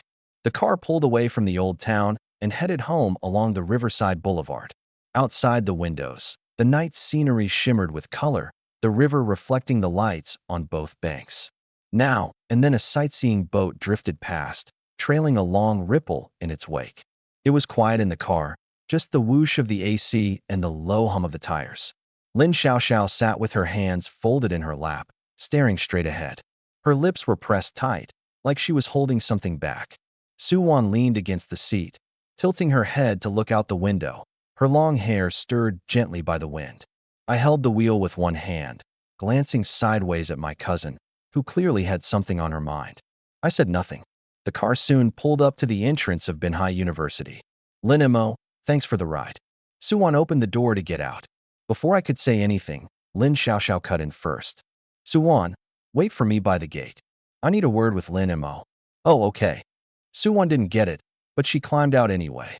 Her cream-colored skirt swayed in the night breeze, the streetlights stretching her shadow long across the ground. Once she was far enough away, Lin Xiaoxiao finally exploded. Lin-mo. She turned to face me, her expression as stern as an interrogator's. You tell me straight. Exactly how many girlfriends do you have? I shrugged. Never counted. Never counted. Her voice jumped an octave, echoing through the car. You've never even counted how many girlfriends you have? Are you serious? Being serious has nothing to do with counting, I said with a smile. It's like how you don't count the hairs on your head every day, but that doesn't mean you don't care about your hair. That is a terrible comparison. She slapped her leg in frustration. You're just dodging the question. I didn't respond. She took a deep breath, forcing herself to calm down. Fine. Let me ask it a different way. These girlfriends of yours, do they know about each other? They do. I answered without hesitation. Lin Xiaoxiao froze. She'd expected me to say no or give some vague answer. She hadn't expected me to be so upfront. And they all accepted? So far, yes. Her mouth dropped into an O again and stayed that way for a while before she finally closed it, staring at the side of my face for a full 10 seconds. The streetlights flickered on and off, throwing his sharp features into relief. High nose bridge, clean jawline. He really was good looking. But what good was good looks? Lin-mo, be honest with me. Her tone softened. Are you into something shady? I'm your cousin. I'd never tell a soul. I turned my head to look at her, amused by how she was acting like she'd stumbled onto some grave danger. What's going through that head of yours? She bit her lip, but said it anyway. You're a rideshare driver, and out of nowhere you're partnering with the chairman of $100 billion conglomerate, and you've got more than one girlfriend. What am I supposed to think? Are you helping Director Liu with something? Under the table? I fell silent for a couple of seconds. I hadn't expected her mind to go there. But thinking about it, her logic wasn't entirely off. An ordinary guy who dropped out of middle school, suddenly leaping up the social ladder overnight. Anyone would find it suspicious. No, I said, and I said it seriously, so seriously that she flinched. What I do is solid, legally and morally. So what exactly do you do? You wouldn't get it if I told you. You're brushing me off. I'm serious. I paused. Just think of it this way. I have a special skill, and that skill is valuable to Lu Sihai, so we work together. As for the girlfriend thing, that's my private business. It has nothing to do with the deal. She stared at me for a long moment, like she was trying to figure out whether I was lying. In the end, she let it drop. Not because she believed me, but because she knew that with someone like me, if I didn't want to talk, no amount of prying would get it out. What about Suwan? She pulled the conversation back to the thing tying her up in knots. How do you actually feel about her? My fingers tapped the steering wheel twice. Suwan's great, I said. I won't chase her, but I won't go out of my way to avoid her either. If she thinks I'm a good fit and can accept my situation, then we'll be together. If not, we'll be friends. That's textbook player talk. She couldn't help but snap. I won't chase you. But if you throw yourself at me, I won't say no. How is that any different from being a player? I thought about it. She wasn't wrong. But I didn't think of myself as a player. I was just being honest, laying my cards on the table and leaving it up to the other person to accept them or not. I didn't push, didn't lie, didn't play with people's feelings. Was that being a player? If Lin Xiaoxiao could read my mind, she'd answer without hesitation, yes. She sat there for about 5 seconds, then seemed to come to some conclusion. She unbuckled her seatbelt, pushed the door open, and got out. Before leaving, she turned back to look at me. Lin-mo, let me be straight with you. Go ahead. Su-won is my best friend. Her expression was serious. Nothing like the giggly girl she usually was. I don't want her to get hurt. If you can't take responsibility for her, then stay away from her. Otherwise, she paused. As her cousin, I'll be the one stuck in the middle. I looked into her eyes and answered gravely, of course. She didn't say anything more. She closed the car door, picked up her bag, and walked towards Su-won waiting at the entrance. Her back looked a little forlorn, shoulders slightly slumped, her steps missing their usual bounce. But by the time she reached Su-won, she'd summoned a smile, light and breezy, as if nothing had happened. Come on, Su-won. This next part, Lin Xiaoxiao told me about later. Night deepened, and the street lamps at the school gate stretched their two shadows long. Su-won and Lin Xiaoxiao walked side by side down the campus path. The camphor trees on either side rustled in the wind, and a faint scent of grass and leaves hung in the air. In the distance, a few lights flickered in the dorm buildings, and from the direction of the sports field came the muffled thuds of a basketball hitting the ground, before everything fell silent again. Su-won looped her arm through Lin Xiaoxiao's and walked with her for a stretch, and finally, unable to hold back, she turned her head to look at her. There was still a smile lingering at the corner of Lin Xiaoxiao's mouth, but it was forced. The light in her eyes had dimmed, weighed down by something heavy. Xiaoxiao, Su-won called softly. What's wrong? Her voice was quiet, but it carried clearly along the silent campus path. You've been off ever since we left the restaurant, totally distracted. Did something happen? Lin Xiaoxiao's steps faltered, then recovered. She tugged at the corner of her mouth. No, just tired. It's my first day at work, you know. Aren't you tired too? Su-won said nothing, just watched her quietly. Her gaze was gentle, yet carried an earnestness that couldn't be avoided, as if she could see straight through people. After a few seconds, the smile on Lin Xiaoxiao's face slowly froze. Xiaoxiao, Su-won called again. What did you say to Lin Mo in the car earlier? Lin Xiaoxiao stopped completely. The streetlights spilled down from overhead, illuminating her face full of conflict. She bit her lip. Her lipstick had worn off during dinner, revealing the dry color underneath. Su-won stopped too, turning to face her. She didn't push, just waited quietly. Lin Xiaoxiao lowered her head and stared at the tips of her shoes. In her mind, two little figures were fighting again. One said, "You can't tell her. This is Lin Mo's private business. What right do you have to spread it? And besides, something like this, saying it out loud would be so awkward." The other said, "Su-won is your best friend. You even wanted to introduce her to Lin Mo. Now that it's come to this, you have a duty to tell her. Otherwise, once she really falls for him, that's when the real hurt begins." After a few rounds, the second figure won. Lin Xiaoxiao took a deep breath, lifted her head, and looked at Su-won's face, clean as if it had never touched dust, and an inexplicable guilt welled up inside her. "Su-won, there's something I need to tell you." Her voice was tight, her throat feeling as if it were being squeezed. "But don't get upset when you hear it, okay?" Su-won blinked, then nodded. "Okay." Lin Xiaoxiao glanced left and right. There weren't many people on the path. Still uneasy, she pulled Su-won over to stand beneath a camphor tree, her back to the path, as if that could seal the secret away in that small patch of shadow. "In the car just now, I asked Lin Mo." She kept her head down, speaking slowly, each word forced out through gritted teeth. "I asked him whether he actually likes you or not." Su-won's lashes trembled slightly, but she made no sound. He said he really does like you." Her voice grew smaller and smaller, almost carried away by the wind. "But," she paused, clenching her teeth, "but he already has a girlfriend." Su-won's expression barely changed. She didn't even furrow her brow. But the fingers hanging at her side curled slightly, gripping a corner of her skirt, pinching the cream-colored fabric into fine little creases. And Lin Xiaoxiao closed her eyes, as if forcing the words out of her body.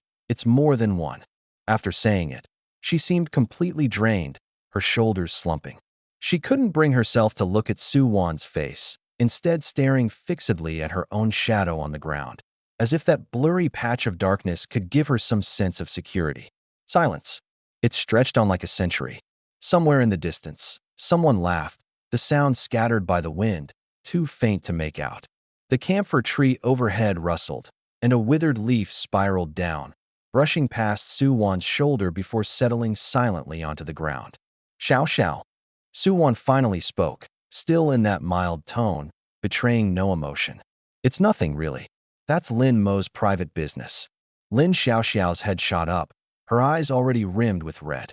But Su-won, I was going to introduce you to him. She explained hurriedly, her voice trembling. And I could tell you seemed a little into him too. Watching her on the verge of tears, Su-won reached out and gently patted her arm, her voice softening. I know. I don't blame you. Lin Xiaoxiao sniffled, and the tightness of that pent-up guilt finally eased a little. She grabbed Su-won's hand, cupping it between both of hers as if holding something precious. Su-won, I'll be honest with you. Her eyes were red, but her tone turned serious. I really did think Lin Mo was a good guy. Nice, good personality. That's why I wanted to introduce you to him. But I honestly had no idea he played the field like this. When I first heard it, I was stunned. I almost cursed him out right then and there. You know my temper. If we hadn't been in the car, I would have already. She rambled on, then suddenly stopped and let out a long sigh. Forget it. Whether I curse him out or not doesn't matter anymore. She looked up, staring straight into Su-won's eyes. Su-won, I'm telling you all this not to make you sad, and not to make you hate Lin Mo. I just think you have the right to know, and then decide for yourself what to do. Su-won listened quietly, saying nothing. Trying to set you two up before, that was wrong of me. I shouldn't have said all that stuff without asking you first. There was genuine apology in her voice. But now that everything's out in the open, whatever happens between you and Lin Mo is your call. I'm staying out of it. She let go of Su-won's hand and took half a step back, as if to give her some space. If you want to keep seeing him, that's your choice. If you want to keep your distance, that's your choice too. She pressed her lips together. Whatever you decide, I'll support you. Her voice caught again. I just don't want you to get hurt. You're my best friend, Su-won. Su-won was silent for a few seconds. Then the corners of her mouth curved up slightly into a faint smile. That smile held. Reluctant, yet somehow reassuring. Thank you, Xiao Xiao. Her voice was soft, as if she was afraid of disturbing the night. I understand now. You're not mad? Lin Xiaoxiao studied her cautiously. I'm not mad. Su-won shook her head. You did it for my sake. I know that. Lin Xiaoxiao stared at her for several seconds, trying to read something in that calm face. But Su-won's expression was like a lake without ripples. No sadness, no anger. Come on, let's head back to the dorm. We've got work tomorrow. Su-won started walking first. Moonlight filtered through the gaps in the camphor trees, scattering dappled light across her. Her profile was gentle, her long hair swaying lightly, her skirt swishing around her ankles.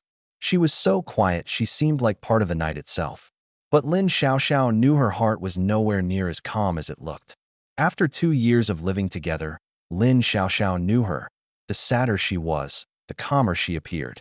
Like deep water, still on the surface but churning with currents underneath. Lin Xiaoxiao opened her mouth, but in the end said nothing, just silently walked the rest of the way with her. Swiped the card, up the stairs, unlocked the door. Their other 2 roommates weren't back tonight. The room was pitch black, with only the hazy glow of the streetlights seeping through the curtains. The light tube flickered twice before turning on, buzzing. Su-won changed into her slippers, walked to the desk, sat down, and took a sip of water, her movements natural, as if nothing had happened today. Her gaze fell on the open sketchbook, something she'd casually drawn a few days ago. A car, a blurry figure stepping out of it, just an outline with no features. She stared at that outline for a moment, then closed the book and got up to grab her pajamas. By the time she finished washing up, it was nearly 11. Lin Xiaoxiao tossed and turned in bed. One moment she thought about what Lin Mo had said, more than one, and the next she thought about Su-won's face, unbelievably calm. She turned onto her side and looked at the bed across from her. Su-won had her back to her, the blanket pulled up to her shoulders, her breathing even, as if she were asleep. But Lin Xiaoxiao knew she wasn't. When Su-won was really asleep, her breathing was deeper and slower. Right now the rhythm was too steady, steady in a way that felt deliberately controlled. Su-won. She answered right away. Are you okay? 2 seconds of silence in the dark.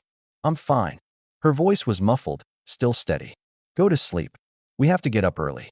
In the end, Lin Xiaoxiao just gave a quiet, turned to face the wall, and closed her eyes. The dorm fell completely silent. A car occasionally passed outside, the air conditioner's outdoor unit humming away, the night thick as ink that wouldn't dissolve. Suwon lay with her eyes open, watching the streetlight cast its glow. The white wall. Her lashes fluttered softly. She wasn't crying. Her eyes weren't even red. The day kept replaying in her mind. Lin Emo, leaning out from the driver's seat to wave at her, casually picking food for her in the private dining room. Those beautiful eyes looking at her, calm as a still lake, without the burning intensity or aggression of other boys, just faint, gentle, restrained. She'd thought that was good breeding. Only now did she understand. It wasn't restraint. It was honesty. He'd never hidden anything from the start. He hadn't pretended to be single, hadn't fed her ambiguous lines, hadn't given her any false hope. He was just like a beam of light, shining on her for a moment, then telling her, "This light doesn't shine for you alone." Suwon closed her eyes and pulled the blanket up over half her face. The cotton pressed against her cheek, carrying the faint scent of detergent. Xiao was right. She had the right to make her own choice. She just didn't know yet what she would choose. Ask herself honestly, did she like Lin Mo? The answer was yes. That composure he carried, so far beyond anyone his age, that matter-of-fact air of everything's under control. It was like a lethal poison, drawing her in deeply, sending that heart, which had never once raced for a boy, into a violent flutter. But he already had a girlfriend, and not just one, which made it all so. Cut back to the school gate. I sat in the driver's seat, watching the two figures disappear through the doors. Lin Xiaoxiao's words still echoed in my ears. If you can't be responsible for her, then stay away from her. Responsible. Interesting word. What does being responsible even mean? Marriage? Loving only one person your whole life? The way I see it, responsibility isn't a formality, isn't a contract. It's whether you have the ability and the willingness to be there as a safety net for someone else's life. I have both, and I'm willing. As for whether the other person accepts my running multiple threads in parallel, that's a separate matter. I started the car and headed for the bay. I'd given up the old rental and the presidential suite. Today was the first day Shinji-chin and I would live in our new home together. I wanted to spend more time with her and with the three little lives still forming in her belly. Binhai Bay, Lanwan Villa No. 2. Shinji-chin glanced at her phone again. No new messages. She sighed softly, untied her apron and draped it over the back of a chair, then walked to the floor-to-ceiling window. The garden's light strips were already glowing, the pool surface shimmering with soft light. That plumeria tree stood quietly in the dusk, its petals dissolving into blurry white shapes. Today was their first day moving in. The house was too big. Big enough that the sound of her own footsteps alone echoed through the living room. Big enough that when she sat at the third-floor bay window looking out at the sea, that expanse of silver light, the world felt so far away from her. She leaned against the window, her fingertip absently tracing circles on the glass. She knew Lin Mo was out to dinner with friends tonight. There'd be no avoiding all the toasting and drinking. So she made a pot of hangover soup, then sent a text, "Don't drink too much." She typed it, deleted it, typed it again, weighing it over and over before she finally dared to send it. It was almost 9:30 now. A few fresh petals had fallen into the pool, floating motionless under the halo of the lights. She suddenly remembered moving in earlier that day, when Lin Mo had stood by the pool and asked if she liked the place. He'd been wearing a white shirt, sleeves rolled up to his forearms, his posture relaxed, but the way he looked at her was serious. "It's too big. A little lonely," she'd answered then, uncertainty in her voice. He'd smiled. "It'll liven up once your sisters move in." She hadn't dared respond. She knew exactly what Lin Mo had in mind for her two younger sisters. It was one thing for her to sell herself. But if both her sisters fell into his clutches too, her phone suddenly lit up. "On my way, about 15 minutes." She stared at the words for a couple of seconds, then walked briskly into the kitchen. The hangover soup in the clay pot was still warm. Tomato, tofu, enoki mushrooms, with a little ground beef, sour enough to whet the appetite, a recipe her mother used to make for her father. She tasted a spoonful, then sprinkled in a pinch of goji berries. Even after all that, she felt something was still missing. She glanced down at the cream-colored house dress she was wearing, comfortable, but too plain. After a few seconds of hesitation, she hurried upstairs.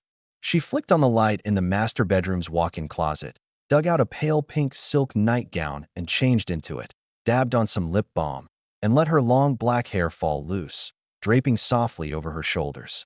She stood before the mirror for 2 seconds, confirming her allure was dialed up to the maximum, then turned and headed downstairs. The logic was simple. There were only cows worked to death, never fields ruined by too much plowing. As long as she kept Lin Mo firmly hooked on her, he wouldn't have any energy left to think about her 2 sisters. She stood in the entryway for a moment, then switched on the light strip along the eaves. The scent of the frangipani in the courtyard drifted in on the night breeze. When the beams of the headlights swept across the curved driveway, she was sitting on the couch scrolling through her phone. Hearing the engine, she immediately set down her phone and walked to the entryway, hand resting on the door handle, but she didn't open it right away. Instead, she peeked out through the little window first. Lin Mo parked in the garage and came walking over. Still wearing that same white shirt from the day, except the top 2 buttons were now undone. She gently pulled the door open. Lin Mo had just reached the door, and when he saw her standing there in the light of the porch, he paused slightly. "Why aren't you asleep yet?" he asked, his voice clear, without the slightest hint of drunkenness. "The house is too big. I couldn't sleep alone." Her ears turned red. She couldn't help feeling the words hinted at something. Lin Mo didn't think twice. He handed her the car keys and bent down to change his shoes. She hung the keys on the wall. "I made some hangover soup. Want a bowl?" Lin Mo looked up at her. Only a few warm lamps were on in the living room, and she stood right in front of him, her long hair falling loosely over her shoulders, exposing a slender, fair neck and delicate collarbones. Beneath her pink silk dress, a pair of pale legs shimmered enticingly in the light. She seemed a little nervous, unconsciously tucking a stray strand of hair behind her slightly flushed ear. That soft, dewy face, so full of youth, was absolutely devastating right now. Heat flashed in Lin Mo's eyes. He leaned down and kissed her. MMPH. Caught off guard, Shun Jichin's mind went blank, her hands instinctively grabbing his shirt. A strange sensation spread through her whole body, her pretty face turning deep red like a ripe peach. Lin Mo, should we go to the bedroom?" she said in a trembling voice, catching her breath. "Is someone else home?" Lin Mo asked, puzzled. "They'd just moved in. No housekeeper or maid yet. So it should be just the 2 of them." "No, no one." "Then we're fine." The moment he said it, her feet left the ground. She started to yelp, but her pink lips were sealed by his. The pale pink hem of her dress swayed in the air. Outside, the deep blue night sky blended with the sea, the boundary between them nearly indistinguishable, like a single expanse of tranquil silk.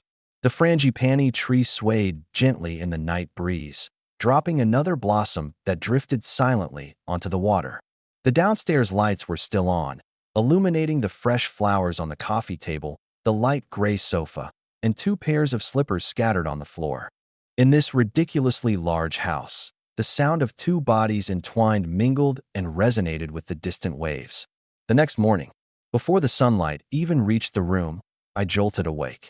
Ever since taking the body-strengthening pill, I'd been like this every morning for the past 3 days. Considering it was Shun Jichin's first time, I hadn't spelled it out for her. But I never expected her to be so eager, so alluring last night. We'd gone at it the entire night. Even so, here I was the next day, in the same state. All I can say is, young men run hot. Personal panel. Host, Lin Mo. Strength, 14, 1 point pending. Constitution, 14, 1 point pending. Agility, 14, 1 point pending. Spirit, 14, 1 point pending. Note, the natural value for an average adult is 10. Status, full of energy. Bound, Shun Jichi, Shun Jihua, Jiang Man, Jiang Qing, Lin Xiao, Su Wan, Wang Yufei. Pending placement, Shun Jichin. Total affection, 408/408. Redeemable for 4 free attribute points. Shun Jichin, 88, actual 83, Shun Jichi, 45. User, Shun Jihua, 60, Jiang Man, 40, Jiang Qing, 0, Lin Xiao, 75, Su Wan, 70. Wang Yufei 30. Offspring, 3, unnamed. Inventory, empty. Looking at those few unprocessed attribute points, I thought about asking Shinji Qin for a hand, but she was still fast asleep. I couldn't exactly wake her up all over again.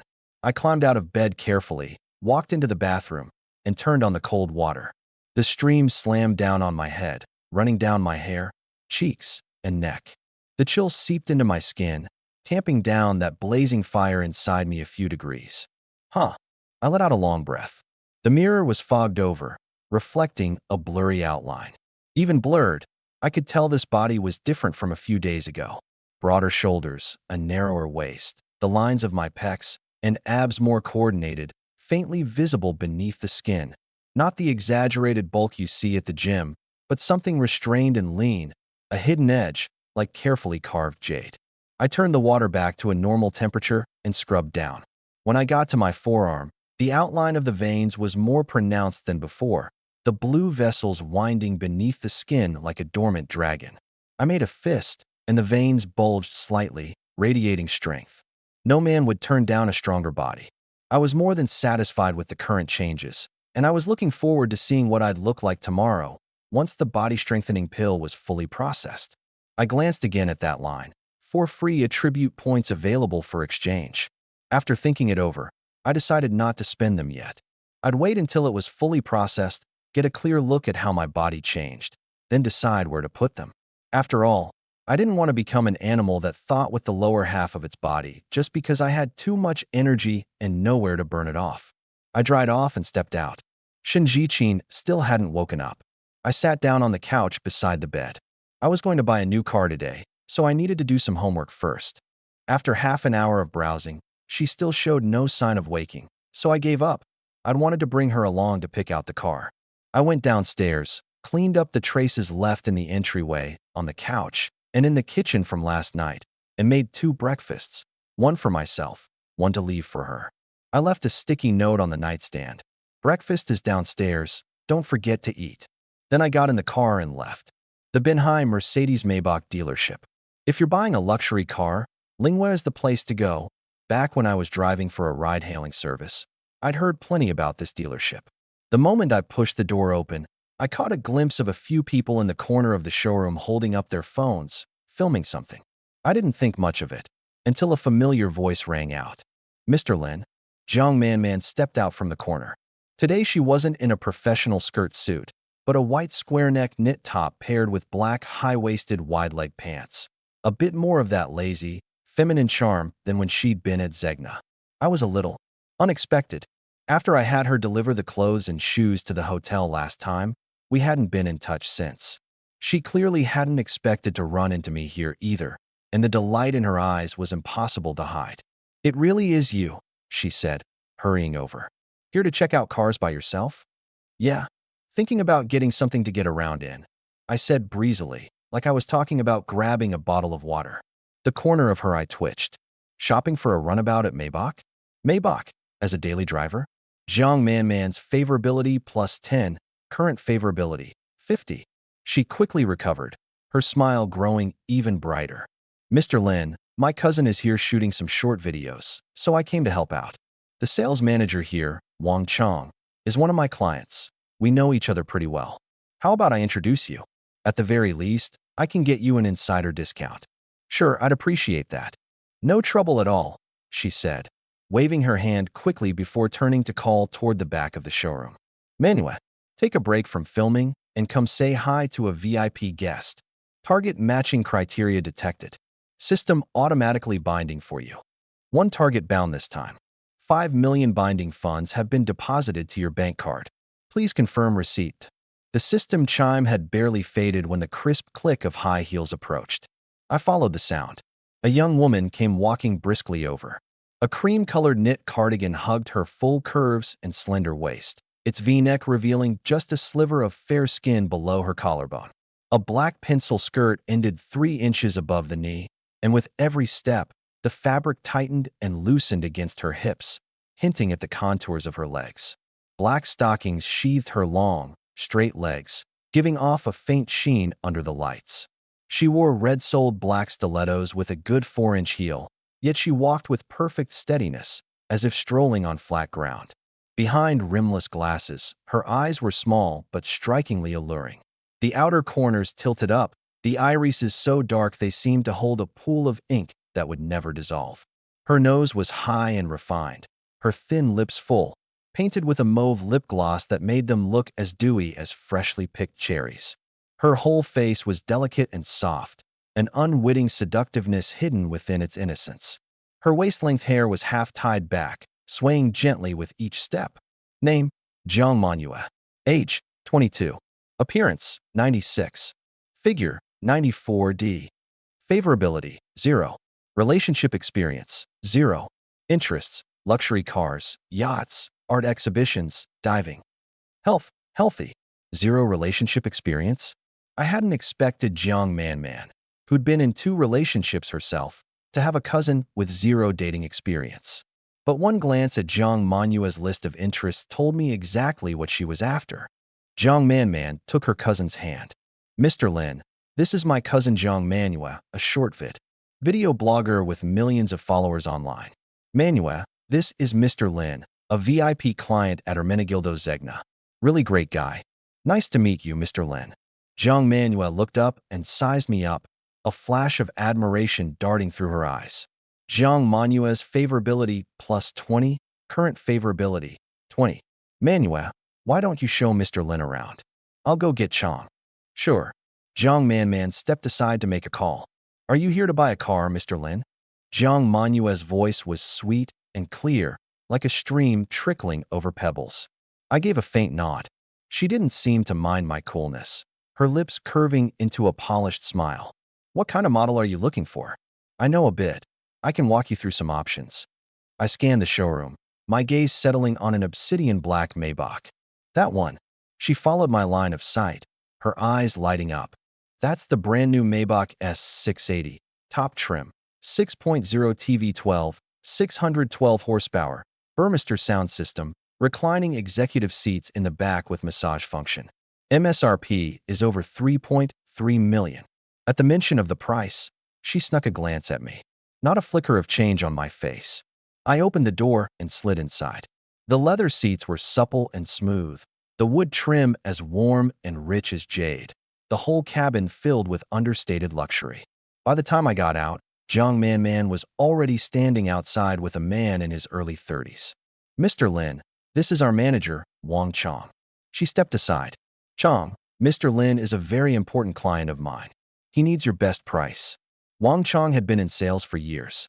One look and he could tell I wasn't your average customer. He put on a professional smile and extended his hand. Nice to meet you, Mr. Lin. Any friend of Man's is a friend of mine. What model are you interested in? I've got a few in stock right now. I didn't shake his hand. I just pointed behind me. That one. Would you like to take it for a test drive? No need. I shook my head. I'll take it as is.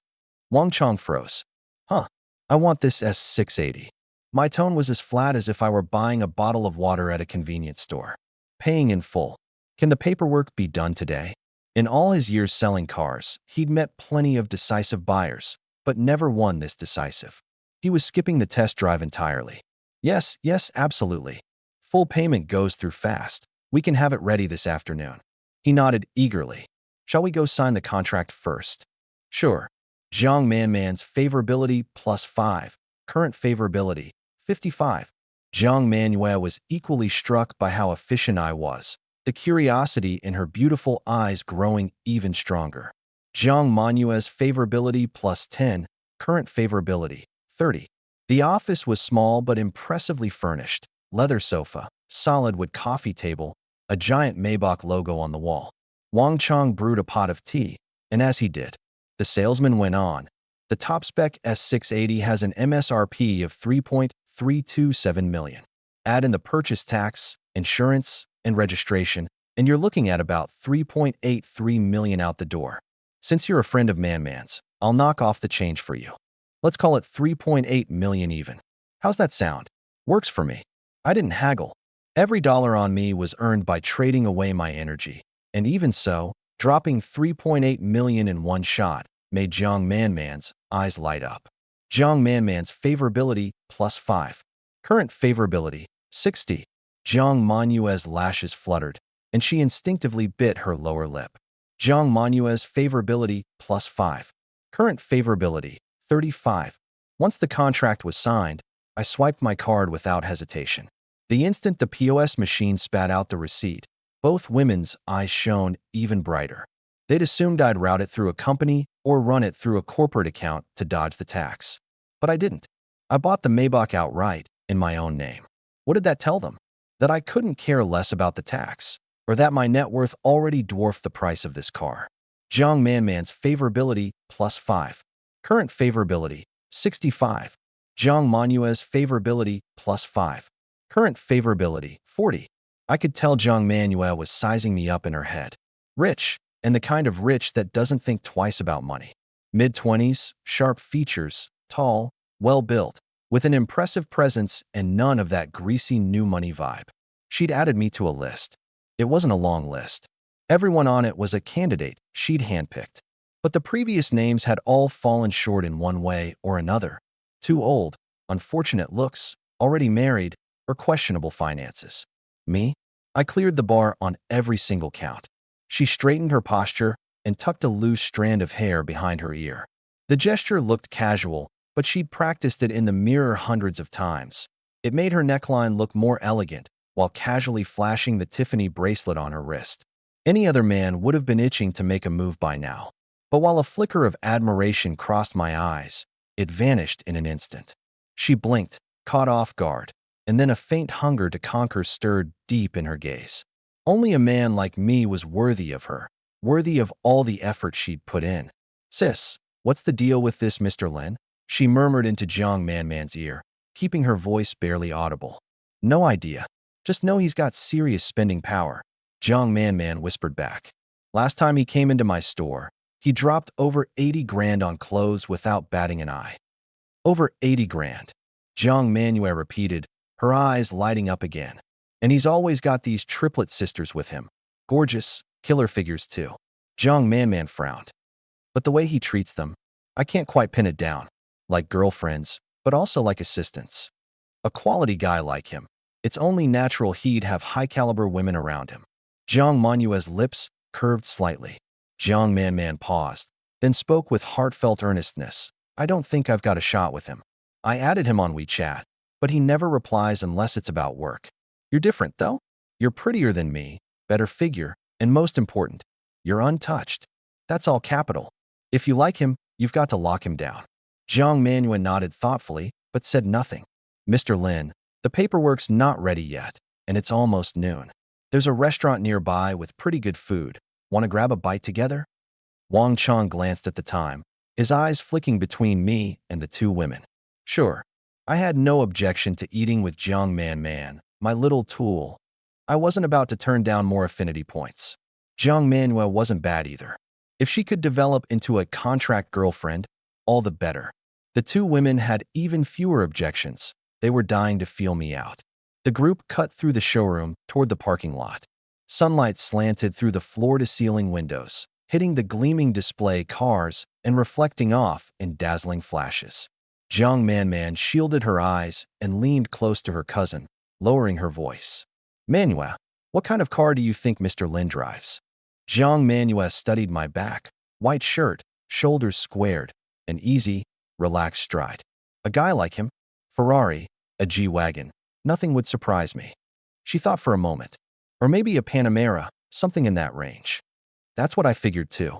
That vibe, that presence, he's definitely some rich family's young master. Not necessarily. Jiang Manuel pushed up her rimless glasses, and behind the lenses, those alluring eyes flickered with thought. "The calm he has, it's not the kind you get from being raised rich. It's the steadiness of a man with his own money in hand." Jiang Man shot her cousin a surprised look. "You read people well. In our line of work, you'd better read people well." The line of work she meant wasn't selling cars, wasn't shooting videos. It was finding a man.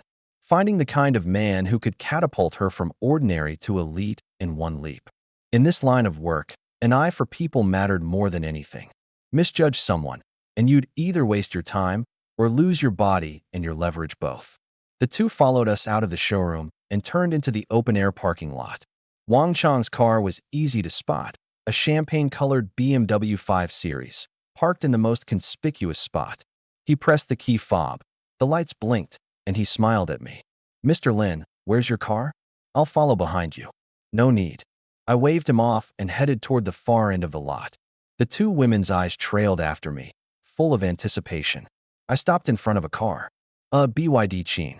The white paint had dulled a little, faded naturally from sun and rain. The lines weren't ugly, but they were nowhere near good-looking either. Just an ordinary commuter car, the kind that blends into traffic. No one would give it a second look. I pulled open the car door and slid into the driver's seat. The engine started, its sound faint. But that faintness struck the two women's ears like a thunderclap. They froze at the same time. The expressions on their faces went from anticipation to confusion, from confusion to shock. The feeling was like sitting in a private Michelin dining room, watching the man across from you order a bottle of Romanicani, then reach into his pocket and light up a $5 pack of cigarettes. The dissonance was so jarring it short-circuited the brain. Wang Chang was stunned too, then quickly looked away, muttering inwardly, "This Mr. Lin really is one of a kind." Jiang Manman snapped out of it, opened her mouth, then swallowed her words, her eyes darting back and forth between the old car and me. Jiang Manhua had come back to her senses too, but she didn't even furrow her brow. She just tilted her head slightly, gazed at the old car for a moment, and the corner of her mouth curved into the faintest arc. There was no mockery in that smile, no contempt, only a knowing look that said, "I get it." Jiang Manman nudged her with an elbow and lowered her voice. "What's going on?" "He just dropped 3.8 million on a Maybach. Why is he driving this?" Jiang Manhua watched the way I gripped the wheel, one hand resting casually on it, the other adjusting the air vent, his expression as calm as still water. Not deflated, not embarrassed, genuinely calm, as if he weren't driving a car worth less than 100 grand off the lot, but something in the same class as the Maybach. No, even more at ease. What car he drives has nothing to do with his net worth. She looked away, her voice as soft as a flower petal landing on water. When a rich man drives a cheap car, there are only two possibilities. One is that it's an act, but 3.8 million in cash isn't fake, and that kind of composure can't be faked either. And the other? The other is that the car holds special meaning for him. She pushed up her glasses, a light kindling in her eyes. Maybe it was a gift from someone important. Maybe it carried him through an unforgettable stretch of road. Maybe it witnessed some pivotal moment in his life. To him, it's more than just a car. Jiang Manman's eyes lit up, and she nodded in sudden understanding. Right, that makes sense. He can pull out 3.8 million on a whim. Switching cars is as easy as changing clothes for him. If he's still keeping this one, he must not be willing to part with it. Keeping the old car doesn't mean he lacks taste or means. Quite the opposite. It shows he's sentimental, that he holds on to the past, that he won't forget his roots just because he's rich. A trace of admiration she herself didn't even notice crept into Jiang Manhua's tone. That kind of quality is worth more than any car he could drive. The way a person treats their old belongings often reveals their truest colors. Jiang Manman let out an Then a thought suddenly popped into her head. She tugged at her cousin's sleeve and leaned close to her ear. "Manhua, is he going to? How are we going to get the cars back?" "What? The Maybach?" Jiang Manman jutted her chin toward the showroom. "The paperwork will be done by this afternoon, and he'll definitely want to drive it home. But then there's this BYD too. Think he'll have someone come pick it up, or drive one back in return for the other?" Jiang Manhua's eyes flickered, and it clicked instantly. "You mean, we help him out?" The corner of Manman's mouth curled up, a sly little calculation gleaming in her eyes. "After lunch, while he's finishing the paperwork with Brother Chong, we just say, 'Brother Chong, you handle your business. We'll drive Mr. Lin's BYD back for him, deliver it wherever he wants. His office, his home, whatever.'" She winked. "That way we get to know exactly where he lives, all above board. And we can dig into his background, right?" Manhua was silent for 2 seconds, then gave a small nod. "Sis, that's not a bad idea." She looked at that BYD, her gaze heavy, like she was staring at a key that could open a certain door. Still discussing, the two of them climbed into Manman's white Volkswagen CC.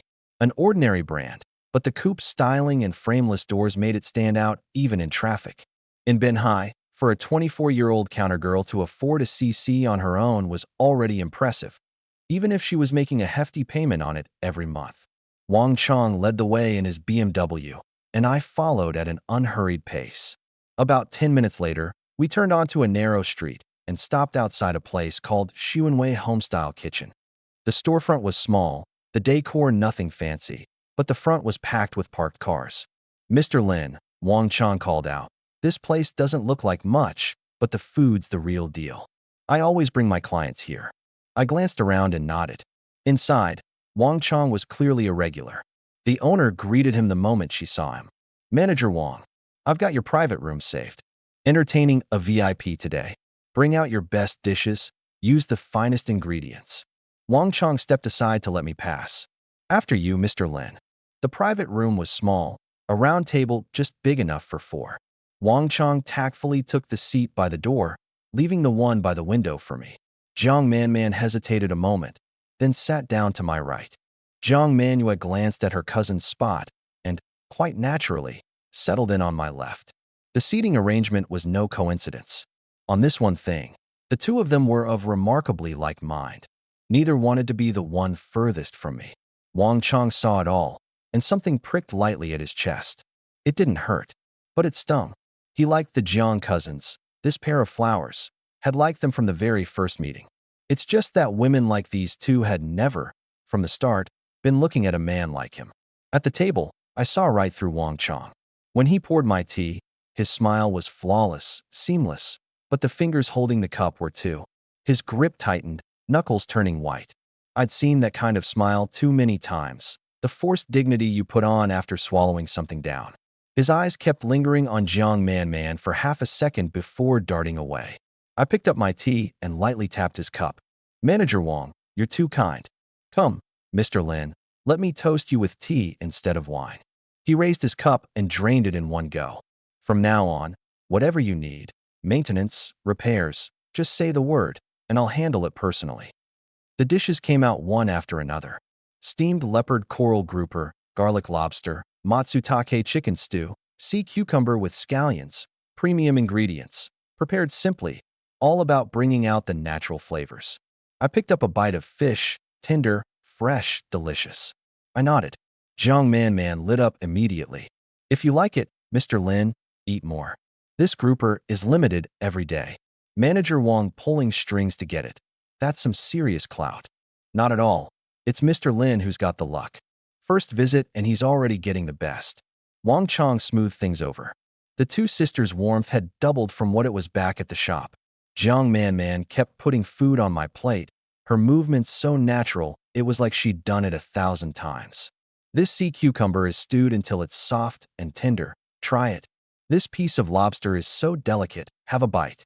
Jiang Manuel wasn't as outgoing as her cousin.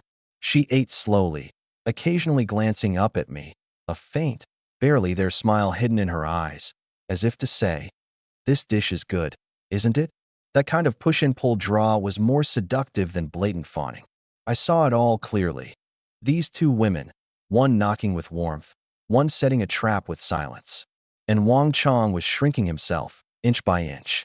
He lowered his head, shoveled in a mouthful of rice, chewed twice, his Adam's apple struggling to swallow. I knew what he was thinking. If he had my kind of money, would Jiang Manman's first bite tonight have gone to him? Would there be that little smile in Jiang Manua's eyes when she looked at him? The hardest thing for a person isn't wanting something you can't have. It's knowing full well you don't measure up and still having to smile and raise your glass. But he pulled himself together fast. That's the sobriety of adulthood, swallowing the unrealistic dreams and turning to reach for what's actually within grasp. "Mr. Lin, I'll oversee all the paperwork this afternoon. You won't have to lift a finger." He set down his teacup, switching to an even more eager smile. "I'll have someone deliver the car, or you can drive it out yourself today. Whatever works." "I'll drive it out today," I said. "Then your BYD. Should I call you a designated driver?" "No need." Jiang Man cut in, her tone light, like it was no big deal. "Mr. Lin, Manuel, and I are free this afternoon. Let us drive that BYD back for you. Home, office, wherever you want." Jiang Manuel nodded, adding, Sis, you go with. Afterward, I'll drive Mr. Lin's car. She paused, a faint smile curving at the corner of her lips. I'm a decent driver, won't scratch it. I glanced at her. Behind the rimless glasses, those eyes were watching me with a smile. The outer corners tilted up slightly, like a lazy, elegant cat. I looked away. Fine. Thanks, both of you. No trouble at all, they said in unison. Then they exchanged a look. I knew what it meant. Done deal. They wanted to size me up through a car. Company or home. Industry or address. These were the clues a hunter used to weigh the value of its prey. I took a sip of tea without changing my expression. Want to look? Then look all you want. Marina Bay Villa District, Lanwan number 2. Sunlight squeezed through the gap in the curtains, drawing a golden line across the floor. It was this light that woke Shinji-chin. She rolled over and groggily reached beside her, empty. The rumpled sheets and the faint scent of heather lingering in the air reminded her that last night hadn't been a dream. On the nightstand sat a folded note, her new phone beneath it. The handwriting was messy, written by Lin Mo. Breakfast downstairs. Don't forget to eat. She stared at that line, the corners of her mouth curving up on their own. As she sat up, the strap of her silk nightgown slipped off her shoulder, and only then did she feel the soreness in her body and those faint red marks. Last night's images came flooding back all at once. It's nothing like they said online, she murmured. She'd given it everything she had last night, yet before she'd blacked out from the pleasure, that man clearly hadn't been satisfied. She figured she was probably just too new to the game, hadn't caught up to his rhythm yet. She washed up, ate, cleaned the dishes. The congee was delicious. She picked up her phone and replied, had breakfast. The congee was great. Standing in the empty kitchen, she suddenly found it funny. A house this big, where one person seemed to have endless things to do, and yet nothing that needed doing at all. The phone buzzed. Lin Mo. Good girl. I'll reward you tonight. She stared at those words for a long while, a flush rising to her pretty face. She took a deep breath, set the phone face down on the counter, and went to dig through the fridge. She wanted to make him lunch, though she wasn't sure if he'd even come home. Hesitating, she sent another message. Coming home for lunch? I'll cook. This time the reply came fast. No, someone's treating me. Get some rest. There's a business card on the table downstairs. Order whatever you want. Reading those caring words, a warmth spread through her chest, but her hand instinctively pressed against her lower belly. These past few days, she hadn't used protection. She hadn't brought it up, and neither had he. The two of them seemed to be silently agreeing to something. Since she'd already sold her body, she might as well get pregnant. A pregnancy meant $5 million. With that $5 million, my father's debts could be paid off, and my mother and 2 younger sisters could finally breathe. She wasn't afraid of being poor herself. What terrified her was the whole family struggling together in poverty.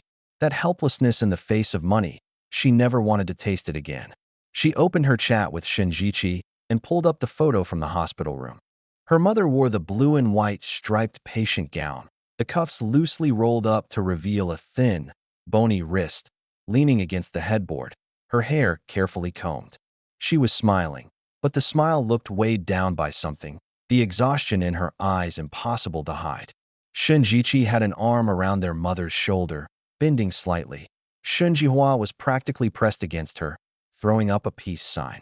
On the nightstand sat some fruit and a bouquet of carnations, and the half-drawn curtains let in sunlight that washed the blue and white stripes with a touch of warmth. She glanced at another message, the deadline for her mother's surgery. When the time came, she'd have to ask Lin Mo for time off. Ding. Lin Mo. We might have guests over later. Okay. She replied and got to work immediately. Even if it was only a mite, this silk nightgown couldn't stay on. And last night's marks, those had to be cleaned up too. On Binhai Avenue, I drove the brand new Maybach I'd just picked up, the sea breeze washing over my face. In the rearview mirror, Jiang Manhwa drove my BYD Chin, with Jiang Manman's Volkswagen CC trailing behind.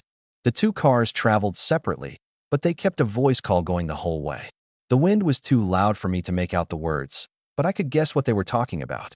The BYD steering was a bit light, the suspension only average, and forget about sound insulation. But I knew Jiang Manhwa, sitting inside it right now, was turning over other thoughts in her mind. Every road this car had carried me down She was retracing, inch by inch, even if only a short stretch. The cars passed through some of Binhai's busiest streets, then turned onto Binhai Avenue, built along the coastline. 6 lanes both ways, the city skyline on one side, the boundless sea on the other. At the intersection stood a massive boulder, 3 gilded characters carved into it, Binhai Bay. In the rearview mirror, I saw Jiang Man suck in a sharp breath. Every villa here came with its own garden and pool. The smallest units started at 10 million, and a few of the oceanfront standalones had reportedly broken 100 million long ago. The answer they'd been looking for was about to arrive. At the guard booth by the main gate, the security guard stood ramrod straight, about to ask his routine questions. Then he saw it was me, immediately saluted, and raised the barrier. I pulled up beside him and rolled down my window. The 2 cars behind me are with me. Let them in. Of course, Mr. Lin. In the rearview mirror, the 2 sisters' expressions froze for an instant. They didn't even have a chance to slip in by tailgating. The security here was airtight. The cars drove in. The road wasn't wide, but it was impeccably paved. Tall, orderly palms lined both sides, along with shrubs trimmed as clean as knife cuts. Vintage-style street lamps every few meters. Even the air smelled different. No longer the exhaust fumes and dust of the city center, but a crisp, clean breeze carrying the tang of sea salt. Turning onto a side road, I pulled up in front of Lanwan number 2. Killed the engine. Got out. Behind me, I heard both car doors open one after another, then 2 sharp intakes of breath catch at the exact same moment. We're here. This is the place. I shut the car door casually, my tone flat. Mr. Lin, you live here? Jiang Man's voice shot up before she could stop it. Binhai Bay? Even the cheapest place here costs. She swallowed the rest of the sentence. Jiang Manhua had more composure than her cousin. She didn't gasp, just pushed her glasses up and let her gaze slowly travel across the villa's facade. I knew what she was calculating. Imported Italian Bianco Carrara marble. Triple pane, argon-filled Loewe glass. 316 stainless steel railings with a fluorocarbon coating. Every single detail whispering the same word. Expensive. Jiang Man favorability plus 15, currently 80. Jiang Manhua favorability plus 20, currently 60. Give me the car keys. I held out my hand. Jiang Manhua passed them over. The instant our fingertips touched, I distinctly felt her fingers tremble. I didn't dwell on it. Just took the keys and slipped them into my pocket. Mr. Lin, your villa is gorgeous. She withdrew her hand, her tone smooth again, the corners of her lips curving at just the right angle. If it's not too forward, could we take a look inside? The anticipation in her eyes was calibrated just as perfectly. If it's convenient, I'd be delighted. If not, no problem at all. I glanced at her, then at the BYD parked behind us. Come on in and sit. I turned and pushed the door open. Beyond it, the space opened up all at once. The garden was even bigger than it looked from outside. A stone path wound toward the main entrance, flanked by neatly trimmed lawns. A few frangipani trees beside the pool were in full bloom, dotted with tiny white and yellow flowers, their sweet fragrance drifting through the air. A scattering of petals floated on the 20-meter pool, still as a mirror in the afternoon sun. Jiang Man's eyes went blank with awe. Mr. Lin, is the pool heated? You've got someone maintaining it, I assume? Property management handles it. Question, answer, simple. But I knew she was doing the math in her head, fast. A heated pool plus property management. The upkeep alone ran into 5 figures a month, easily. We crossed the garden, and I pushed open the heavy solid wood front door. The ground floor was fully open plan. Living room, dining area, and kitchen all flowing together, with ceilings over 6 meters high.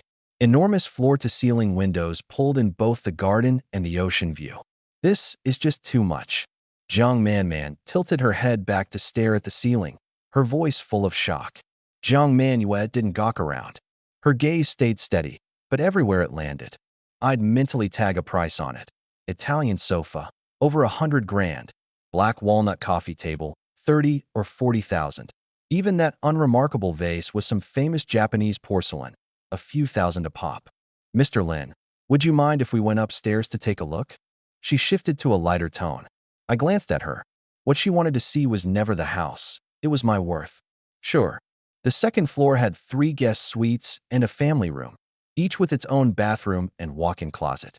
One had been turned into a kid's room, walls painted soft blue, bordered with cartoon wallpaper. Jiang Manman stood in the doorway. Suddenly her cheeks flushed, and she hurriedly looked away. At the end of the hallway was a large balcony with rattan furniture, overlooking the entire bay. The sea breeze rolled in, faintly salty, and in the distance the water shattered into millions of points of silver light. So beautiful. Jiang Manman sighed with genuine admiration. Jiang Manhua stood beside her, wind lifting the loose strands of hair at her forehead. She reached up to tuck them back, but her eyes settled on the sea, lost in some thought. Some people look at the ocean and think of its vastness. Others look at it and think about how much this view is worth. Mr. Lin, can we go up to the 3rd floor? Jiang Manman turned, her eyes full of anticipation. I was about to answer. A faint sound came from upstairs, like someone walking around. Very soft, but in a mansion this quiet, clear enough that you couldn't ignore it. Jiang Manman immediately looked up toward the stairs. Mr. Lin, is someone else here? I gave a short reply, offering no explanation. Jiang Manman started to ask something more, but footsteps sounded on the stairs. A jade-white foot in a pink crystal slipper stepped onto the marble stair. Fair, clean, like the purest thing in the world. Then a slender ankle, a shapely calf, a gray loungewear set. And finally, a face so soft and delicate it looked like you could pinch water out of it. The girl was no more than 18 or 19, her long hair pulled into a bun that revealed a smooth forehead. Her eyes were large, lashes thick, her lips red without any color.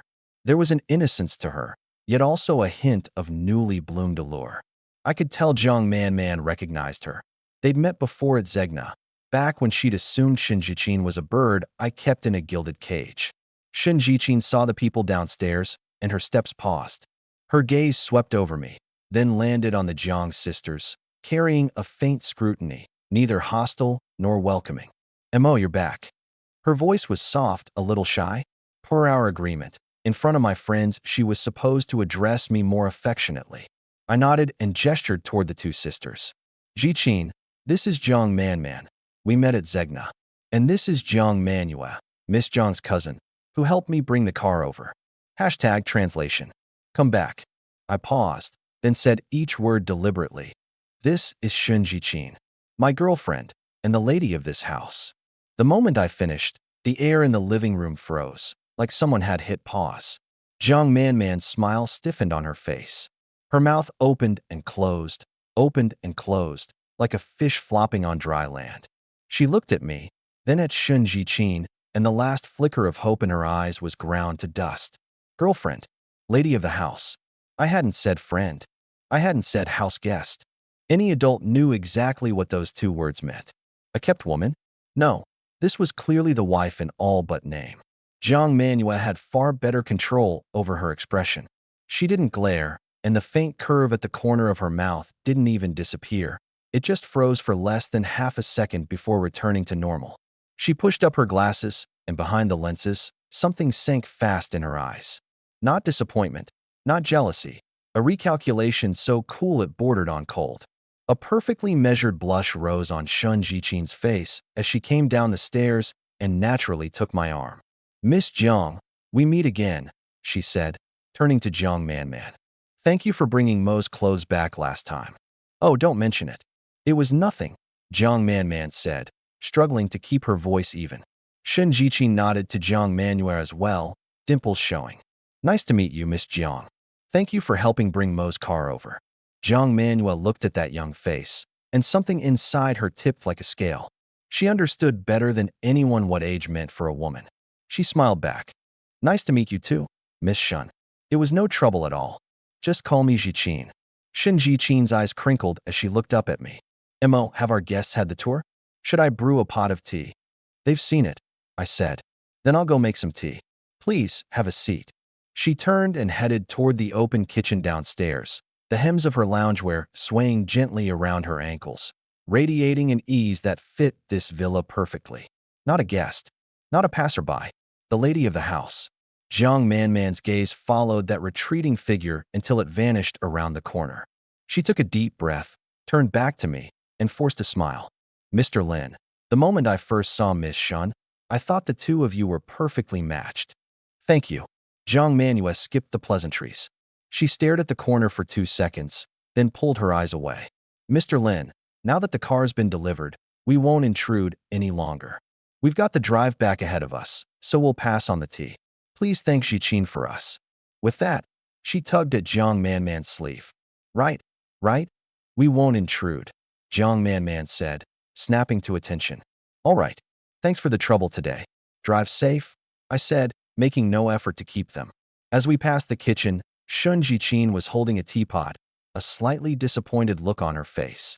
Leaving so soon? The tea's almost ready. No, we're good. Next time. Jiang Manman waved her off, but her steps were noticeably quicker than usual. Shun Jichin set down the teapot and walked us to the door.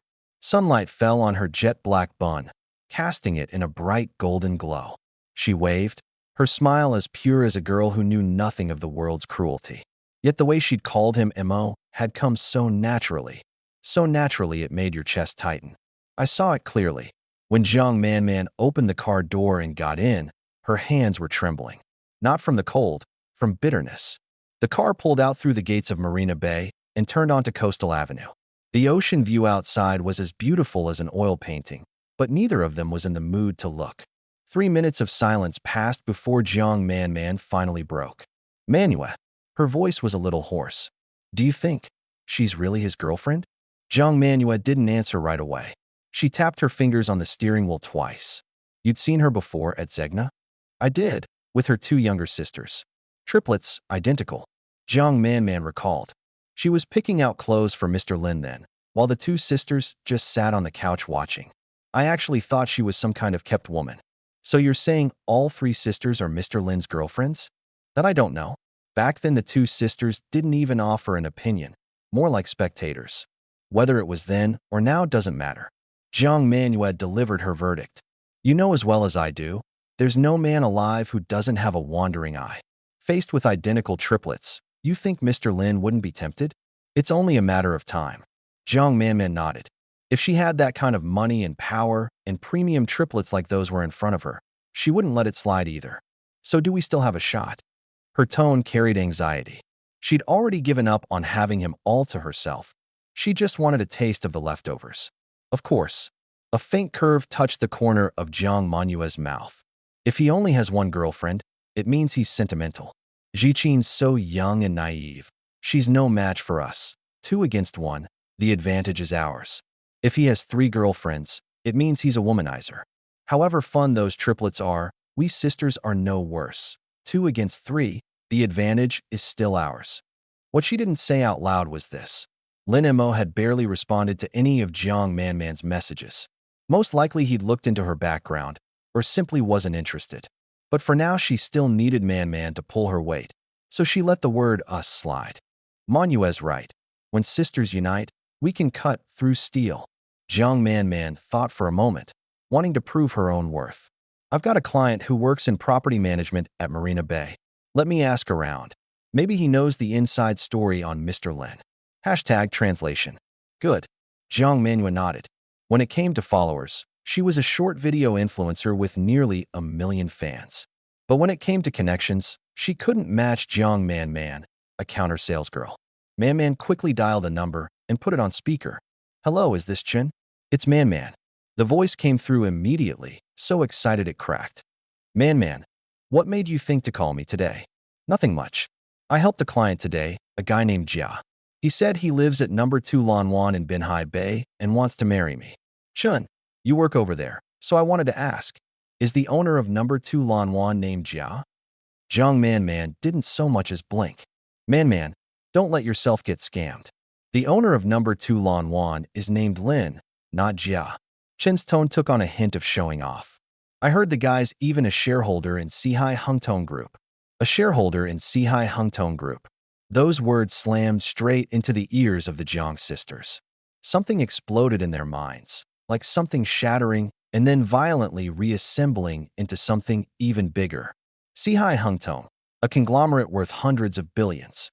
Even a small shareholder would be worth billions, easily. No wonder he'd spent so freely. Jiang Man had no interest in chatting further. She tossed out a quick, "Let's grab dinner sometime," and hung up. The car went silent for 5 seconds. "Look it up. Get online right now and check Sihai Hungtong's shareholder information. See if there's a Mr. Lin listed." Jiang Manua's voice was urgent. "Okay." Jiang Man quickly opened an app. It was a publicly listed company. Shareholder information wasn't hard to find. She soon located the percentage. 15%. That string of numbers stabbed into her eyes. She stared wide, her mouth falling open into an O. "What is it?" Jiang Manua glanced over. "It's just a shareholding, isn't it? Mr. Lin's stake is, it's 15%. Screech. The words had barely left her mouth when a sharp breaking sound rang out, throwing them both forward. "What did you say? 15%.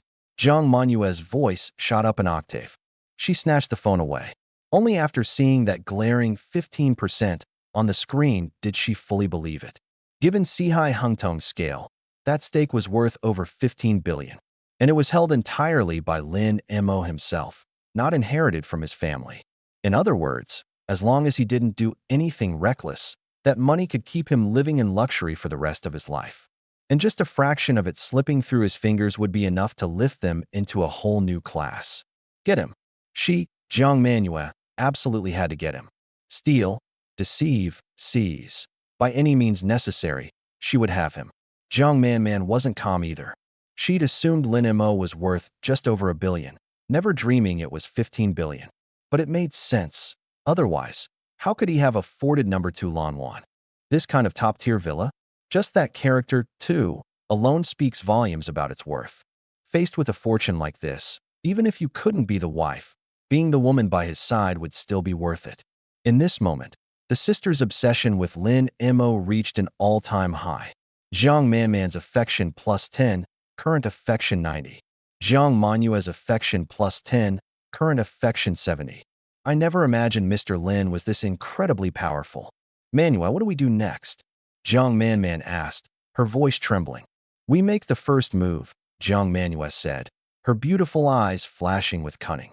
"With his kind of wealth, hesitate for even a second and you won't get a single scrap. His energy is limited.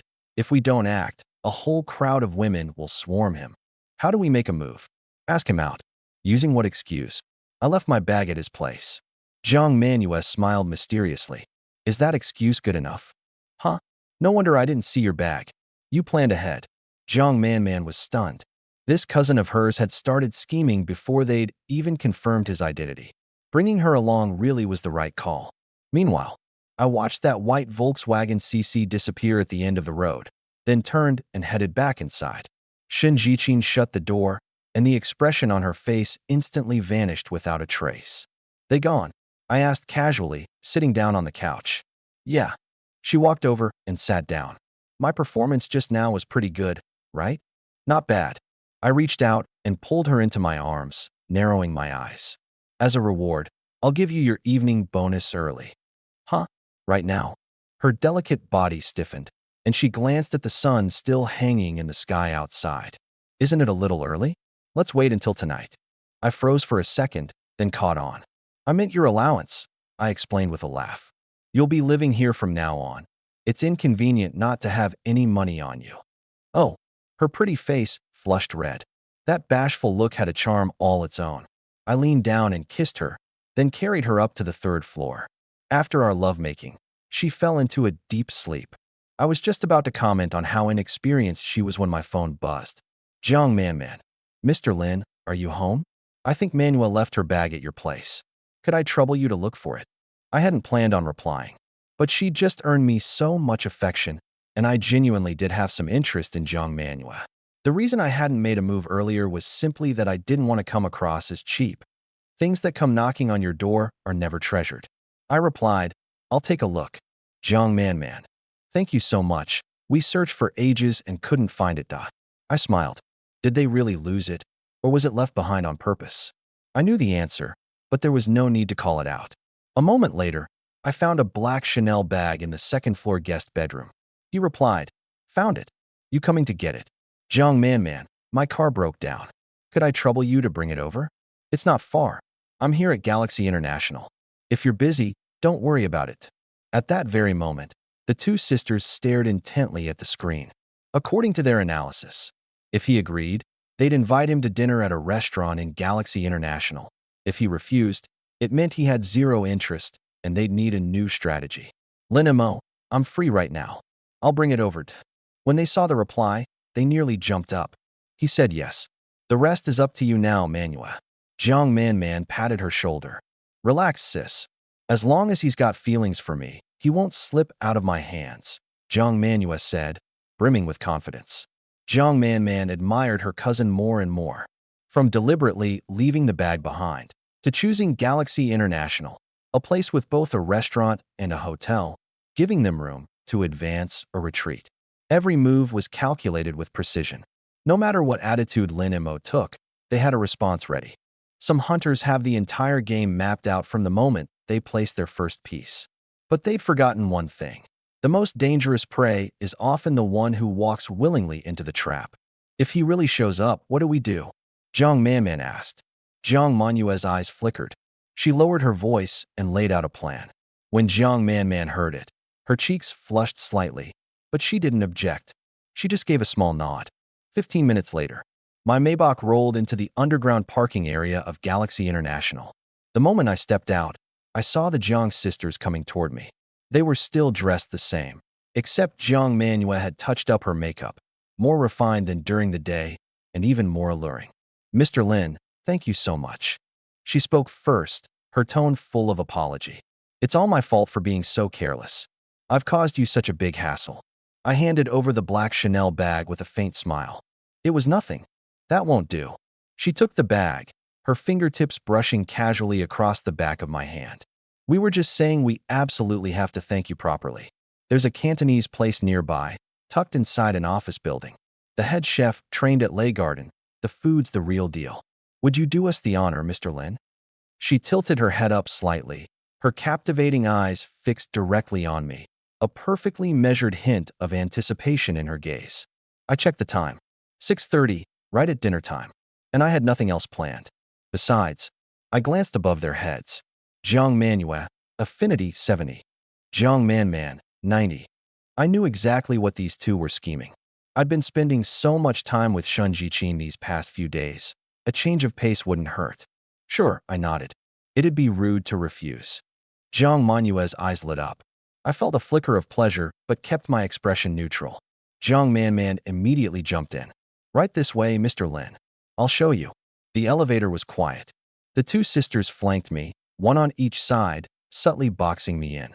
One smelled sweet and fresh, the other slightly tipsy, two perfumes weaving together in the cramped space. I stayed calm, as if I hadn't noticed a thing. The restaurant was on the 23rd floor, the city lights just coming on beyond the floor-to-ceiling windows. The private room was booked at the very back, secluded, intimate. Once we sat down, Jiang Manhwa flipped through the menu, tilting her head at me. What do you like to eat, Mr. Lin? Whatever. You two order. Then we'll have the signature crispy roast goose, steamed crab and huadiao wine, braised fish maw with matsutake, and a stir-fried seasonal vegetable. She closed the menu, then added, and 3 bowls of slow-simmered soup. The dishes arrived one after another, beautifully plated, the aromas irresistible. Jiang Manhwa poured my tea herself, every movement graceful. Mr. Lin, let me toast you with tea instead of wine. I raised my cup and clinked it lightly, taking a sip. Phoenix Dancong, a sweet aftertaste lingering on the tongue.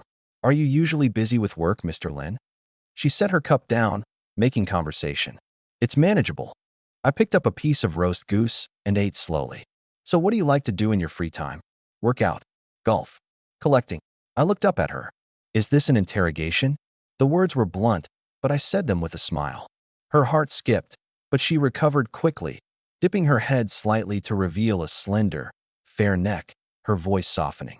Don't get me wrong, Mr. Lin. I just want to get to know you better. For someone as impressive as you, wanting to know more is only natural, isn't it? The air went still for a moment. I noticed Jiang Man's hand pause as she held her teacup, her eyes full of shock, probably not expecting her cousin to make a move so fast. She bit her lip, glanced at her phone, and stood up. Mr. Lin, Manhwa, you two go ahead and eat. I need to take a call. The door of the private room closed softly. Now it was just me and Jiang Manhua. She lifted her eyes, and those alluring eyes held none of their earlier reserve, only undisguised passion. Mr. Lin. Holding her teacup, she came around the table and sat down beside me.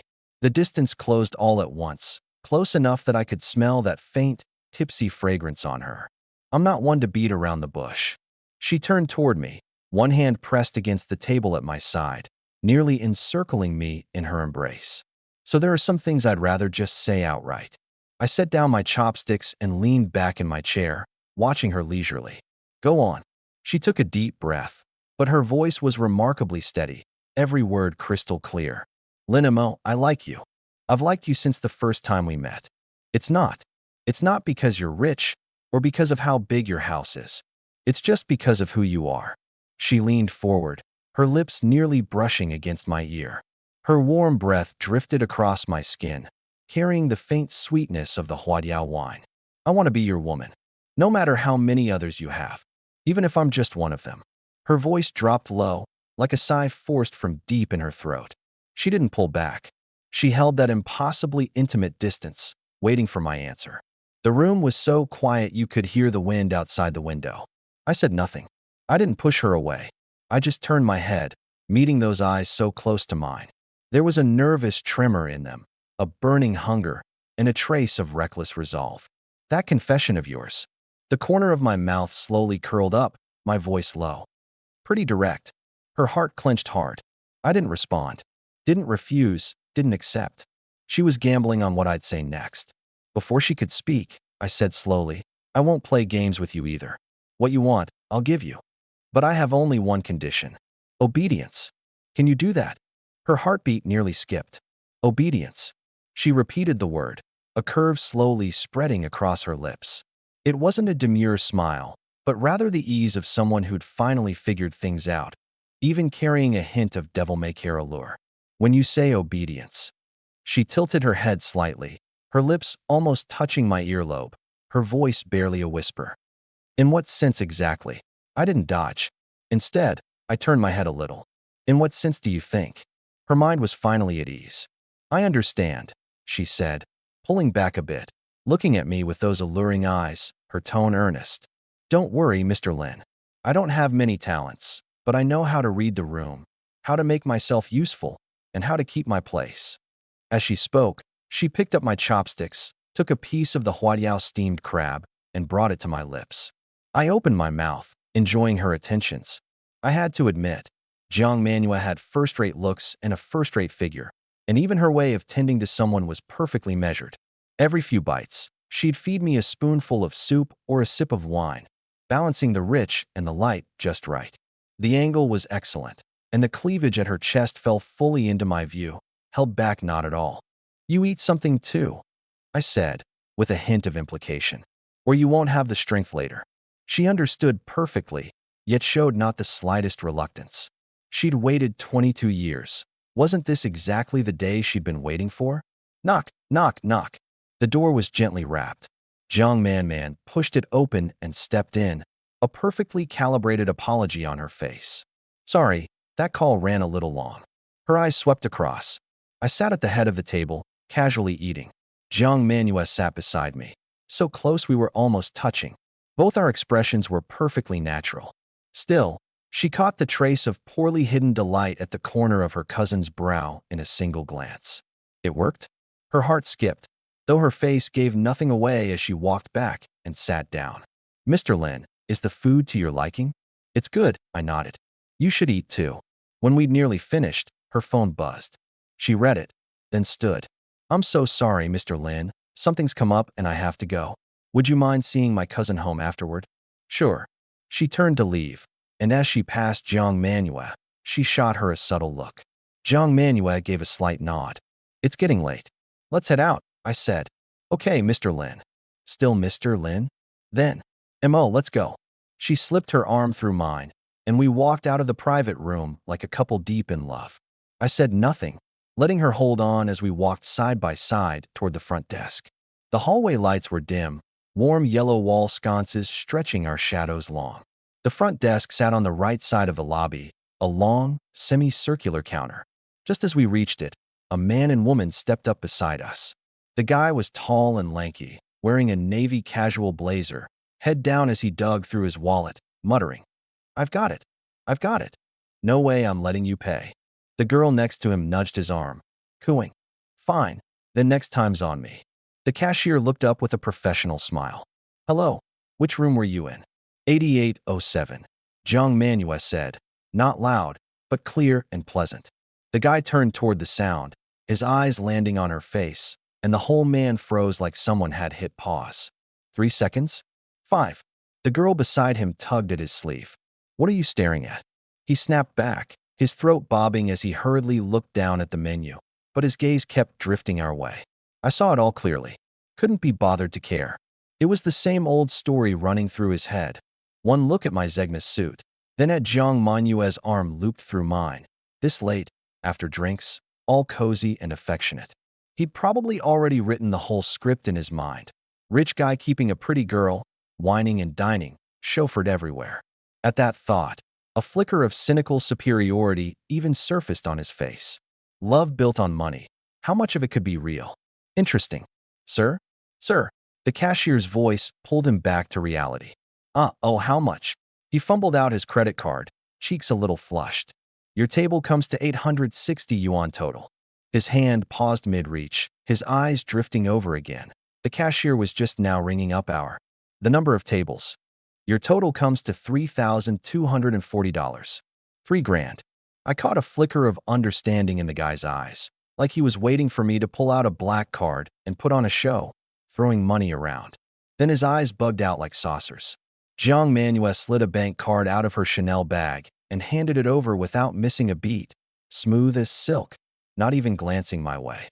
"Card, thanks." Her tone was as casual as if she were buying a corn dog. The guy's jaw nearly hit the floor.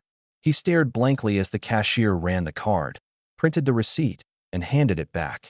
Jiang Manhua bent down to sign, her handwriting neat and elegant. The whole thing took maybe 30 seconds. And me, this sugar daddy he'd pegged me as, just stood there, cool as a cucumber, a slight smile tugging at my lips. I could practically hear his brain short-circuit. Wasn't the man supposed to pay? Wasn't this supposed to be the whole, "I'll take care of you" routine? How could this ridiculously gorgeous woman be the one footing the bill, dropping 3 grand without batting an eye? So who was this guy? Some kept boy toy? But he didn't exactly look like the freeloading type. Watching the color drain and flush across his face, I found it downright hilarious. The guy who'd been writing my whole story in his head a minute ago probably felt like he should be sporting a red nose and heading off to the circus. "Sir, please enter your PIN." The cashier's words snapped him back. He mechanically punched in the PIN, his brain still afog, and couldn't help sneaking another glance at Jiang Manhua. This time there was no envy, just a kind of loss he couldn't quite name. Jiang Manhua had already looped her arm through mine again, tilting her head slightly, a faint smile on her lips as she murmured something to me. Her entire attention was on me. She never once let her eyes linger on that guy, not for a single second. "Come on, what are you thinking about?" his girlfriend's voice chimed in. Oh, he hurried to catch up, and even at the door, he turned back for one last look. We were already gone from the lobby.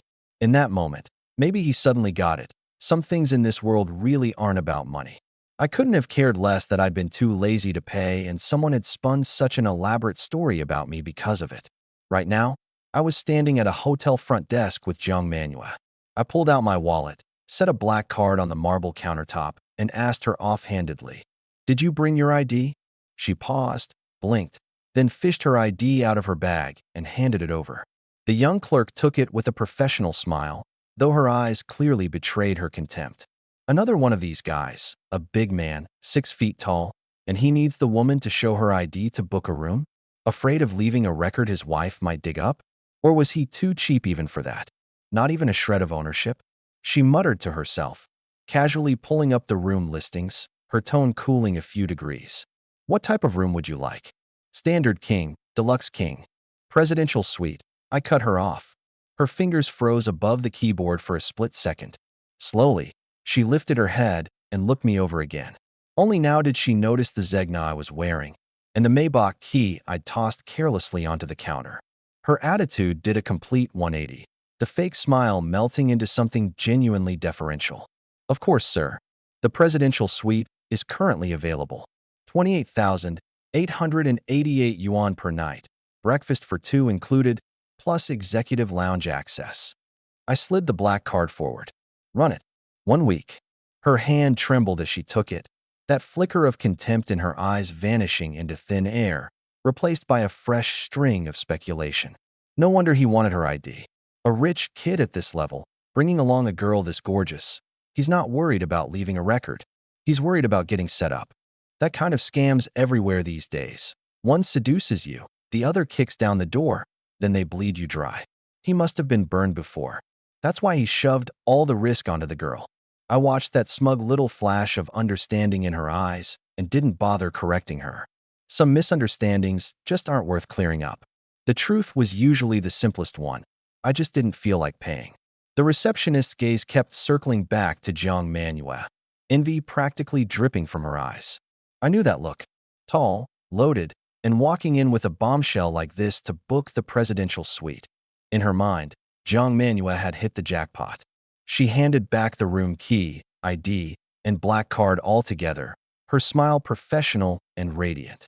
Sir, the presidential suite is on the 38th floor, the top level. There's a private elevator straight up. Enjoy your stay. I gave a low grunt, took the key, and led Jiang Manhua into the elevator. The moment the doors slid shut, I caught the receptionist craning her neck to peer after us, then immediately grabbing a coworker to whisper. Her voice was hushed, but not quite low enough. Did you see that? That guy booked the presidential suite. For a week. The elevator climbed. Jiang Manhua stared at the gold-embossed words presidential suite on the key card, hesitating a moment. A regular room would have been fine, honestly. You didn't have to. The floor numbers ticked upward fast. I lifted my chin slightly, my tone leaving no room for argument. My woman deserves the best. Her lovely face flushed, but a trace of delight rippled through her eyes. Jiang Manhua affection +5. Current affection 75. The 38th floor. The hallway was lined with thick, dark carpet that swallowed every footstep. Oil paintings hung along the walls, and the air carried a faint fragrance drifted through the air. The keycard beeped, the door swung open, and as the lights sensed the card, they flickered on one after another. The living room was absurdly large, and beyond the floor-to-ceiling windows lay the city's dazzling nightscape, as if someone had scattered a handful of crushed gold across the ground. Jiang Manhua's breath caught for a moment. This was exactly what she'd been chasing all along. Mo, want to take a bath together? She glanced at the enormous tub and spoke up first. Interesting. Last time with Shinji Qin, I was the one who suggested it, and she shyly fled. With Jiang Manhua, it was the opposite. Sure. I reached out and wrapped an arm around her waist. Her waist was slender, the fabric of her pencil skirt smooth and stretchy. Pressed against my palm, I could feel the delicate warmth beneath the cloth. She let out a soft mm, and instead of pulling away, she leaned into me.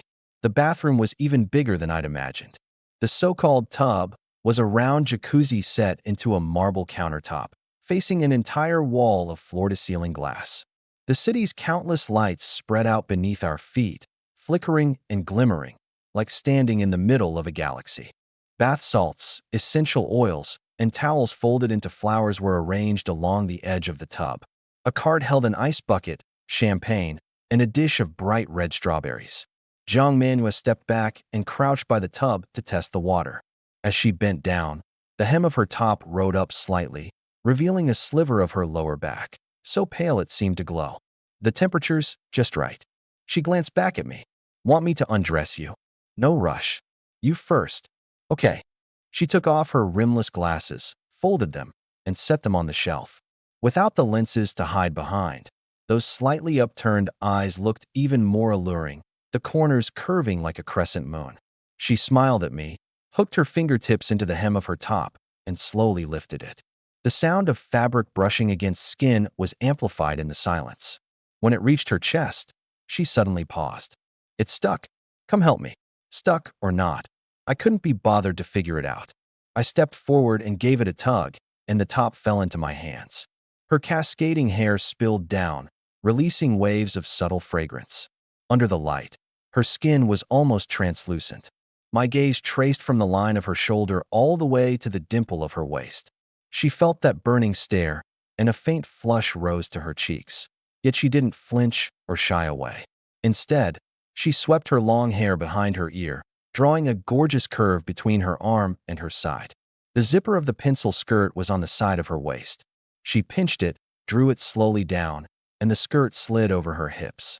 Bending down, she eased it to her ankles, then stepped out of it, graceful, effortless. The light came from behind and above, tracing a soft rim of light around her. Collarbone, shoulders, the line of her waist, all wrapped in a haze of steam, as if veiled behind thin gauze. Should I keep going? There was a hint of smugness in her tone and a touch of mischief.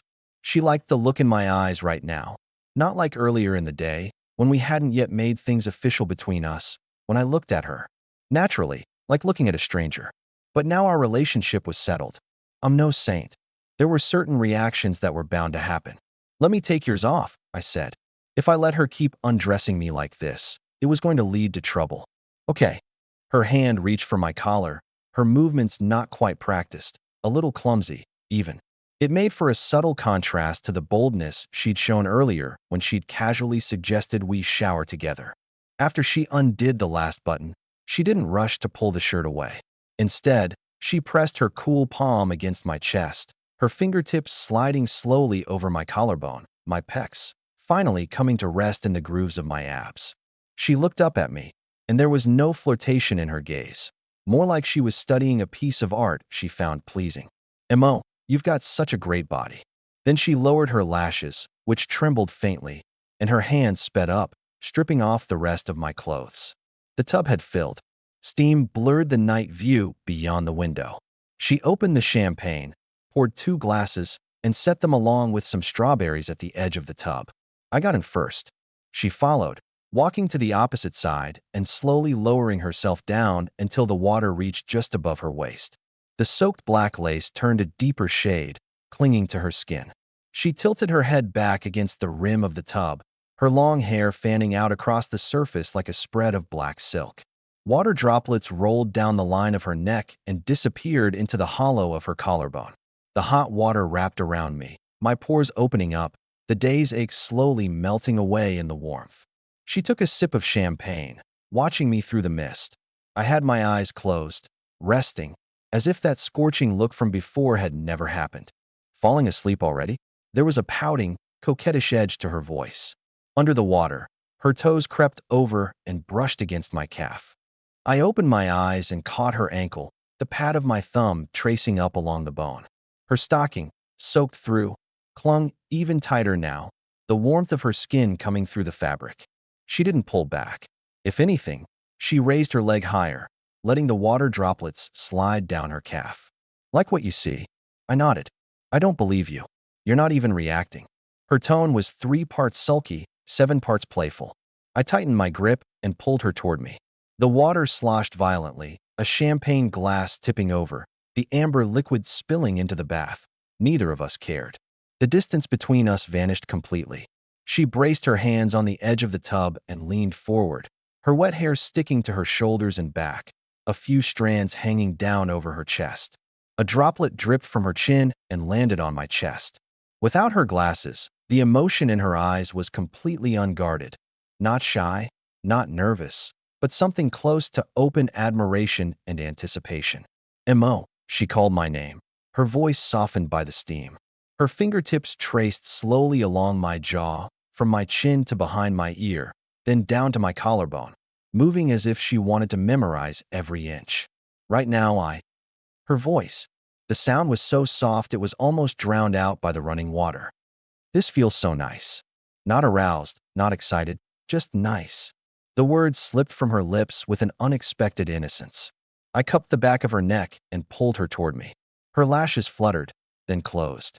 Her red bean-colored lip gloss was fruity sweet and faintly sticky, and the instant our lips met, that sweetness passed over to me, mingling with the slight bitterness of champagne, melting between our mouths.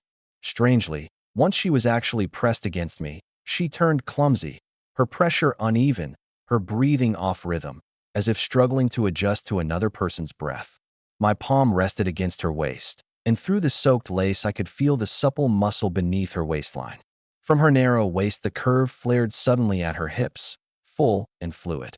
The drenched stockings clung to her thighs, and that faintly visible boundary was somehow more enticing than if she'd been completely bare.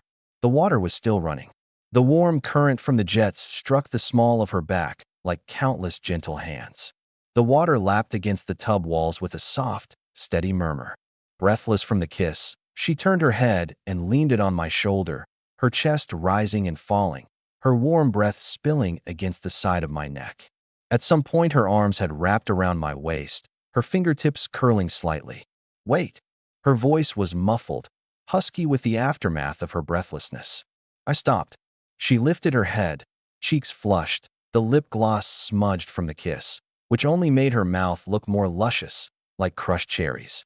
A thin mist clouded her eyes, but the color beneath was deep as ink, filled entirely with my reflection. "Did you forget to breathe just now?" I asked. She bit her lower lip, letting a rare flash of embarrassment show.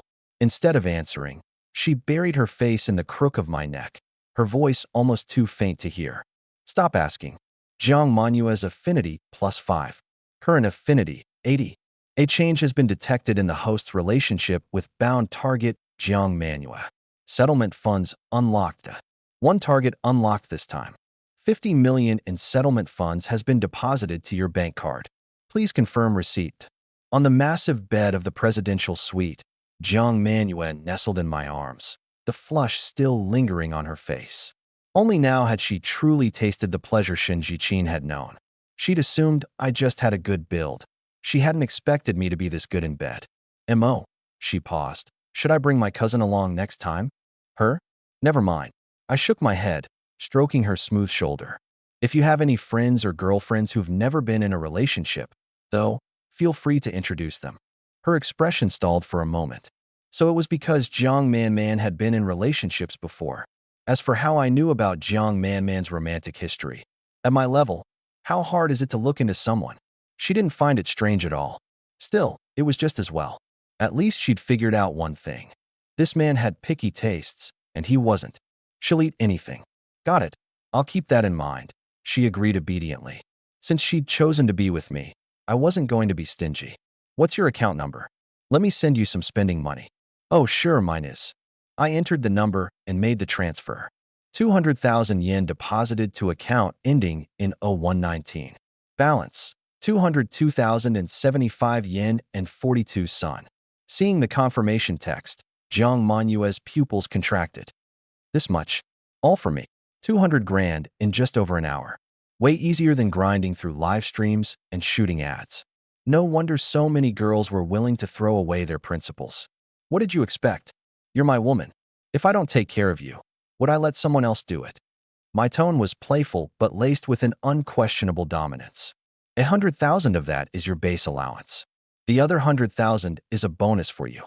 "Thank you, babe." She cupped my face and planted a fierce kiss on me, her voice turning sweet and clingy. Jiang Manua's affection +5. Current affection 85. Don't thank me just yet. I've got one more request. No protection from now on. If you get pregnant, we keep it. It'll put my parents at ease. She hesitated at first. Having a kid would affect her looks, her figure. But the moment the word parents hit her ears, her heart gave a violent jolt. She'd only planned to be a lover in the shadows.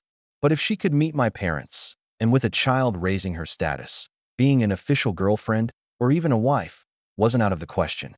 At that thought, her reluctance vanished completely. Her exhausted body suddenly flipped over and climbed on top of me. "Babe." I meant to go easy on her, but I couldn't hold out against the way she coaxed and rocked against me. Hiss, who could withstand that?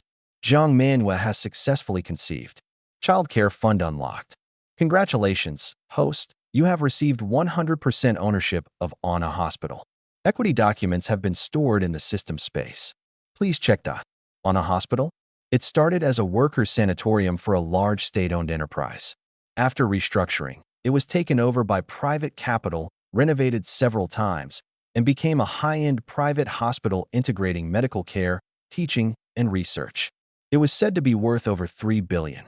Jiang Manhua had given me such a big surprise. She deserved a little reward. But I'd just given her some. Giving more now wouldn't be appropriate. Too full, and she wouldn't be as eager to work next time. The next morning. Today was the day Xin Jihua and her sister were moving into Lanwan number 2. I drove my Maybach and parked it in that rundown old neighborhood. Not far away, under a sycamore tree, a few old men and women in Tai Chi outfits were slowly stretching their arms. Whoa, that's a fancy car. What brand is it? An old woman with pearl earrings leaned in closer, shaking her head to indicate she didn't recognize it. Never seen that logo before. But the paint's so glossy you could use it as a mirror. Must be. That's gotta cost a fortune, right? A few $100,000. A few $100,000? I'd say more like $1 million. The old man with the thermos spoke with great authority. Look at those rims, those lines. My son's Audi doesn't even shine like that. A few people craned their necks, eyes brimming with curiosity. Who are they here for? Nobody around here's got relatives like that. Right? What's someone that loaded doing in a dump like this? Mid-gossip, a set of light footsteps came from the stairwell.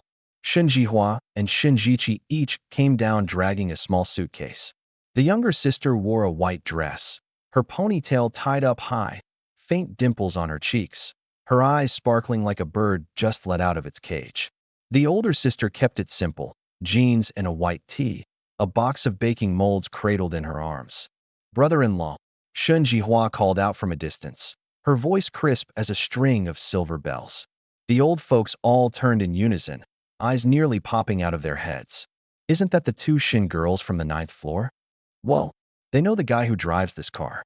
The old lady with the pearl earrings rubbed her eyes and lowered her voice. Oldly, you remember, right? Last time I was thinking about introducing my grandson, the one who works at the bank, to that quiet girl. And now they know a tycoon like this? Where am I supposed to hide my face? Oh, please. How much does your grandson make in a month? Enough to pay off their family's debt? Another old lady sneered. From the crowd, a plump old woman carrying a grocery basket muttered sourly. The debt collectors haven't come knocking at the shuns these past couple days. These 2 girls suddenly cozy up to some rich guy. Bet they've been bought as some sugar daddy's playthings. The words hung in the air like a needle. A few old neighbors exchanged glances, at a loss for words. It was true. For the past couple of days, the debt collectors hadn't come around the Shin place. Xin Jiqi clearly noticed the stares too. She tugged at her sister's arm and murmured, "Stop bouncing around. Just get the bags loaded up." Xin Jihua stuck out her tongue and was about to head for the trunk when her steps suddenly froze. Over by the alley, a few men in floral shirts came sauntering toward them. The one in front had a thick gold chain around his neck and an unlit cigarette dangling from his lips. His gaze locked dead on the Shin sisters. Well, if it isn't the 2 Shin sisters. What a coincidence, heading out so bright and early. The gold chain man grinned, flashing a gold tooth, his voice slick with a greasy sort of smugness.